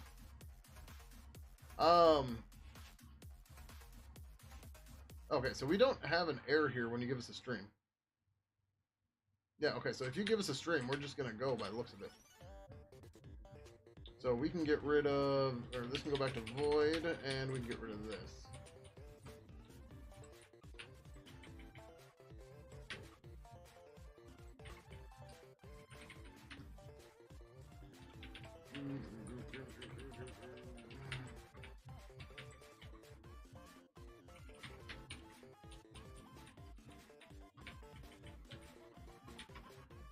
First time we're just trying to help. No, they weren't. They were trying to make a shitty joke.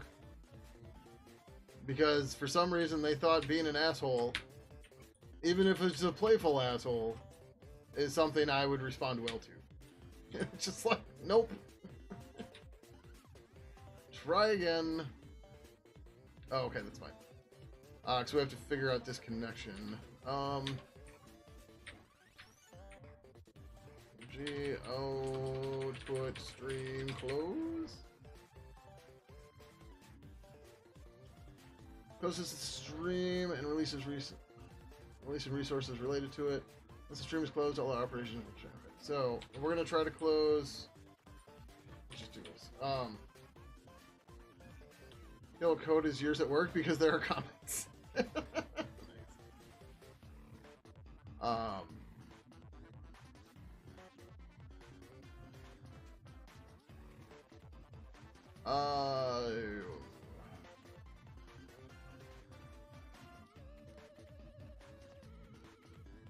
We're gonna come back to this. Yeah, I have to tell this like it erred and shit like that. Okay, that's fine. But what is... I got some typo or some bullshit here. Oh, right. Since this doesn't... yeah. I can't use gReturnVal anymore because we're not returning a value anymore. And what do we fuck up now? gReturn... Oh, past two arguments. Yep, my bad. My bad.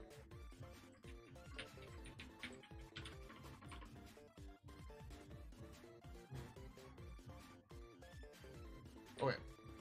So, now... set up the input stream and start chunking it to the parser.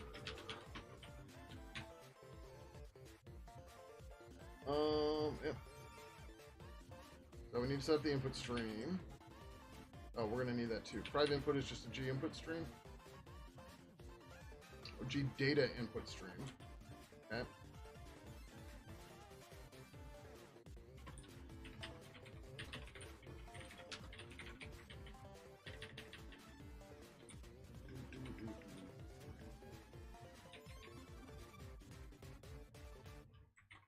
Oh, we want to connect it. Callback. Okay.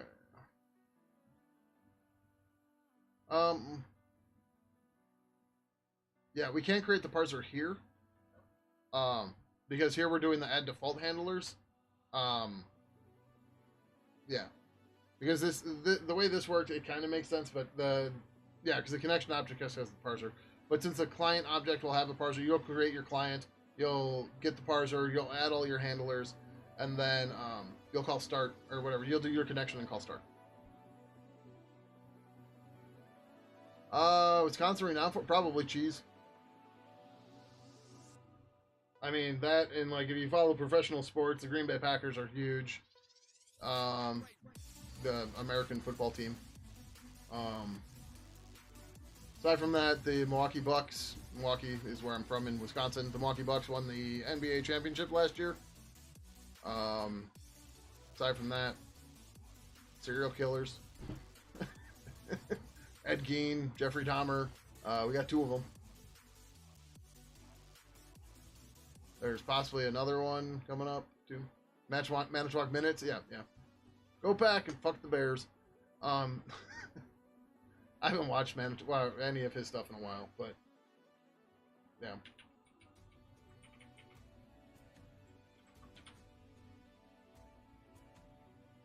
Alright, set up the input streams.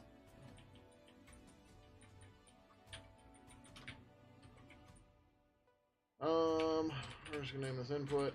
Input.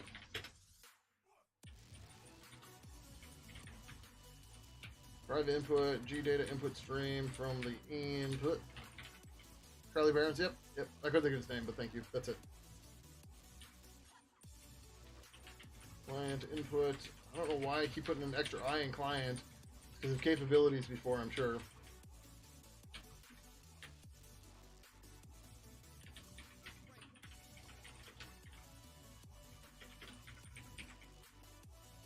Okay. Start chunking the input.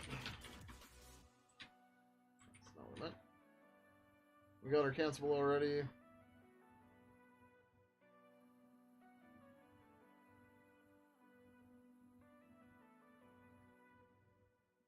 Oh, right, okay, yep.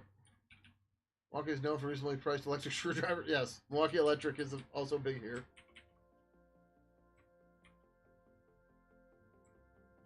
They just bought a big building downtown. They're moving their headquarters to downtown because they didn't used to be downtown.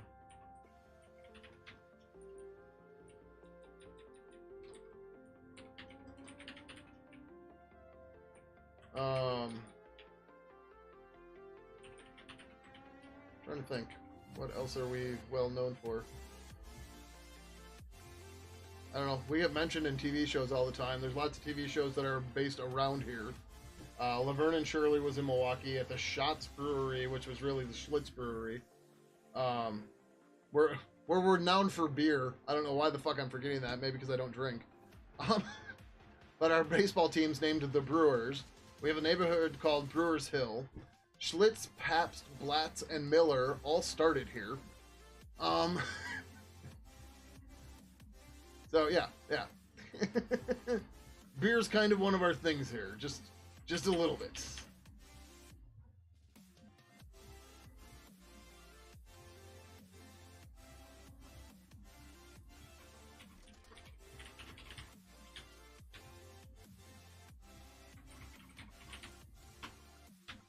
What? Oh no, wow.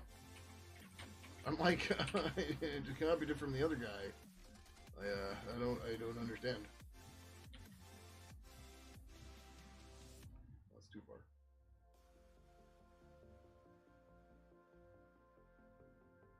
Come on. Oh, that was the end. So this gets funky because this has to be not recursive, but it calls itself. And it's not recursive because this is an asynchronous callback. But then it calls... Oh, right. This is the part... Oh, no, because we're calling... Okay, yeah, no. Live next to one of the largest breweries in your country and you don't drink? Eh. So, like... I don't necessarily have a problem with drinking or anything. I mean, there's been alcoholism in my family, but, you know, it's not been, like, super crazy or anything. But, like last year, for lulz, I kept track of how many drinks I had in the entire year. And I did that because it was easy, because the final number at the end of the year was 7. Right? So I was like, well, I didn't even have one drink a month. Let's just not have any drinks next year. Right? Like, if a good reason comes up to drink, sure. But, like, whatever, right? Like, it doesn't really matter. It doesn't, like, I don't care. Right? It's ultimately what it comes down to. It's just like, whatever. It's fine. But, like, I used to be a member of the Milwaukee Beer Society, which is just a fancy name for a beer taste testing group, which we met weekly. But, yeah. How do we name this iStream instead of just input?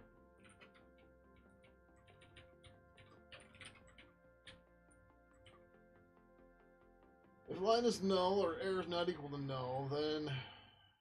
Yep, we gotta clean that up, that's fine.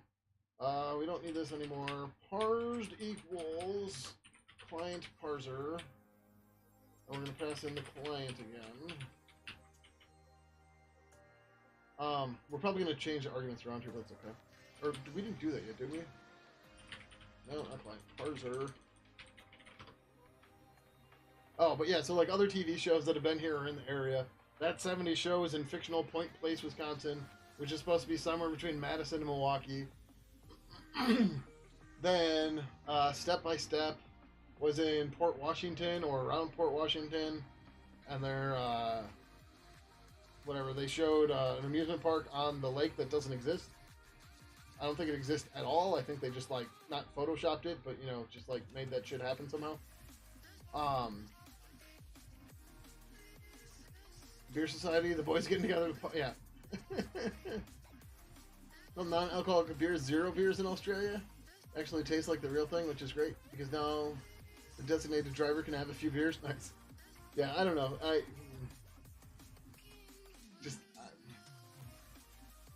while I experimented with substances quite a bit in high school, nowadays I just give no fucks. I just don't care about them at all. It's just like whatever, right?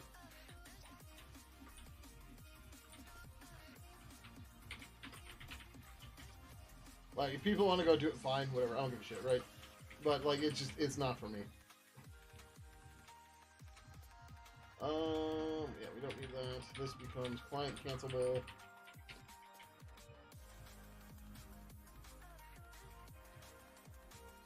I'm a huge fan of beers, personally. I've tasted some of them. They're all bitter. I mean, sour beers are really nice. I, myself, tend to lean towards darker beers. Ambers are really good. Nowadays, you hardly drink. There are months where I don't drink at all. Yeah, like I said, I had 7 drinks last year.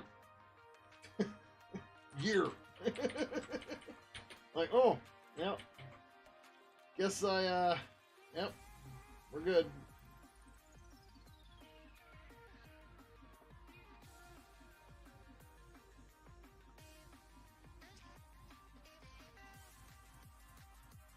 Alright, how close are we to compiling? Not very. Oh, we got, what are these? Oh, yeah, the connection error shit. Alright, we're gonna take a break. I gotta pee, I gotta get water. It's almost like those two things are connected. Just a little bit. Alright, I'll be right back.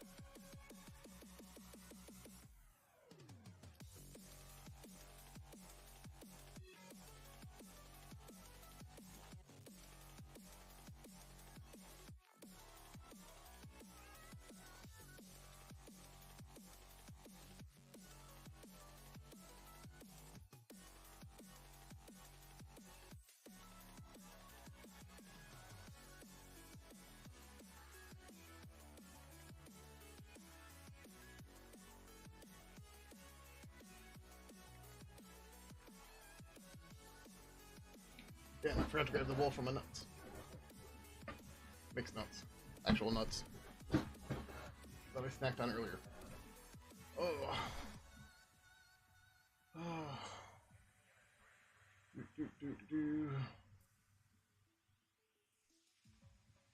Whiskey, yeah. See, I never got into whiskey, which takes out all sorts of stuff, even scotch. Because yeah, like scotch may be okay, but it's just like the really expensive stuff that's tasty, and I'm not drinking that because it's too expensive. Getting drunk is far in between these days. Yeah. Whiskey and tiny bit of ice is not to lose its taste. Yep, yep, yep.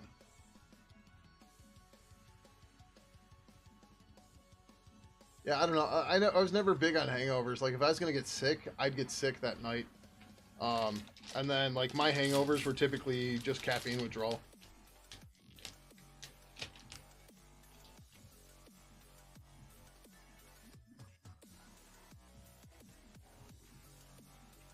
Grabbed way too much of this Cliff Bar. But yeah, I realize that's a privileged place to be, where like I don't get hangovers. But yeah.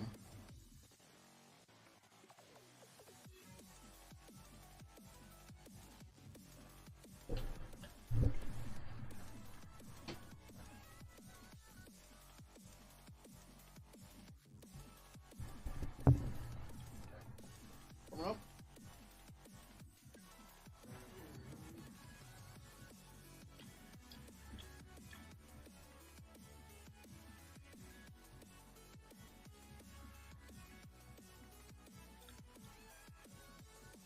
Yep, whole bunch of bullshit here. 258.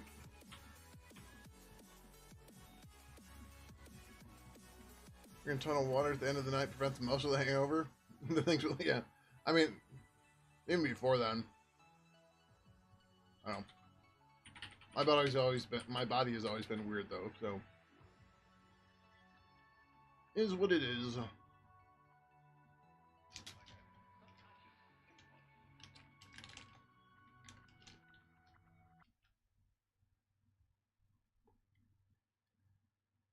You've been hungover once, but that's because you weren't sick the night before. Yeah.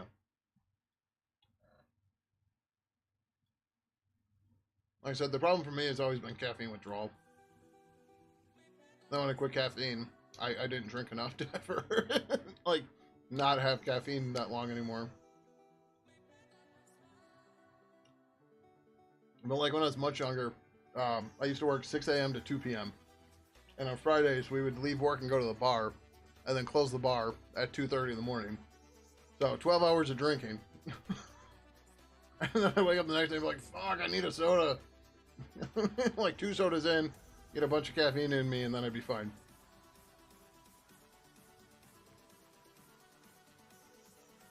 Sounds like a normal day? Yeah, no. Oh, hey, that's another thing Wisconsin's famous for.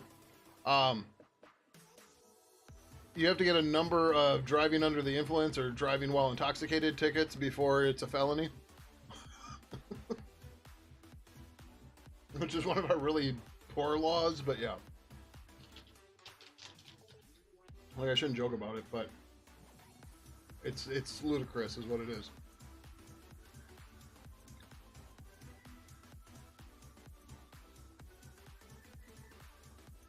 Milwaukee's also the home of the Kia boys. So if you've heard about the shit security on Kias and Hyundais, where you can basically like take a USB cord and just use it as a key, yeah, that mostly started here, and like they started doing TikToks of how to steal cars. So that got real popular here. Basically, if you have a Kia and a Hyundai, or Kia or Hyundai, don't bring it to Milwaukee. You're gonna lose it. And they're just going to go joyride it with it and destroy it.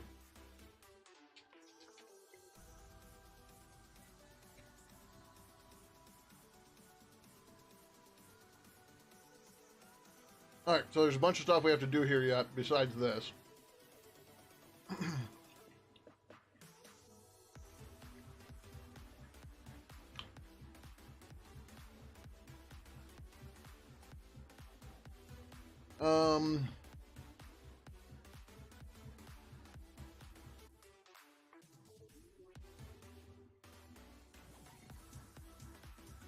So we need to drop an error here, number one.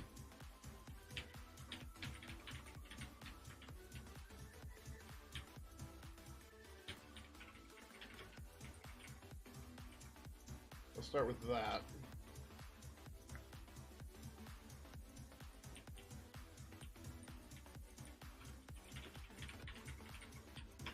We didn't put the parser in here yet either.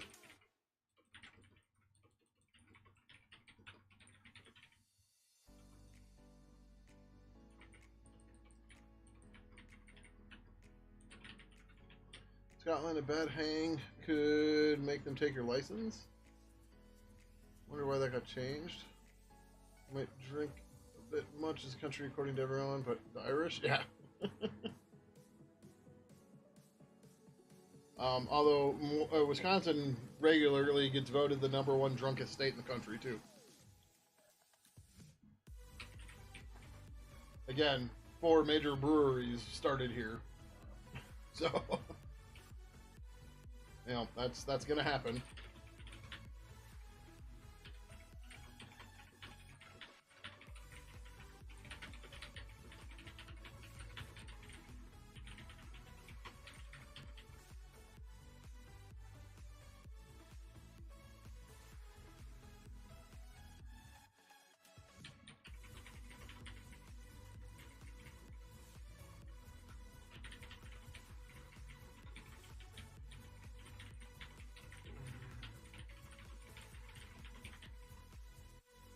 Actually, let's just go that way.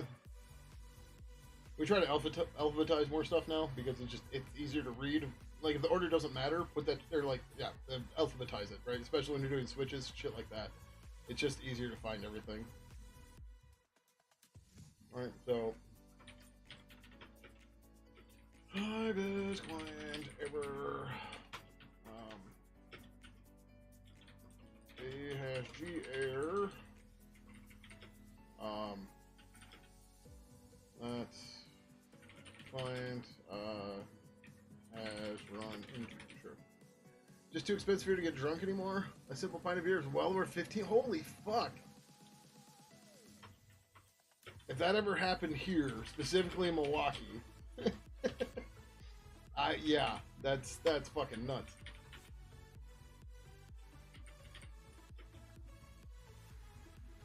I mean, like, hey, inflation and tax, yeah, I can see. How much is a pack of cigarettes by you? Do you know? Like, I used to smoke. When I started smoking, I was 14, right? So that was 27 fucking years ago. Cigarettes were $2 a pack. They're now $10 a pack or so, I think. I quit smoking years ago, but yeah. You're still drinking lots of beer? You gonna be back to brewing? Yeah, no shit. $50 for a pack of cigarettes? Really? Fucking hell. But I guess it tracks, right? Because cigarettes are more than beer here, too. Okay. Yeah, your prices are just crazy because, you know, smaller country, blah, blah, blah. Most of it's tax, yeah. How much does a Foster's cost for you? Sorry, I had to. That would be Australia. That's why I'm making the Foster's joke. Foster's, Australian for beer.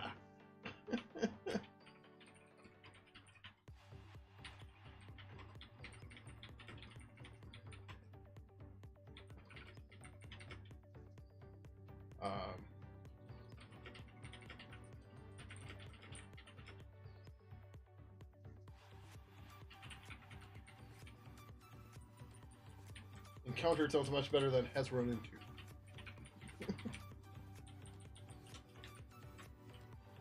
Fun fact, you don't think you've ever had a Foster's? I have, man. Those cans are stupid. They're like 24 ounces or something. I mean, they're not like the anybody remember the Surge 40-ounce cans from back in the day?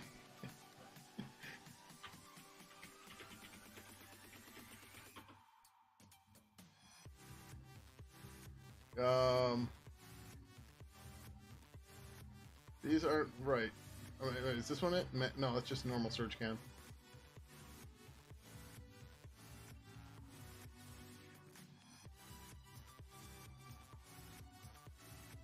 Why aren't you showing the big ass can? Somebody's got like they used to. Nope. Now if you can get it, because Coke did start doing a little bit of a run for them for a while. But yeah, they used to have these ginormous cans of Surge, that were like 40 ounces. They were fucking stupid. But, you know, as a teenager wearing ridiculously baggy pants and a corn t-shirt, I, of course, had to get the giant surge cans. Okay, maybe it's not 40 ounces. But, look at that can. That's a 12-ounce can. Can we read the thing on here? Okay, it's 25.4 ounces. My bad. But a 20-ounce can.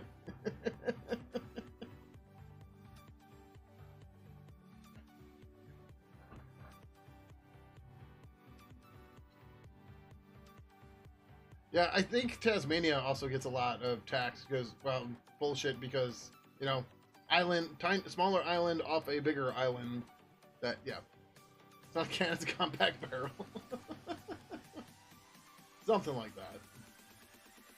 You know what's funny? So, like, when I was a teenager, occasionally we would get 40-ounce beers because, you know, stupid teenager shit. But, like, as an adult, I'd go to a place where I could buy a liter of beer, which is 38 ounce. Like, I'd always struggle to finish the 40-ouncer, right? But as an adult, like, I would get a liter of beer with dinner and finish it without a problem. What you gonna use the big pockets for? And that's why sagging your pants became a thing.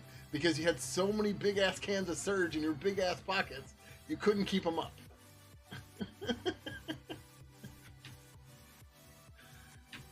That all checks out. You need to go to some of the German bars in Melbourne. They have some really nice 1-liter bottles. Nice. Yeah, so, how do you spell it? H-O-U, Hofbrau, something like that? So Hofbrau is actually a German brewery, but, so there's this place called Old German Beer Hall, and they have a Stein program and all that. But look at this shit. There's gotta be a better picture. Like, these are the 1-liter glasses. Oh, lovely, thanks. That's right. Okay, it's hard to tell perspective there, but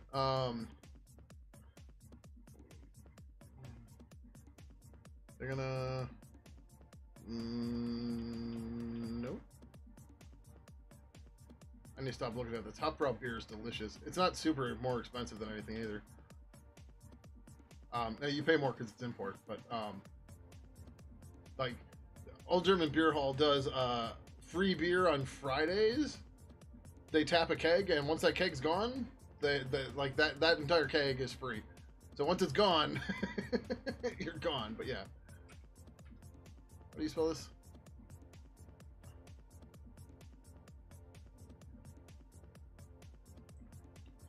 Hofbrau. Hofbrau 1-liter glass.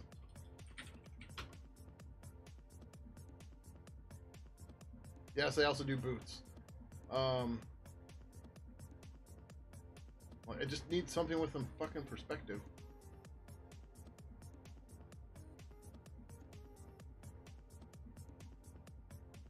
Apparently they don't want to do that. But yeah, anyway, so like, I've got decent sized hands, right? And like, it's like from here to here. You're just like pounding this giant beer.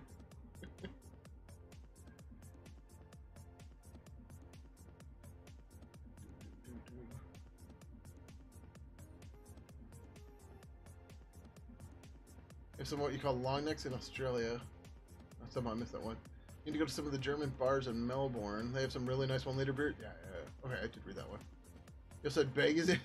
And your pokes and so much stuff. Yeah, I'm sure. No free beer here. There would be a punch in competition to get that free beer. Gotcha. No, it's not a normal glass. The Viking Blood beer is eh.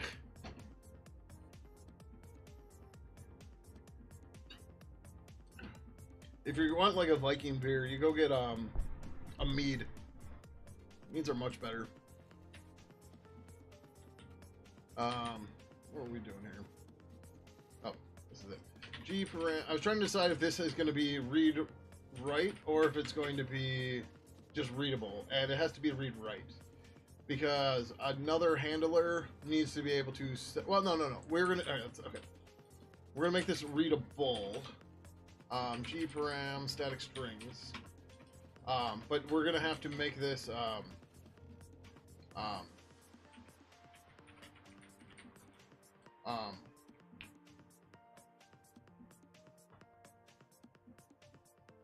We're gonna have to add a helper function for it. That's what. Like, what the fuck is that trying to say? And I never used gparam spec box, so I can't remember if I pass in more. Nope, just the type and then the flex. Okay, cool.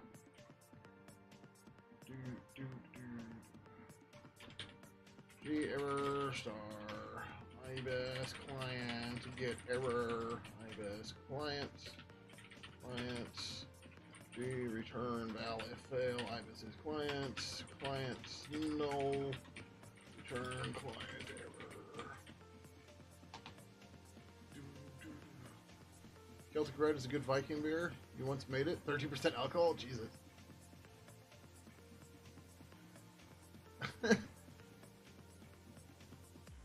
Yeah, I don't know. We take our beer seriously here. No one's gonna like fight people for it though.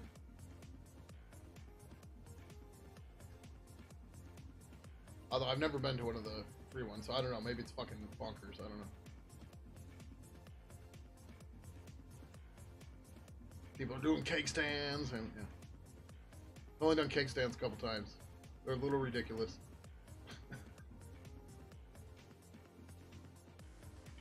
Keg stand, for those of you that don't know, is you put your hands on the keg. Two people grab your legs and tip you upside down. Somebody else opens the keg nozzle in your mouth. And you drink upside down. Because alcoholism. I don't know, right?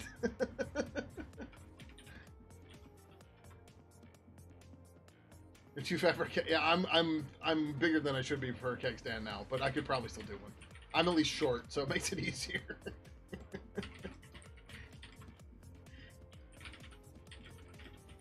A keg lie down now, that's something you can do.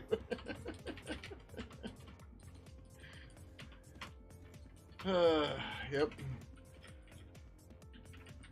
There. That client encountered.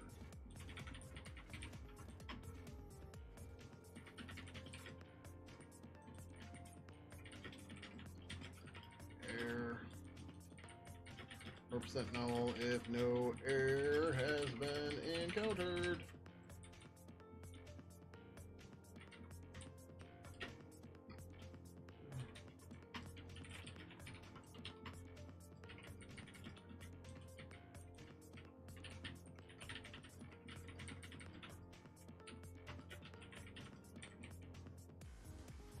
At 6'4", you're maybe a little too tall too. Yeah. I'm 5'6" to 5'8", and yes, I can vary in 2 inches even within an hour. Did I put a thing in this? I think I did. Oh, it's HEDS. So I have a borderline case of hypermobile Ehlers-Danlos syndrome, which means my joints are too flexible. That includes the joints, including my spine, which means my whole body can pull apart and come back together. And I can vary about 2 inches in height because of it.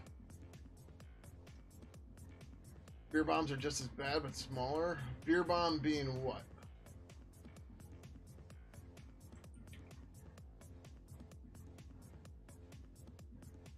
Like dropping a shot in a beer, or a beer bong, maybe? I don't know what a beer bomb is. You're genetically gifted at being a... Yes!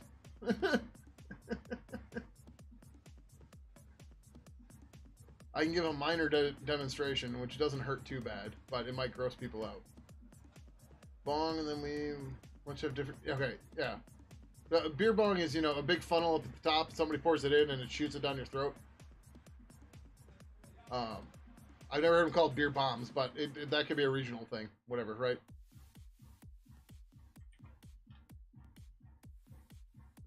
Oh, we forgot available in But yeah, so the the simple example. Oh, this one doesn't hurt too bad, which is good. So most people, so forearms facing you all, right?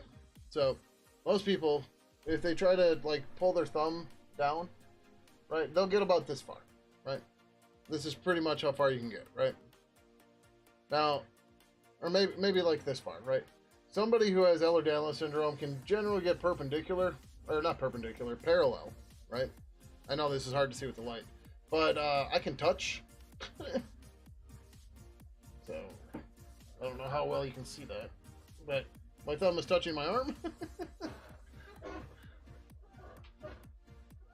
Yeah. Hey, I did warn you it's going to be gross, didn't I? I meant to. But, okay, those don't want to go. It's one of the reasons why all my joints pop all the time, because they just slip out of place and shit. So, that's why I crack a lot. Once got your thumb like that, and was dislocated and hurt watching that. Oh, jeez. So, like, I have to be careful carrying anything one-handed, anything heavy one-handed, because what happens is, right, it's down like this, I've got all that weight pulling on my shoulder, it starts pulling my shoulders out. Like, if I'm trying to reach for something in the trunk of my car and I'm stretching to get it, I've separated my shoulders doing that. I've never gotten a full separation, but I get partials all the time. But, like, that thumb thing barely hurts at all. I like doing, like, another good one is stretch Armstrong. I'll find, like, a wall that's like this, right? And then I'll stand up against it, right? So, like, I'm against the wall, so I can't move forward. And then I'll put my arm out in front of it. And I will show people, like, all right, here's my arm out straight. All right, well, maybe we can do part of this here. Yeah, right. So, here's my arm out straight. Here's stretched, right? And then we keep going.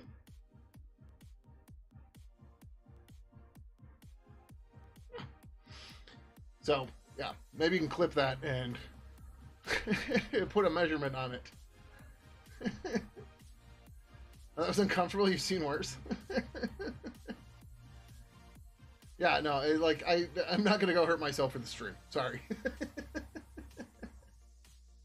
But like, you'll hear me pop my elbows and stuff too. And that's just my arms aren't sitting right, and then I'll pop them to get them back into place. Oh, okay, but the right one's a little pissed off right now. A little sensitive. But yeah, that's all genetics and stuff. Everybody in my family has it to some degree. She's my first cousin or second cousin, I don't know. She started getting seizures and shit from it now, which is nuts. But yeah. Alright, we got the capabilities, we got the error, we got the parser. How big is this poultry I was getting? It's got to be getting pretty big.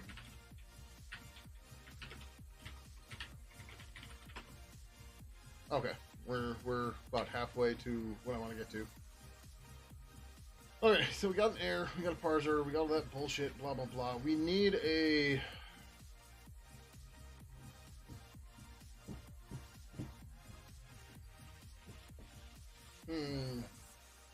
What do we want to call this? We need like a disconnect method that can take an error, but not necessarily an error, but maybe an error.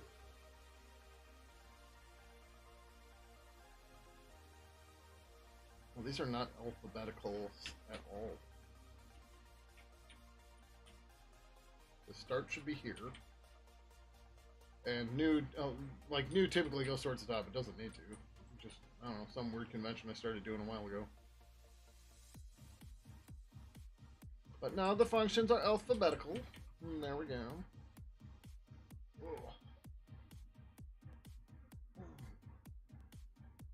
Also another fun thing.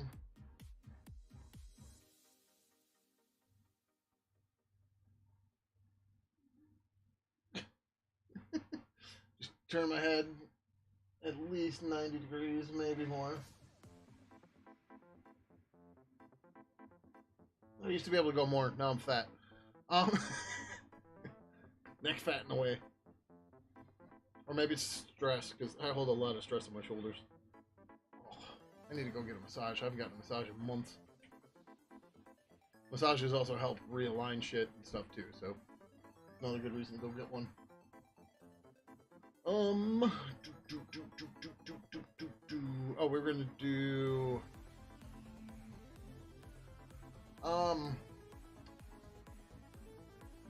Do you want to call this disconnect or stop?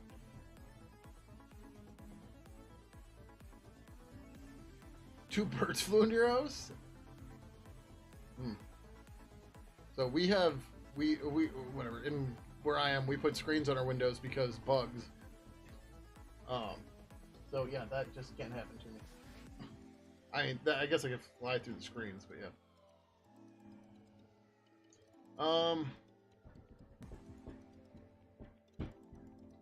Do you want to call this disconnect or stop?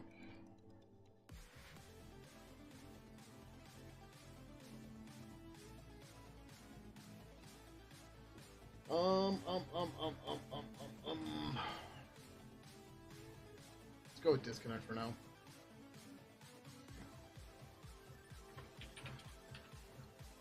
IBS client disconnect.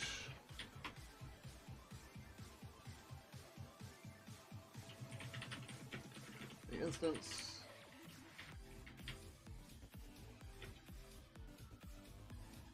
A nullable transfer full? Yeah. A G error.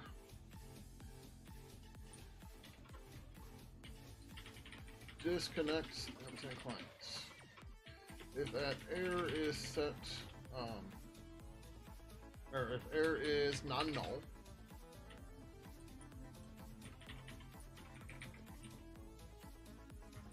is not null,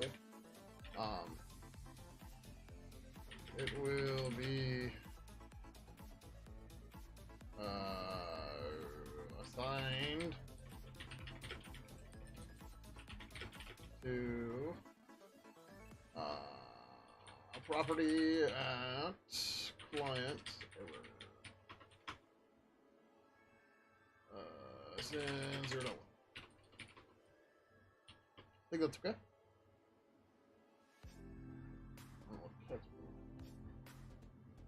I decided to get active.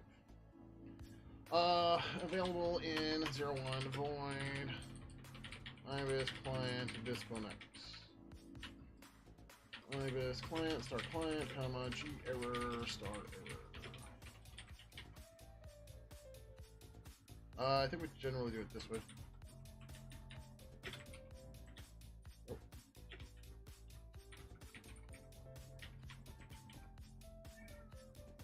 Steps later.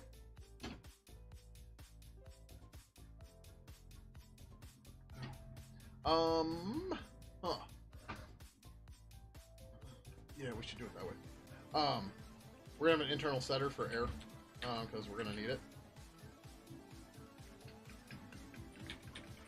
Static void IBIS client set error. IBIS client start client comma G error start error. G set error doesn't return. No, it doesn't. Fuck.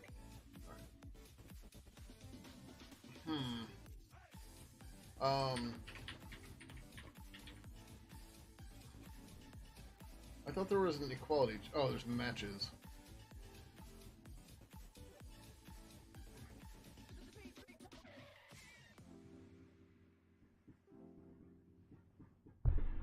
That's not null. Wait. Returns true if error matches domain and code, false otherwise. In particular, when error is null, false will be returned. Alright, this function's gonna suck, but it's okay.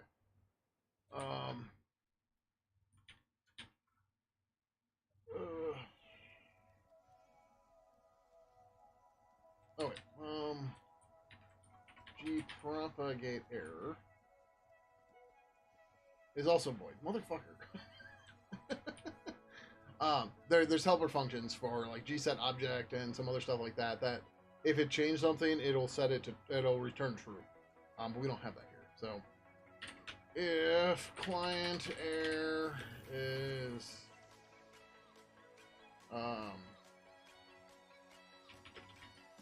null and error is not equal to, or error equals null, we just return, right? Cool, we didn't have anything to do. Then if client error is not equal to null,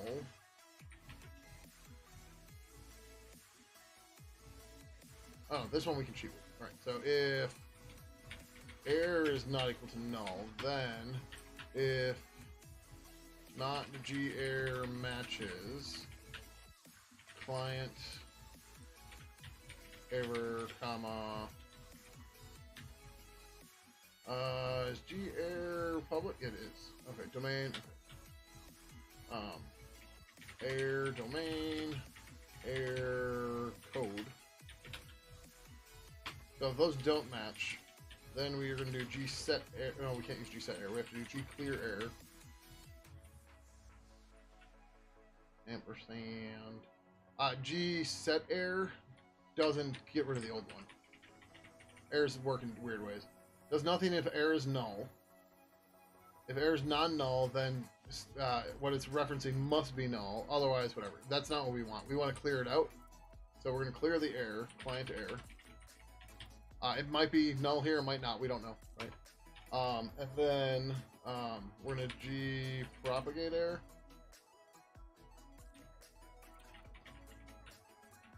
Client error, comma error. So what that's going to do using not set error, but propagate error.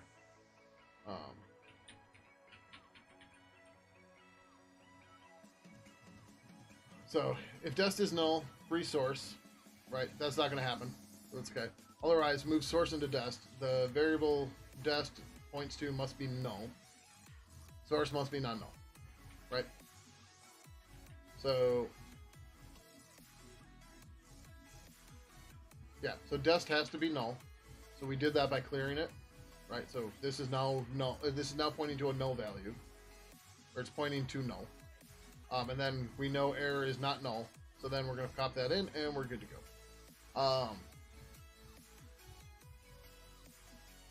So if error, do we have a circumstance here? G object notify by pspec. G object client, comma properties, prop error.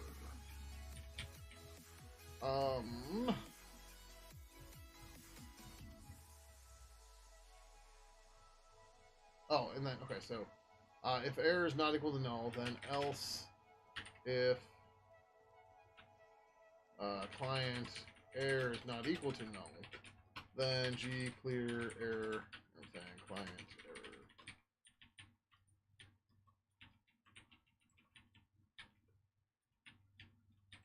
Okay, that should take care of it.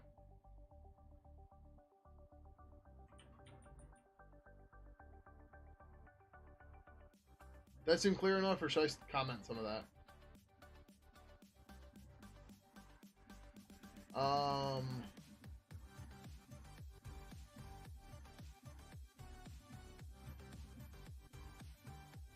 feel like we're leaking something here. If error's not equal to... oh, right. So if error's not equal to null, but it matches, then we want to clear this guy.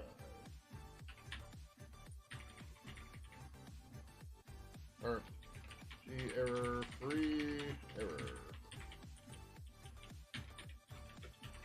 The new error, or a different error, set it and notify.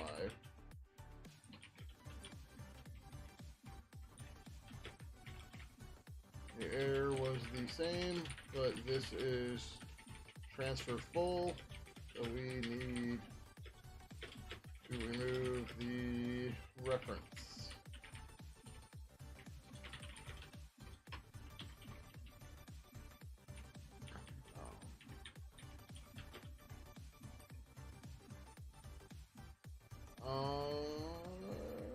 Yeah.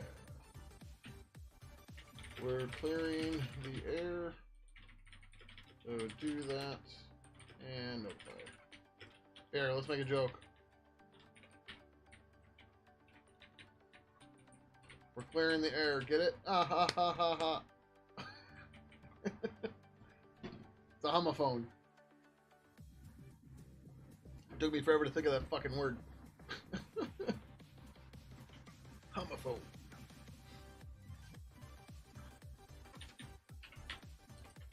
Ibis client disconnect. Client error. Yay!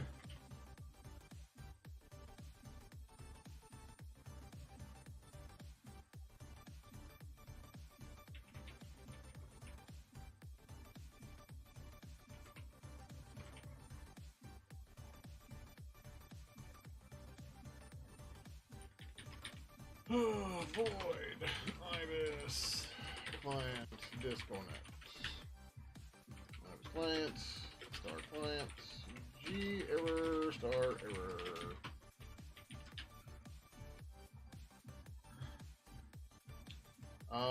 So the first thing we need to do is we need to say Ibis client error.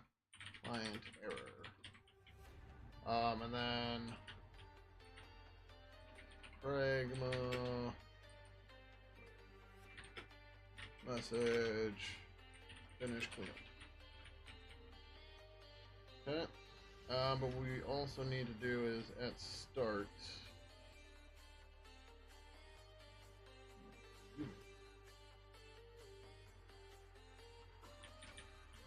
clear any previous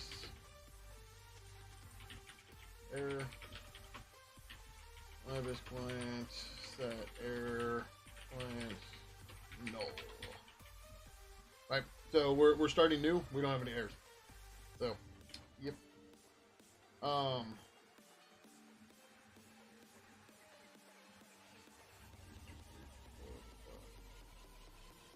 think we're kind of close here. Maybe. Minus a billion errors. Oh, we gotta do all that yet. Okay, yep.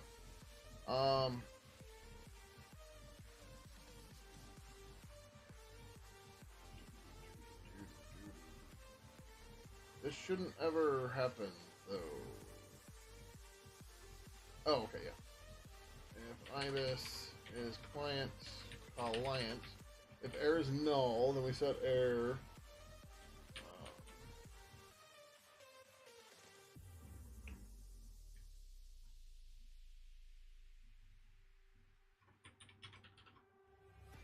Ibis client domain AG error domain for client errors. Sin 0.1 define Ibis client error or domain. Let's do error.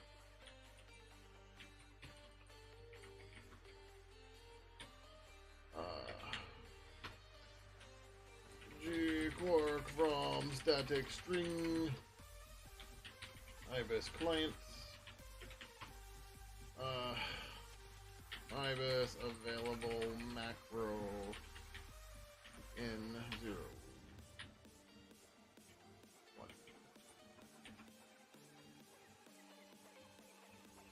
Okay, cool. 115 back to here. Then we do Ibis client error. We're just gonna do 0 for now. Server close connection.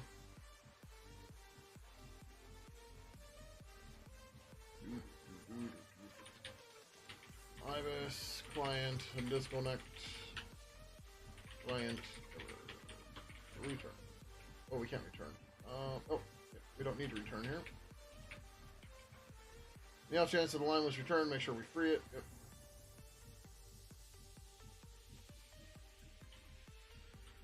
Okay. Should never happen. Better rewrite it in Rust. Yeah. So, examples, everybody. As I was saying earlier, Enza, however you're supposed to say their name, first time chatter made a stupid fucking Rust joke.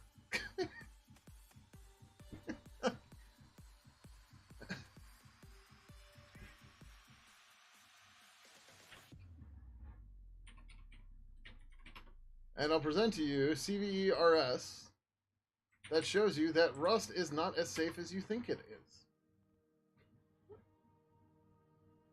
And I don't know why you think you're a comedian. You're not. You're just dumb. And now you've made an ass out of yourself. I hope you're happy. Connection undeclared. Yeah, it's supposed to be client.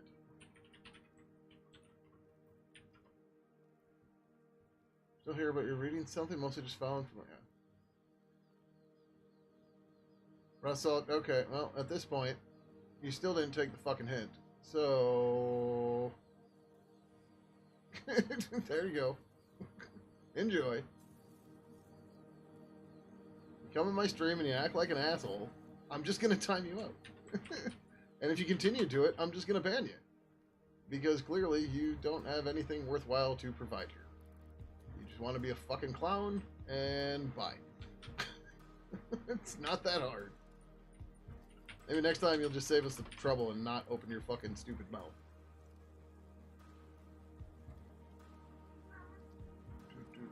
282.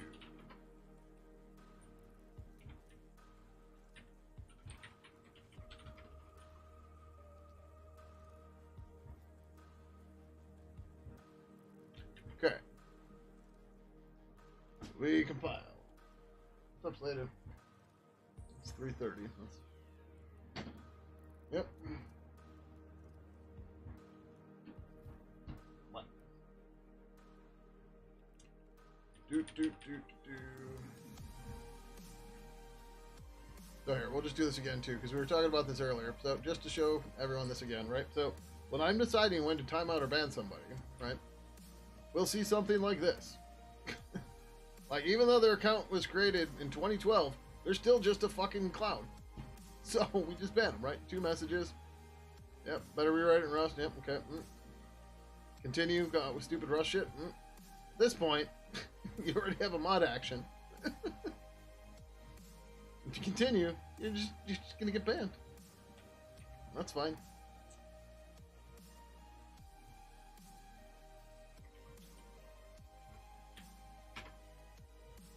Alright, so now we should just have to do the cleanup stuff. We should probably have a property that says whether or not we're connected or not. Yeah, we'll need that for start 2, not restart 2. Still need the shirt. Pigeons don't migrate. Oh, yeah. Huh.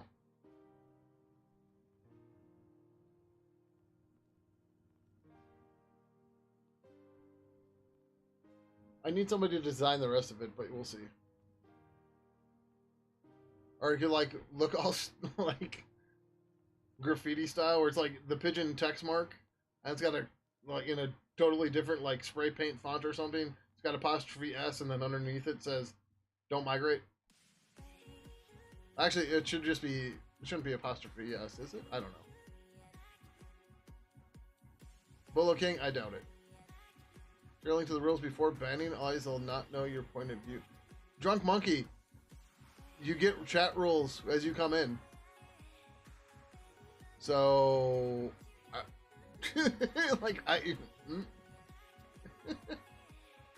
let's see, what are the chat rules right now, which apparently you haven't read in a while. If some people can't read, then I guess, how are they typing?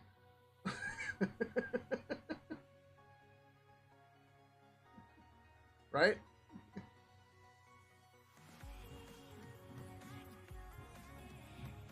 Have I seen the stream chat? Yeah. Oh, wait. No, you can't be talking to somebody else because I'm not seeing them. I don't know why this tab is all fucked up now. It's still showing the type train from way earlier.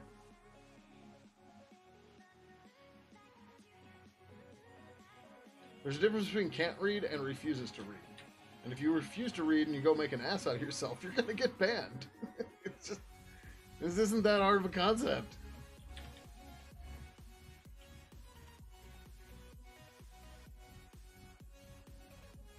The real fun is like when I time out somebody and then they go all script kiddie and they start flooding me with hosts and shit. That's funny.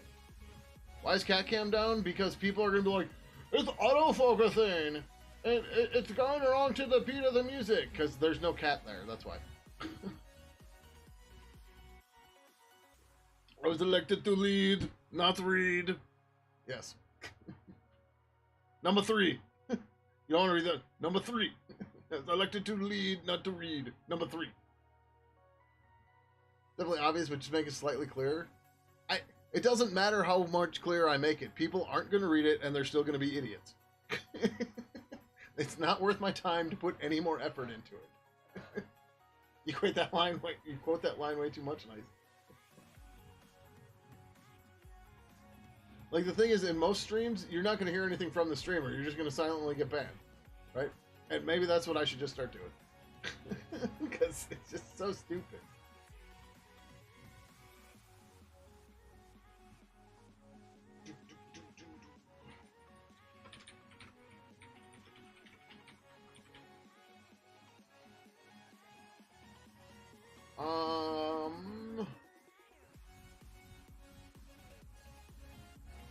You want to say started or connected or what? I don't know. Maybe Rust will have the answers for me. It'll help me figure out if I should call this started, starting, running, or connected. You hear how stupid that sounds? Fucking hell. Computer people, the smartest dumb people I fucking ever know. Can't make everything idiot proof. You try with every bit of software and fail every time. Yeah. I mean, it's not even necessarily idiot proof. It's just troll proof, right? Well, you're forgetting that people like to just be malicious. And just fuck around.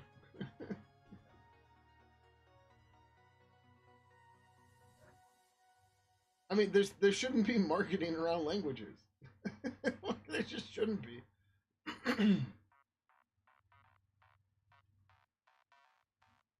But the problem is, people are gonna be people, and they're gonna fight for things they don't understand because somebody smart told them to do it.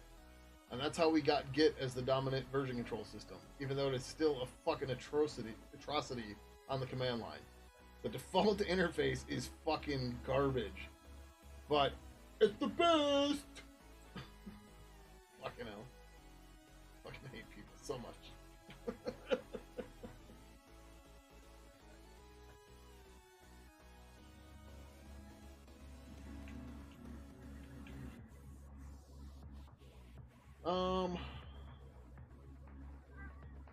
Stops later.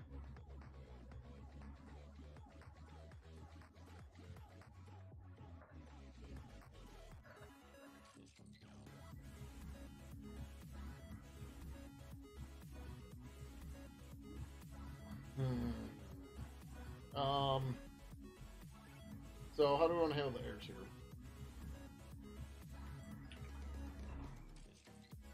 If you got 2 cents each time somebody had an idea about how to manage your project, you would get paid more than your GitHub sponsoring? Yeah.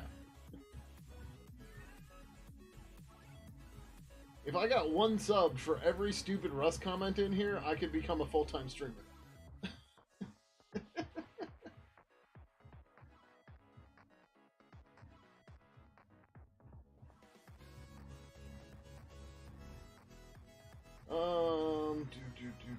What do we want to call this? I guess connected? This has to be a property too.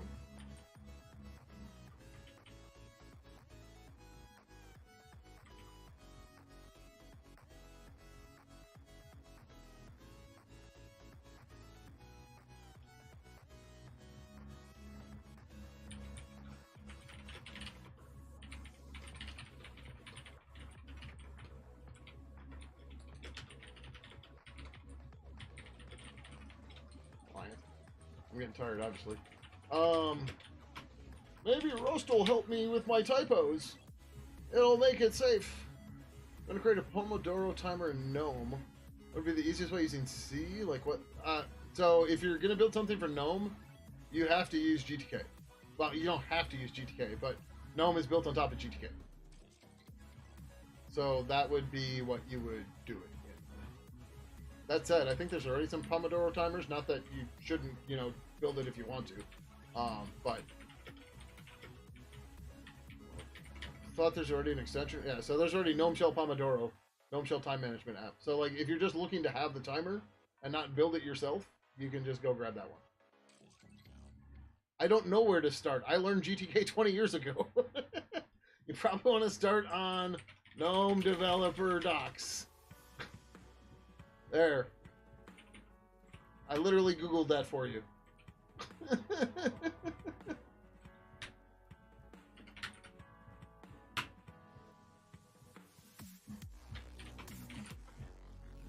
But like I said, one already exists. So like if you're just looking for one, it already exists. It's probably already installed. But if you want to build your own, then, you know, whatever. But maybe I should have started a Pomodoro timer of how much time I spent helping you.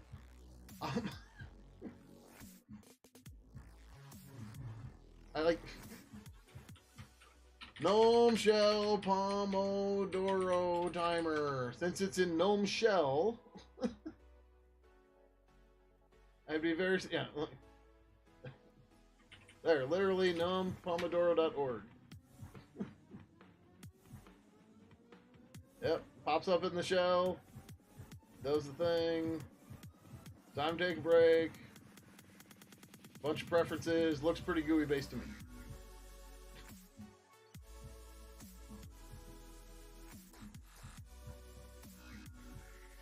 Anzi, you gotta realize, as a C programmer on Twitch, everybody throws Rust jokes at me, and they're just fucking stupid.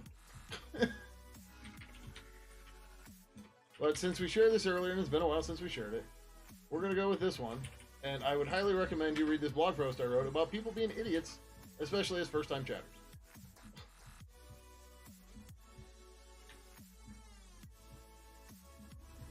Like, as I showed on stream, it literally shows that you are a first-time chatter. So if you're coming in my stream all aggro, even if it's some stupid joke, you look stupid. Alright, just search with apt.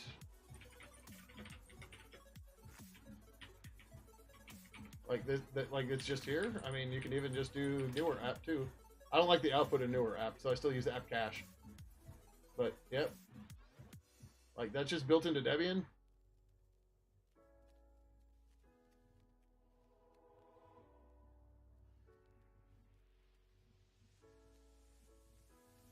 Technically, what the blog post thing? It's fine. Some of your, it's like, it's an official GNOME thing, so, or at least it looks officially GNOME. So it's probably open source because GNOME is open source.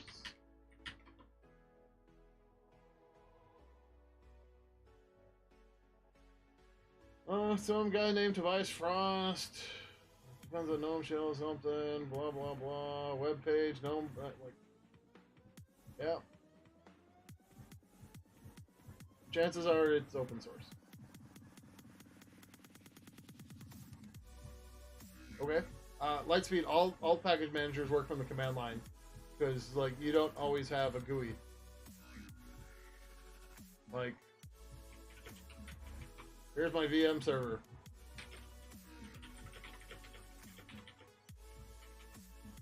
Okay, apparently I have a bunch of Xlib shit installed here, but there's no Xorg, right? And there's no Xserver, right? So like, yep, you got to do it from the command line. You know, search app. I didn't know app cache was so succinct. Oh yeah, I mean app cache is the older tool. The new app search, I don't like the output. It's too verbose. It doesn't grep well, blah blah blah. So, if client connected is not equal to connected, client connected equals connected, g object notified by pspec, g obj, client properties prop connected. Oh, I didn't do any of the property stuff here yet. Lovely. If fail is client. We should probably do this here too. fail is client. Oh, But yeah, I've been using Debian for a very long time. Long before we had graphical package managers at all. Like, and you had to use the command line for everything.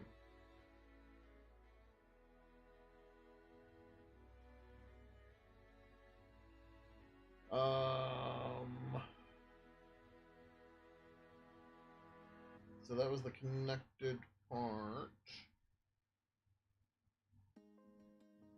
Oh yeah, so here we're going to set that to clear previous errors and set connected to true.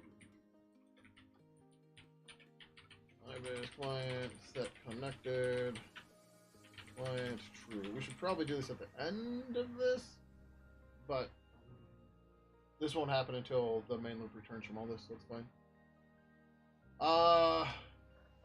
I think I started with the 2.0 kernel.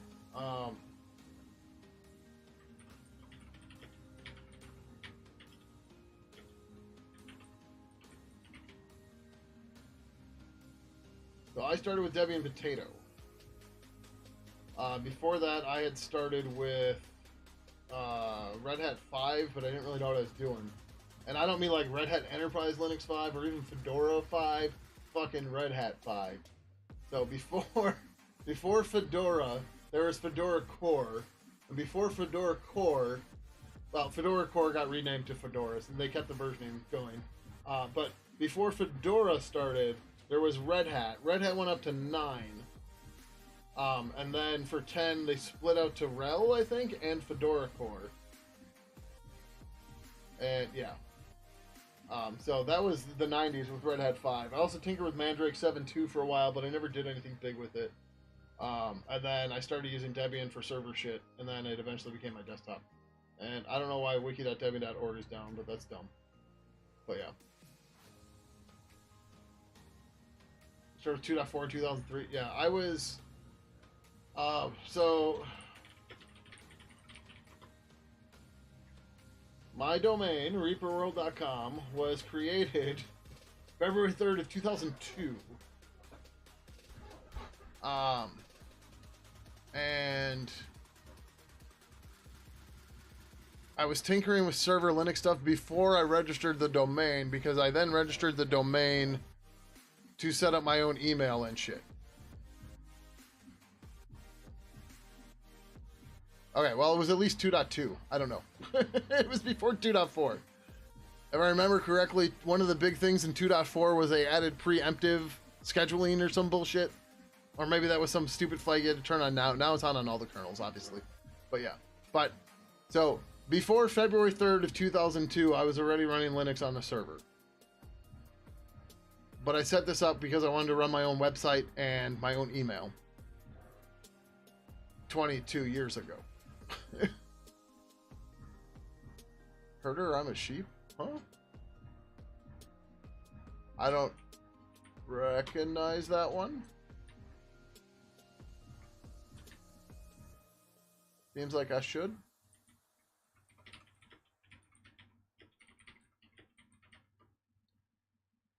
Oh, is that the version number? Okay.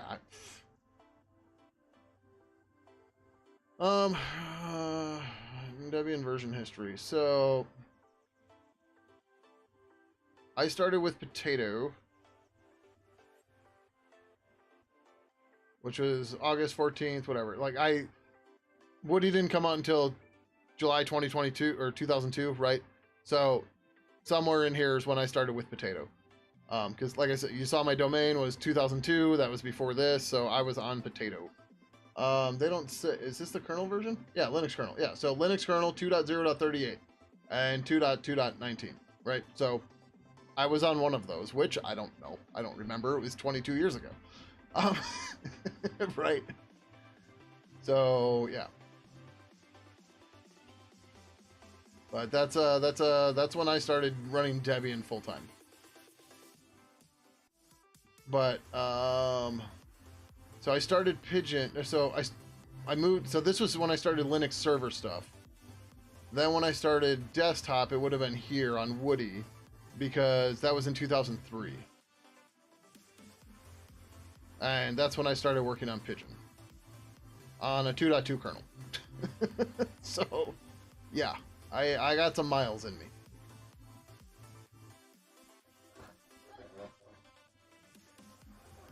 Just a few.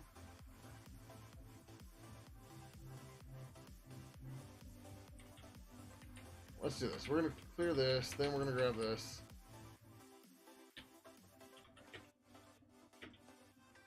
Set our connected property. Okay. Then there's stuff we have to do after we're connected. And connected here just means the streams are set up.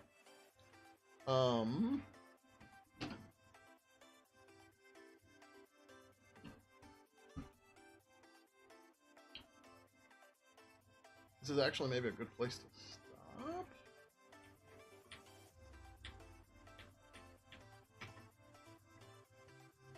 Oh, yeah, I didn't finish any of the this stuff. You know, that stuff you kind of need.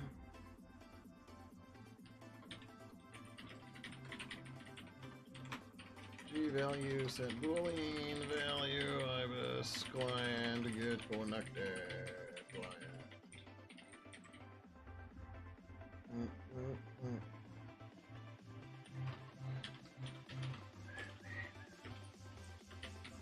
Ibis, client, connected.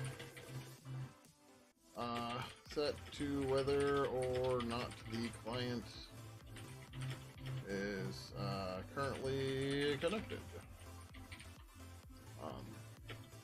Sure.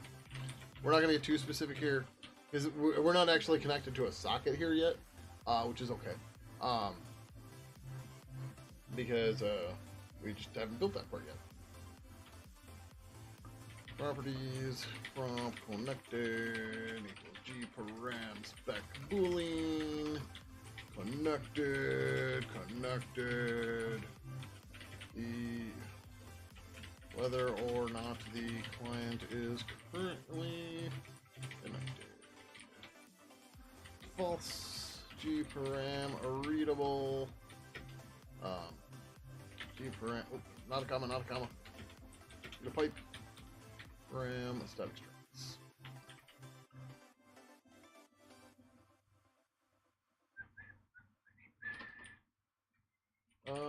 Nope.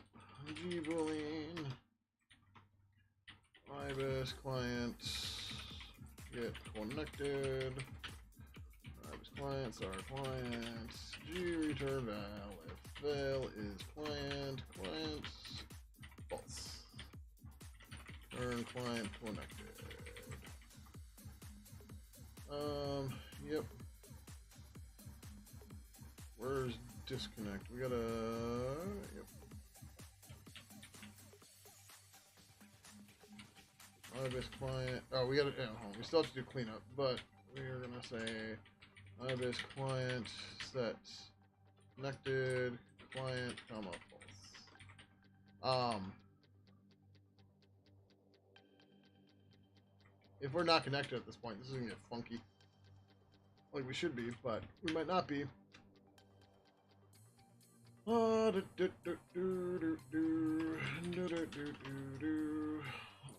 Ibis client get connected. The instance. It's whether or not that client is currently connected to a remote server. Just like connected. Returns percent true if connected, otherwise false. Then $0.1 available in G boolean ibis client get connected ibis client. Okay, we should compile. Oh, we haven't built the docs in a while. Oh, we did build the docs. Okay, cool. Alright, So we just have to do cleanup yet, and we got to be a little bit smarter with whether or not we're connected.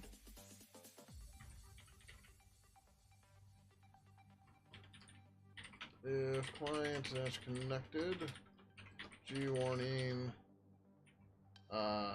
client is already connected. Return. We could do, might make more. G return if fail, client connected equally to false. So if that fails, then we'll get an error. Yeah, that's better than just doing a G warning ourselves.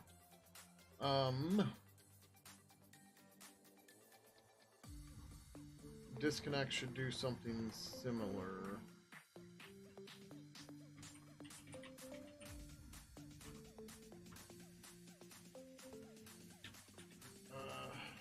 G return if fail is clients. G return if fail, client connected because it was true. Okay, I think that'll do it.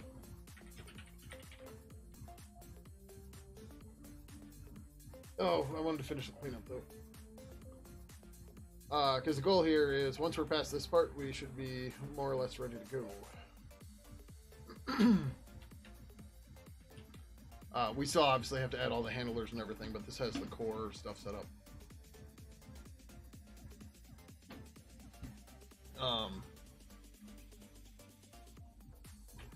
What's our diff stat looking like? Okay, we're coming in on 500, which is roughly the size I like to get them to, or I don't like to go past, I should say.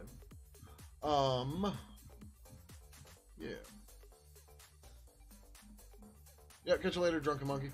Have a good one. Thanks for coming by hanging out. In the prior situation, though, took the have fun in the chat rules literally.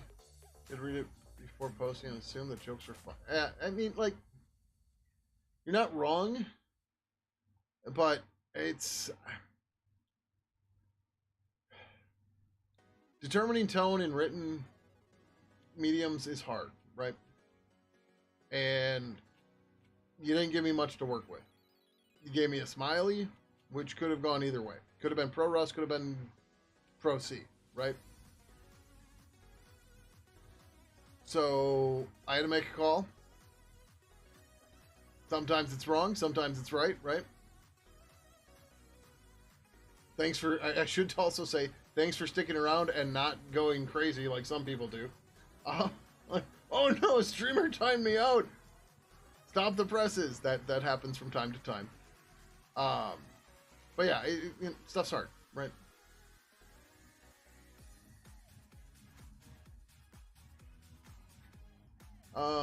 So there's some weird shit we do here. Gio.a purple GIO. We have like a shutdown thing here or something.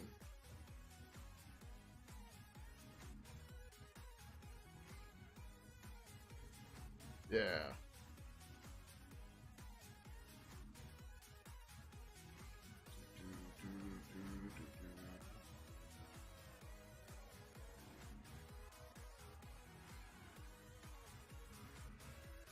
Oh, this is annoying. Is there a better way to do this?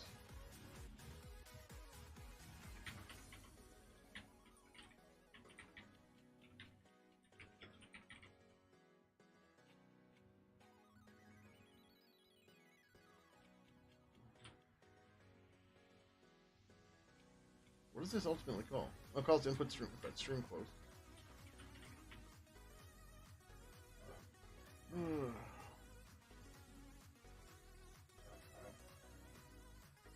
Stream is closed, all their operational turn, IO closed, closing the stream multiple times will not return an error. Closing the stream will automatically flush any outstanding buffers in the stream. Streams will be automatically closed when the last reference is dropped, but you might want to call this function to make sure resources are released as early as possible. Some streams might keep the backing store of the stream, i.e. a file descriptor. Oh shit. We'll get to that other problem in a second. On failure, the first error that happened will be reported, but the close operation will finish as much as possible. The stream... Yeah, I can't just like close both. Oh no, we've got IO stream closed. What the fuck? Why are we doing these separately? Close the stream, release resources related to it. This will also close individual input and output streams if they are not already closed. Once this stream is closed, all operations will return. Blah. The stream will automatically flush any outstanding buffers in the stream. Streams will automatically be closed when the last reference is dropped. But you might want to call this function to make sure restore. Yeah, some streams might keep the backings. Yeah, on failure, the first error. If cancelable is not null, then the operation can be canceled by triggering the cancelable object from another thread. If the operation was canceled, the error IO error cancel will be returned. Canceling a close will still leave the stream closed, but some streams can use a faster close that doesn't block to e.g. check errors. Okay. I think we're okay here. Yeah, so I does this predate that? This is added in 22. I don't know when this code was written. Wait, what?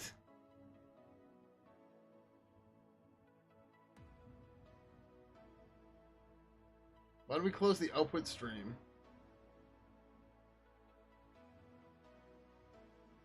Wait, hold on. What? How the fuck does this work?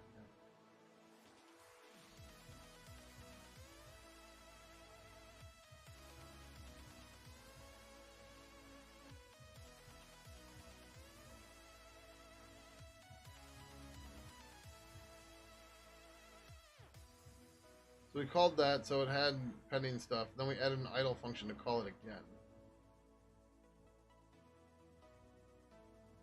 Like, I don't think any of that's necessary anymore. I could be wrong, but I don't think it's necessary. So we're just going to call IO stream close, because that says it closes both the input and the output stream. And that should be fine. But what we have to do is the disconnect needs to take a message too.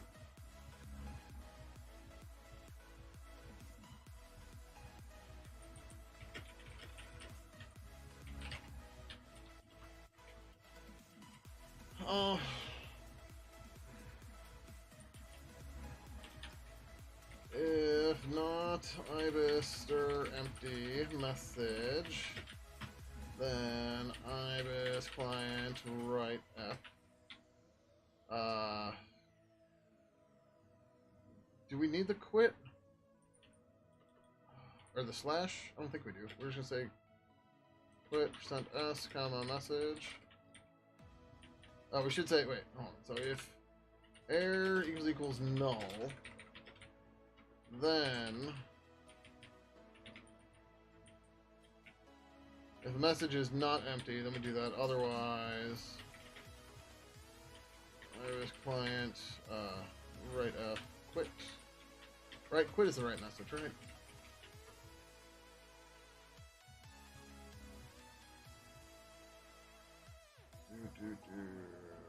Where's just fucking this client protocol?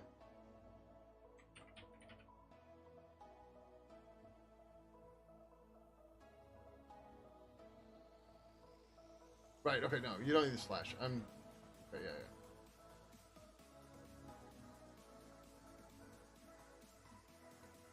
Right, this is the quit command is used to terminate a client's connection to the server. The server acknowledges by replying with an error message and closing the connection to the client. The message may also be sent from the server to a client to show that a client has exited from the network. This is typically only dispatched to clients that share channel with the existing user. When the quit message is sent to client, source represents the client that was it. Okay, that's fine. But wait, it responds with an error message. Is that in 1459?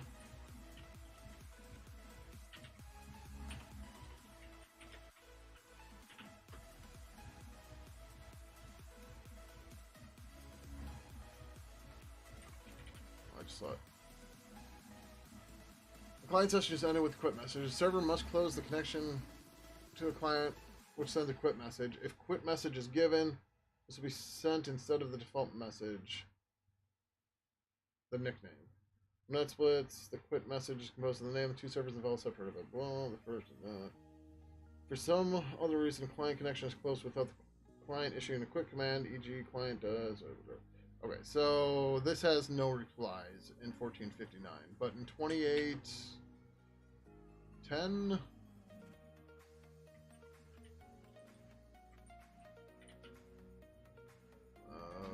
It's not defined in 2810. What the hell's the other RFCs? Is it 28? No, this is channel management. Maybe it's in here? Nope. Okay.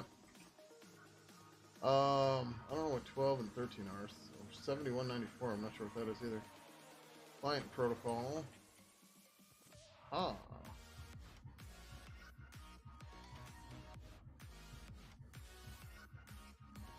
Client session terminated with quit message. The server acknowledges by sending an error message to the client. Alright, so according to 1459, we're not expecting a message, and we don't really care about the error message per se. We should handle the error message, of course, but we're not going to do that right now. Server protocol, don't care. Ah, okay. This is just default port for TLS, which is going to be 6697. Rationale, established server certificate, client certificate, security considerations, IANA, where the hell's the...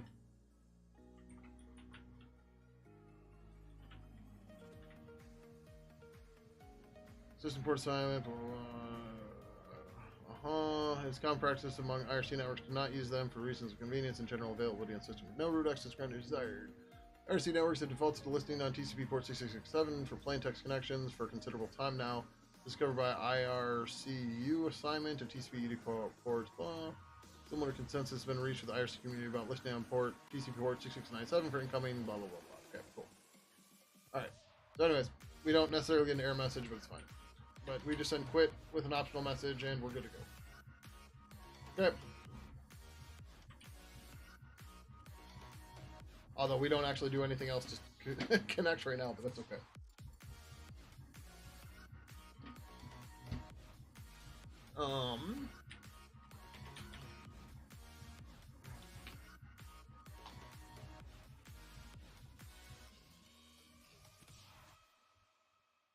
Yeah, okay, I guess we'll do it that way. So, then we want to do... returns true on success, false on failure. How does this fail? The first error that happened will be reported, but the close offer... Okay, it still closes. So regardless, we still end up disconnected. We should probably have that after this. Oh, that's the wrong key. I wanted that. Right. So we want to say if not GIO stream clears client oh, I didn't save the stream.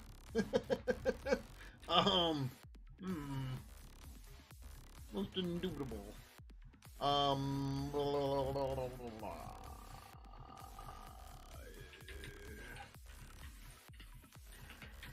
You get nope, yep.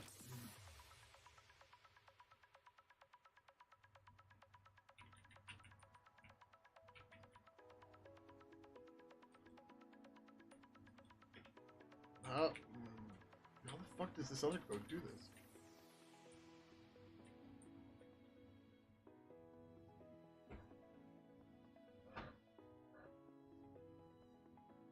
Oh, we just okay. Okay, yeah, this is fine. So part of the problem is I'm being dumb about stuff, but that's okay. It's gonna recognize it and fix it. We'll get forward. Yeah, we didn't even clean the shit up. Okay. Oh, excuse me. So these are fine here. We need a GIO stream, star stream. And then on start,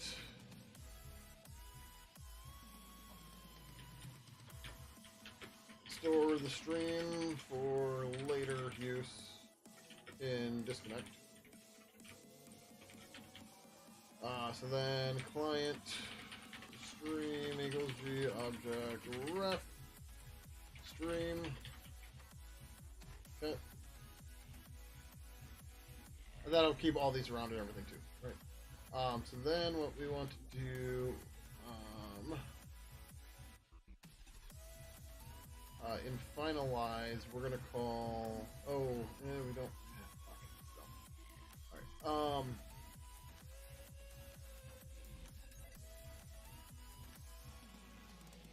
Oh, we'll do it that way. That's fine. We're gonna call close on the stream. Cancelable. We have our own cancelable. That's cool. Wrong file. Client cancelable. And then error. Then we're gonna have to make this close error. Okay.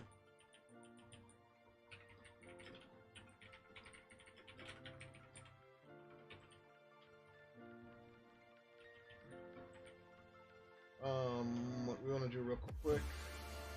Then finalize. If client connected. If is client disconnect. Null. No. Default, right?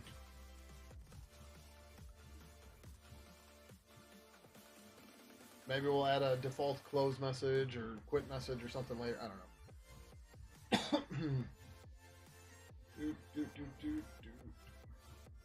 Alright, so we closed the stream. That failed.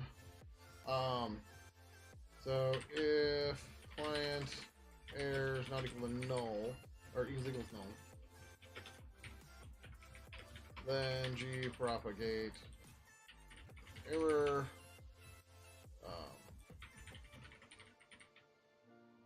Or we'll do it this way. Ibis client set error. Client comma close error. Otherwise, G warning. I should probably warn regardless. G warning. Failed to close stream.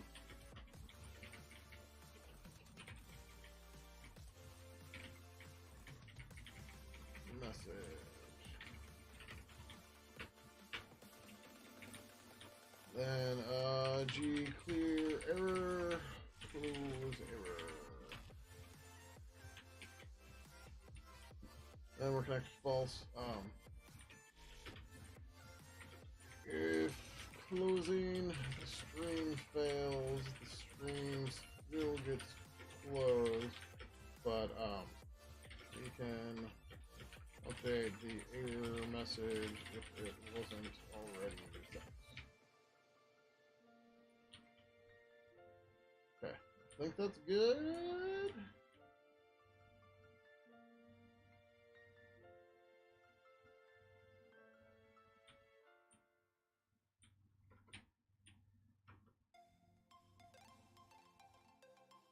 Wow.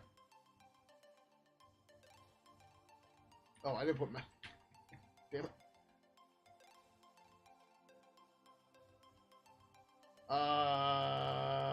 Did I put the message before or after? I put it at the end. Okay.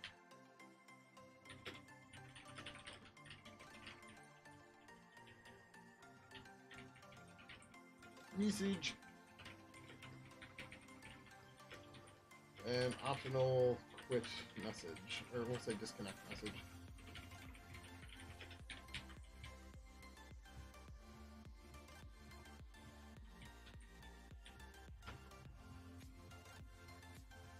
Okay, 112.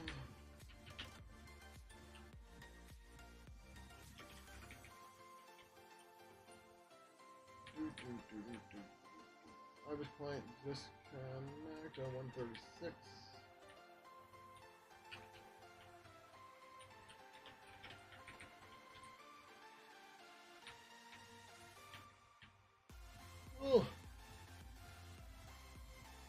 Oh, it start is empty, isn't it? 304.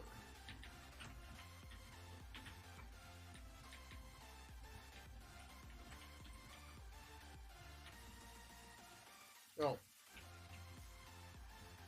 I didn't include it.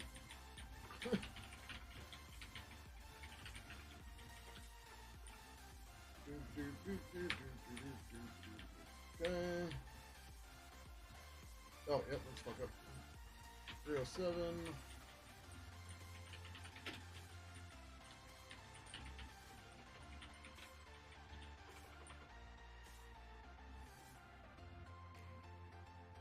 Oh, yep, that's the problem.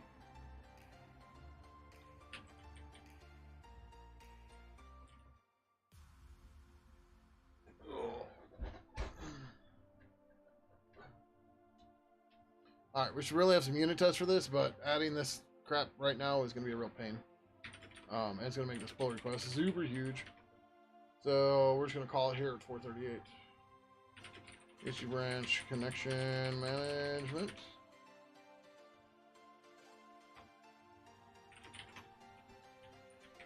Implement client starting and disconnect. This doesn't yet. This currently only sets up streams and stuff and doesn't actually send any client commands. Sure. Switch uses Mercurial? I'm not answering that question. I don't answer that question. Like, because I try to answer that question, everybody gets stupid about it. And the answer is I prefer it. Right? And that's what I'm going to leave it at right there.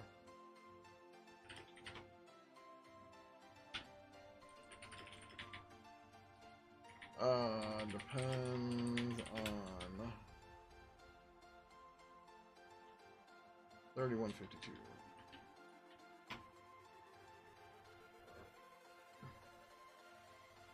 That's cool.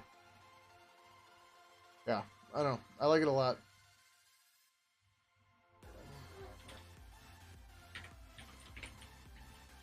And it's not surprising, not many people use it anymore because they've been bullied out of it.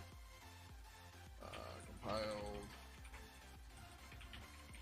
Only unit test will come in another request.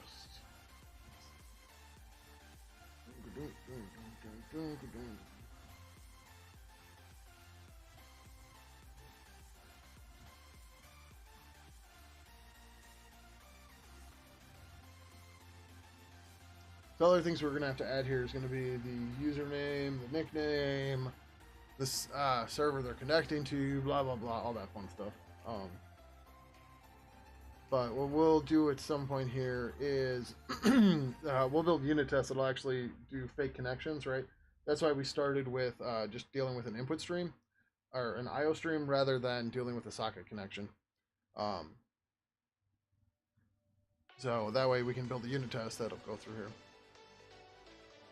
I have been working on Pidgin since 2003 when it was still called Game. I took the project over in 2016.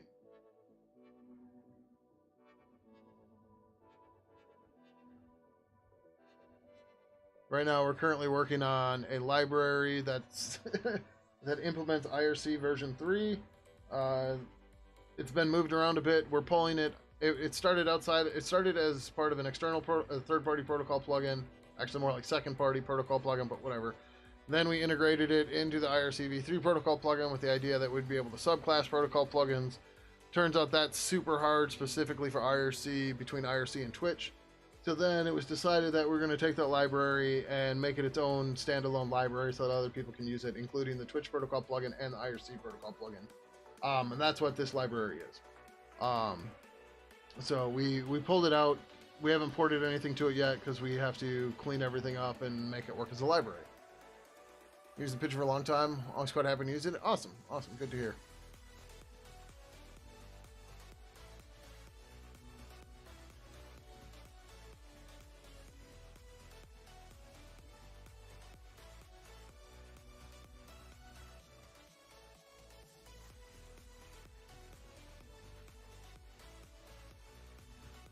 Oh, we need to do that. Okay.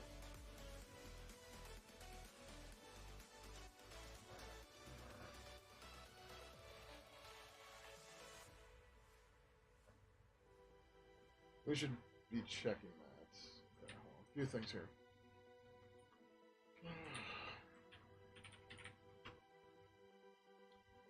ibis/ibis client.c. We should probably add all the other C files here while we're at it.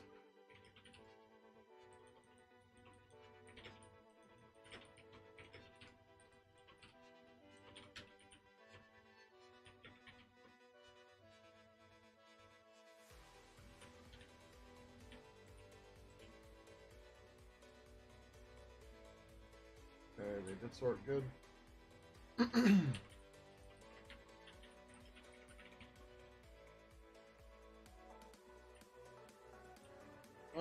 Then we've got to go close air.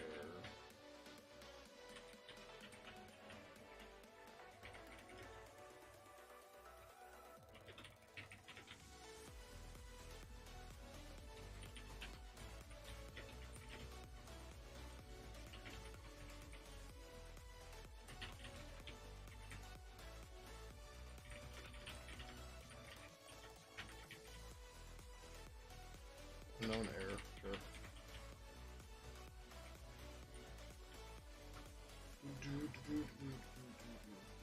Yeah, so Pidgin 2 hasn't changed much in many years. We've been working on Pidgin 3, trying to get it out the door. This is part of all that. Maybe one day. Maybe.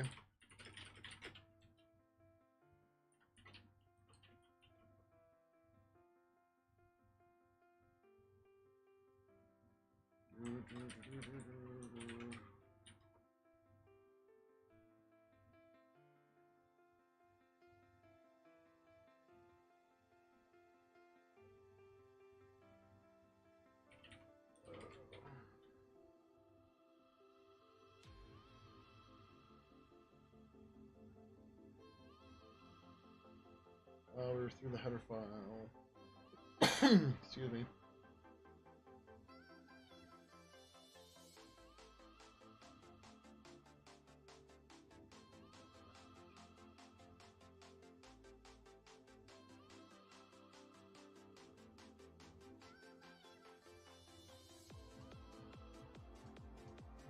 Have a good one, Coder. Catch you later. Thanks for coming by, hanging out. I'm gonna be getting out of here soon myself.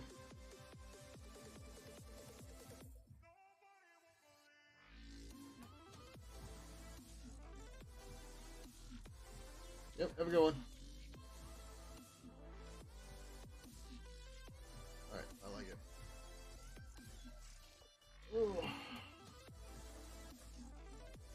Oh, I just realized we didn't create an IBIS project in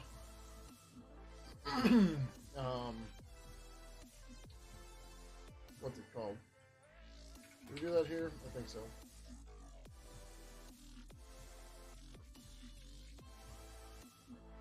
Just don't want to dox anything here. Projects. How do we do this again?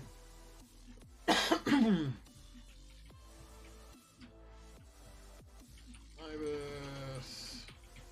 Choice. IRCv3 library. No, I don't need that. It's fine. You dick. Really?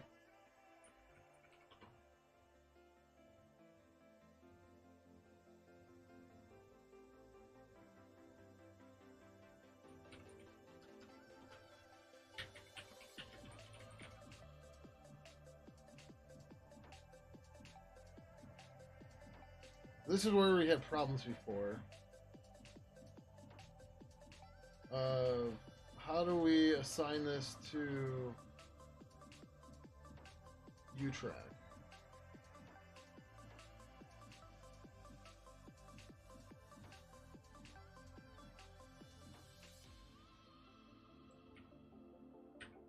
JetBrains, hub, add project to U-Track.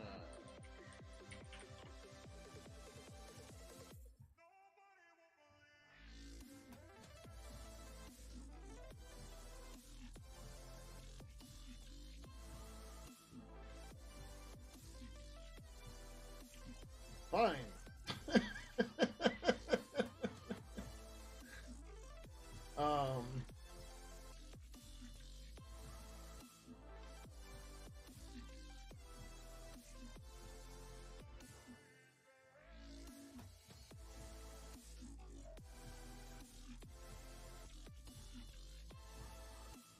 is this?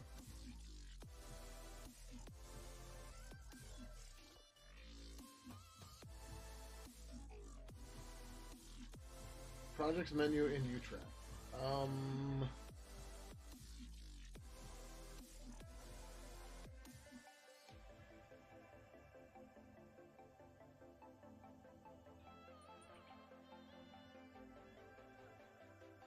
Oh, fucking big ass create project button. I totally wasn't seeing it.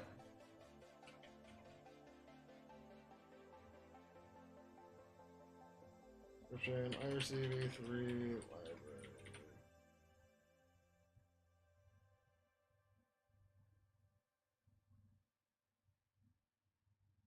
Okay.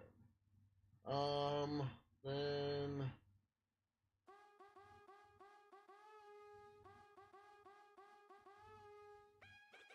I think that's okay for now. We might have to deal with permissions later. Excuse me. I'm losing my voice here too. Alright, but we're gonna get the hell out of here. And we've been streaming 6 hours, so that's fine. Got a lot of work done, that's good. Oh, we're in the middle of an ad though.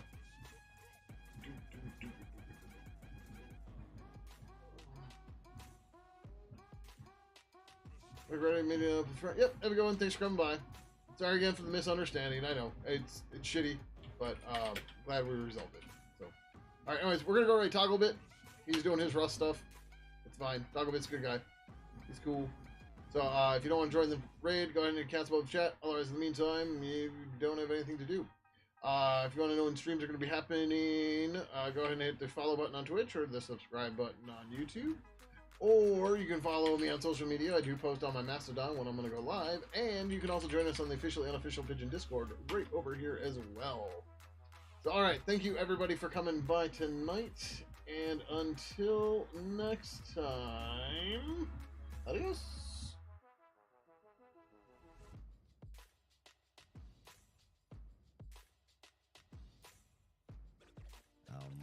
So I think what we're gonna do another project here. Cargo and you solve today again, right?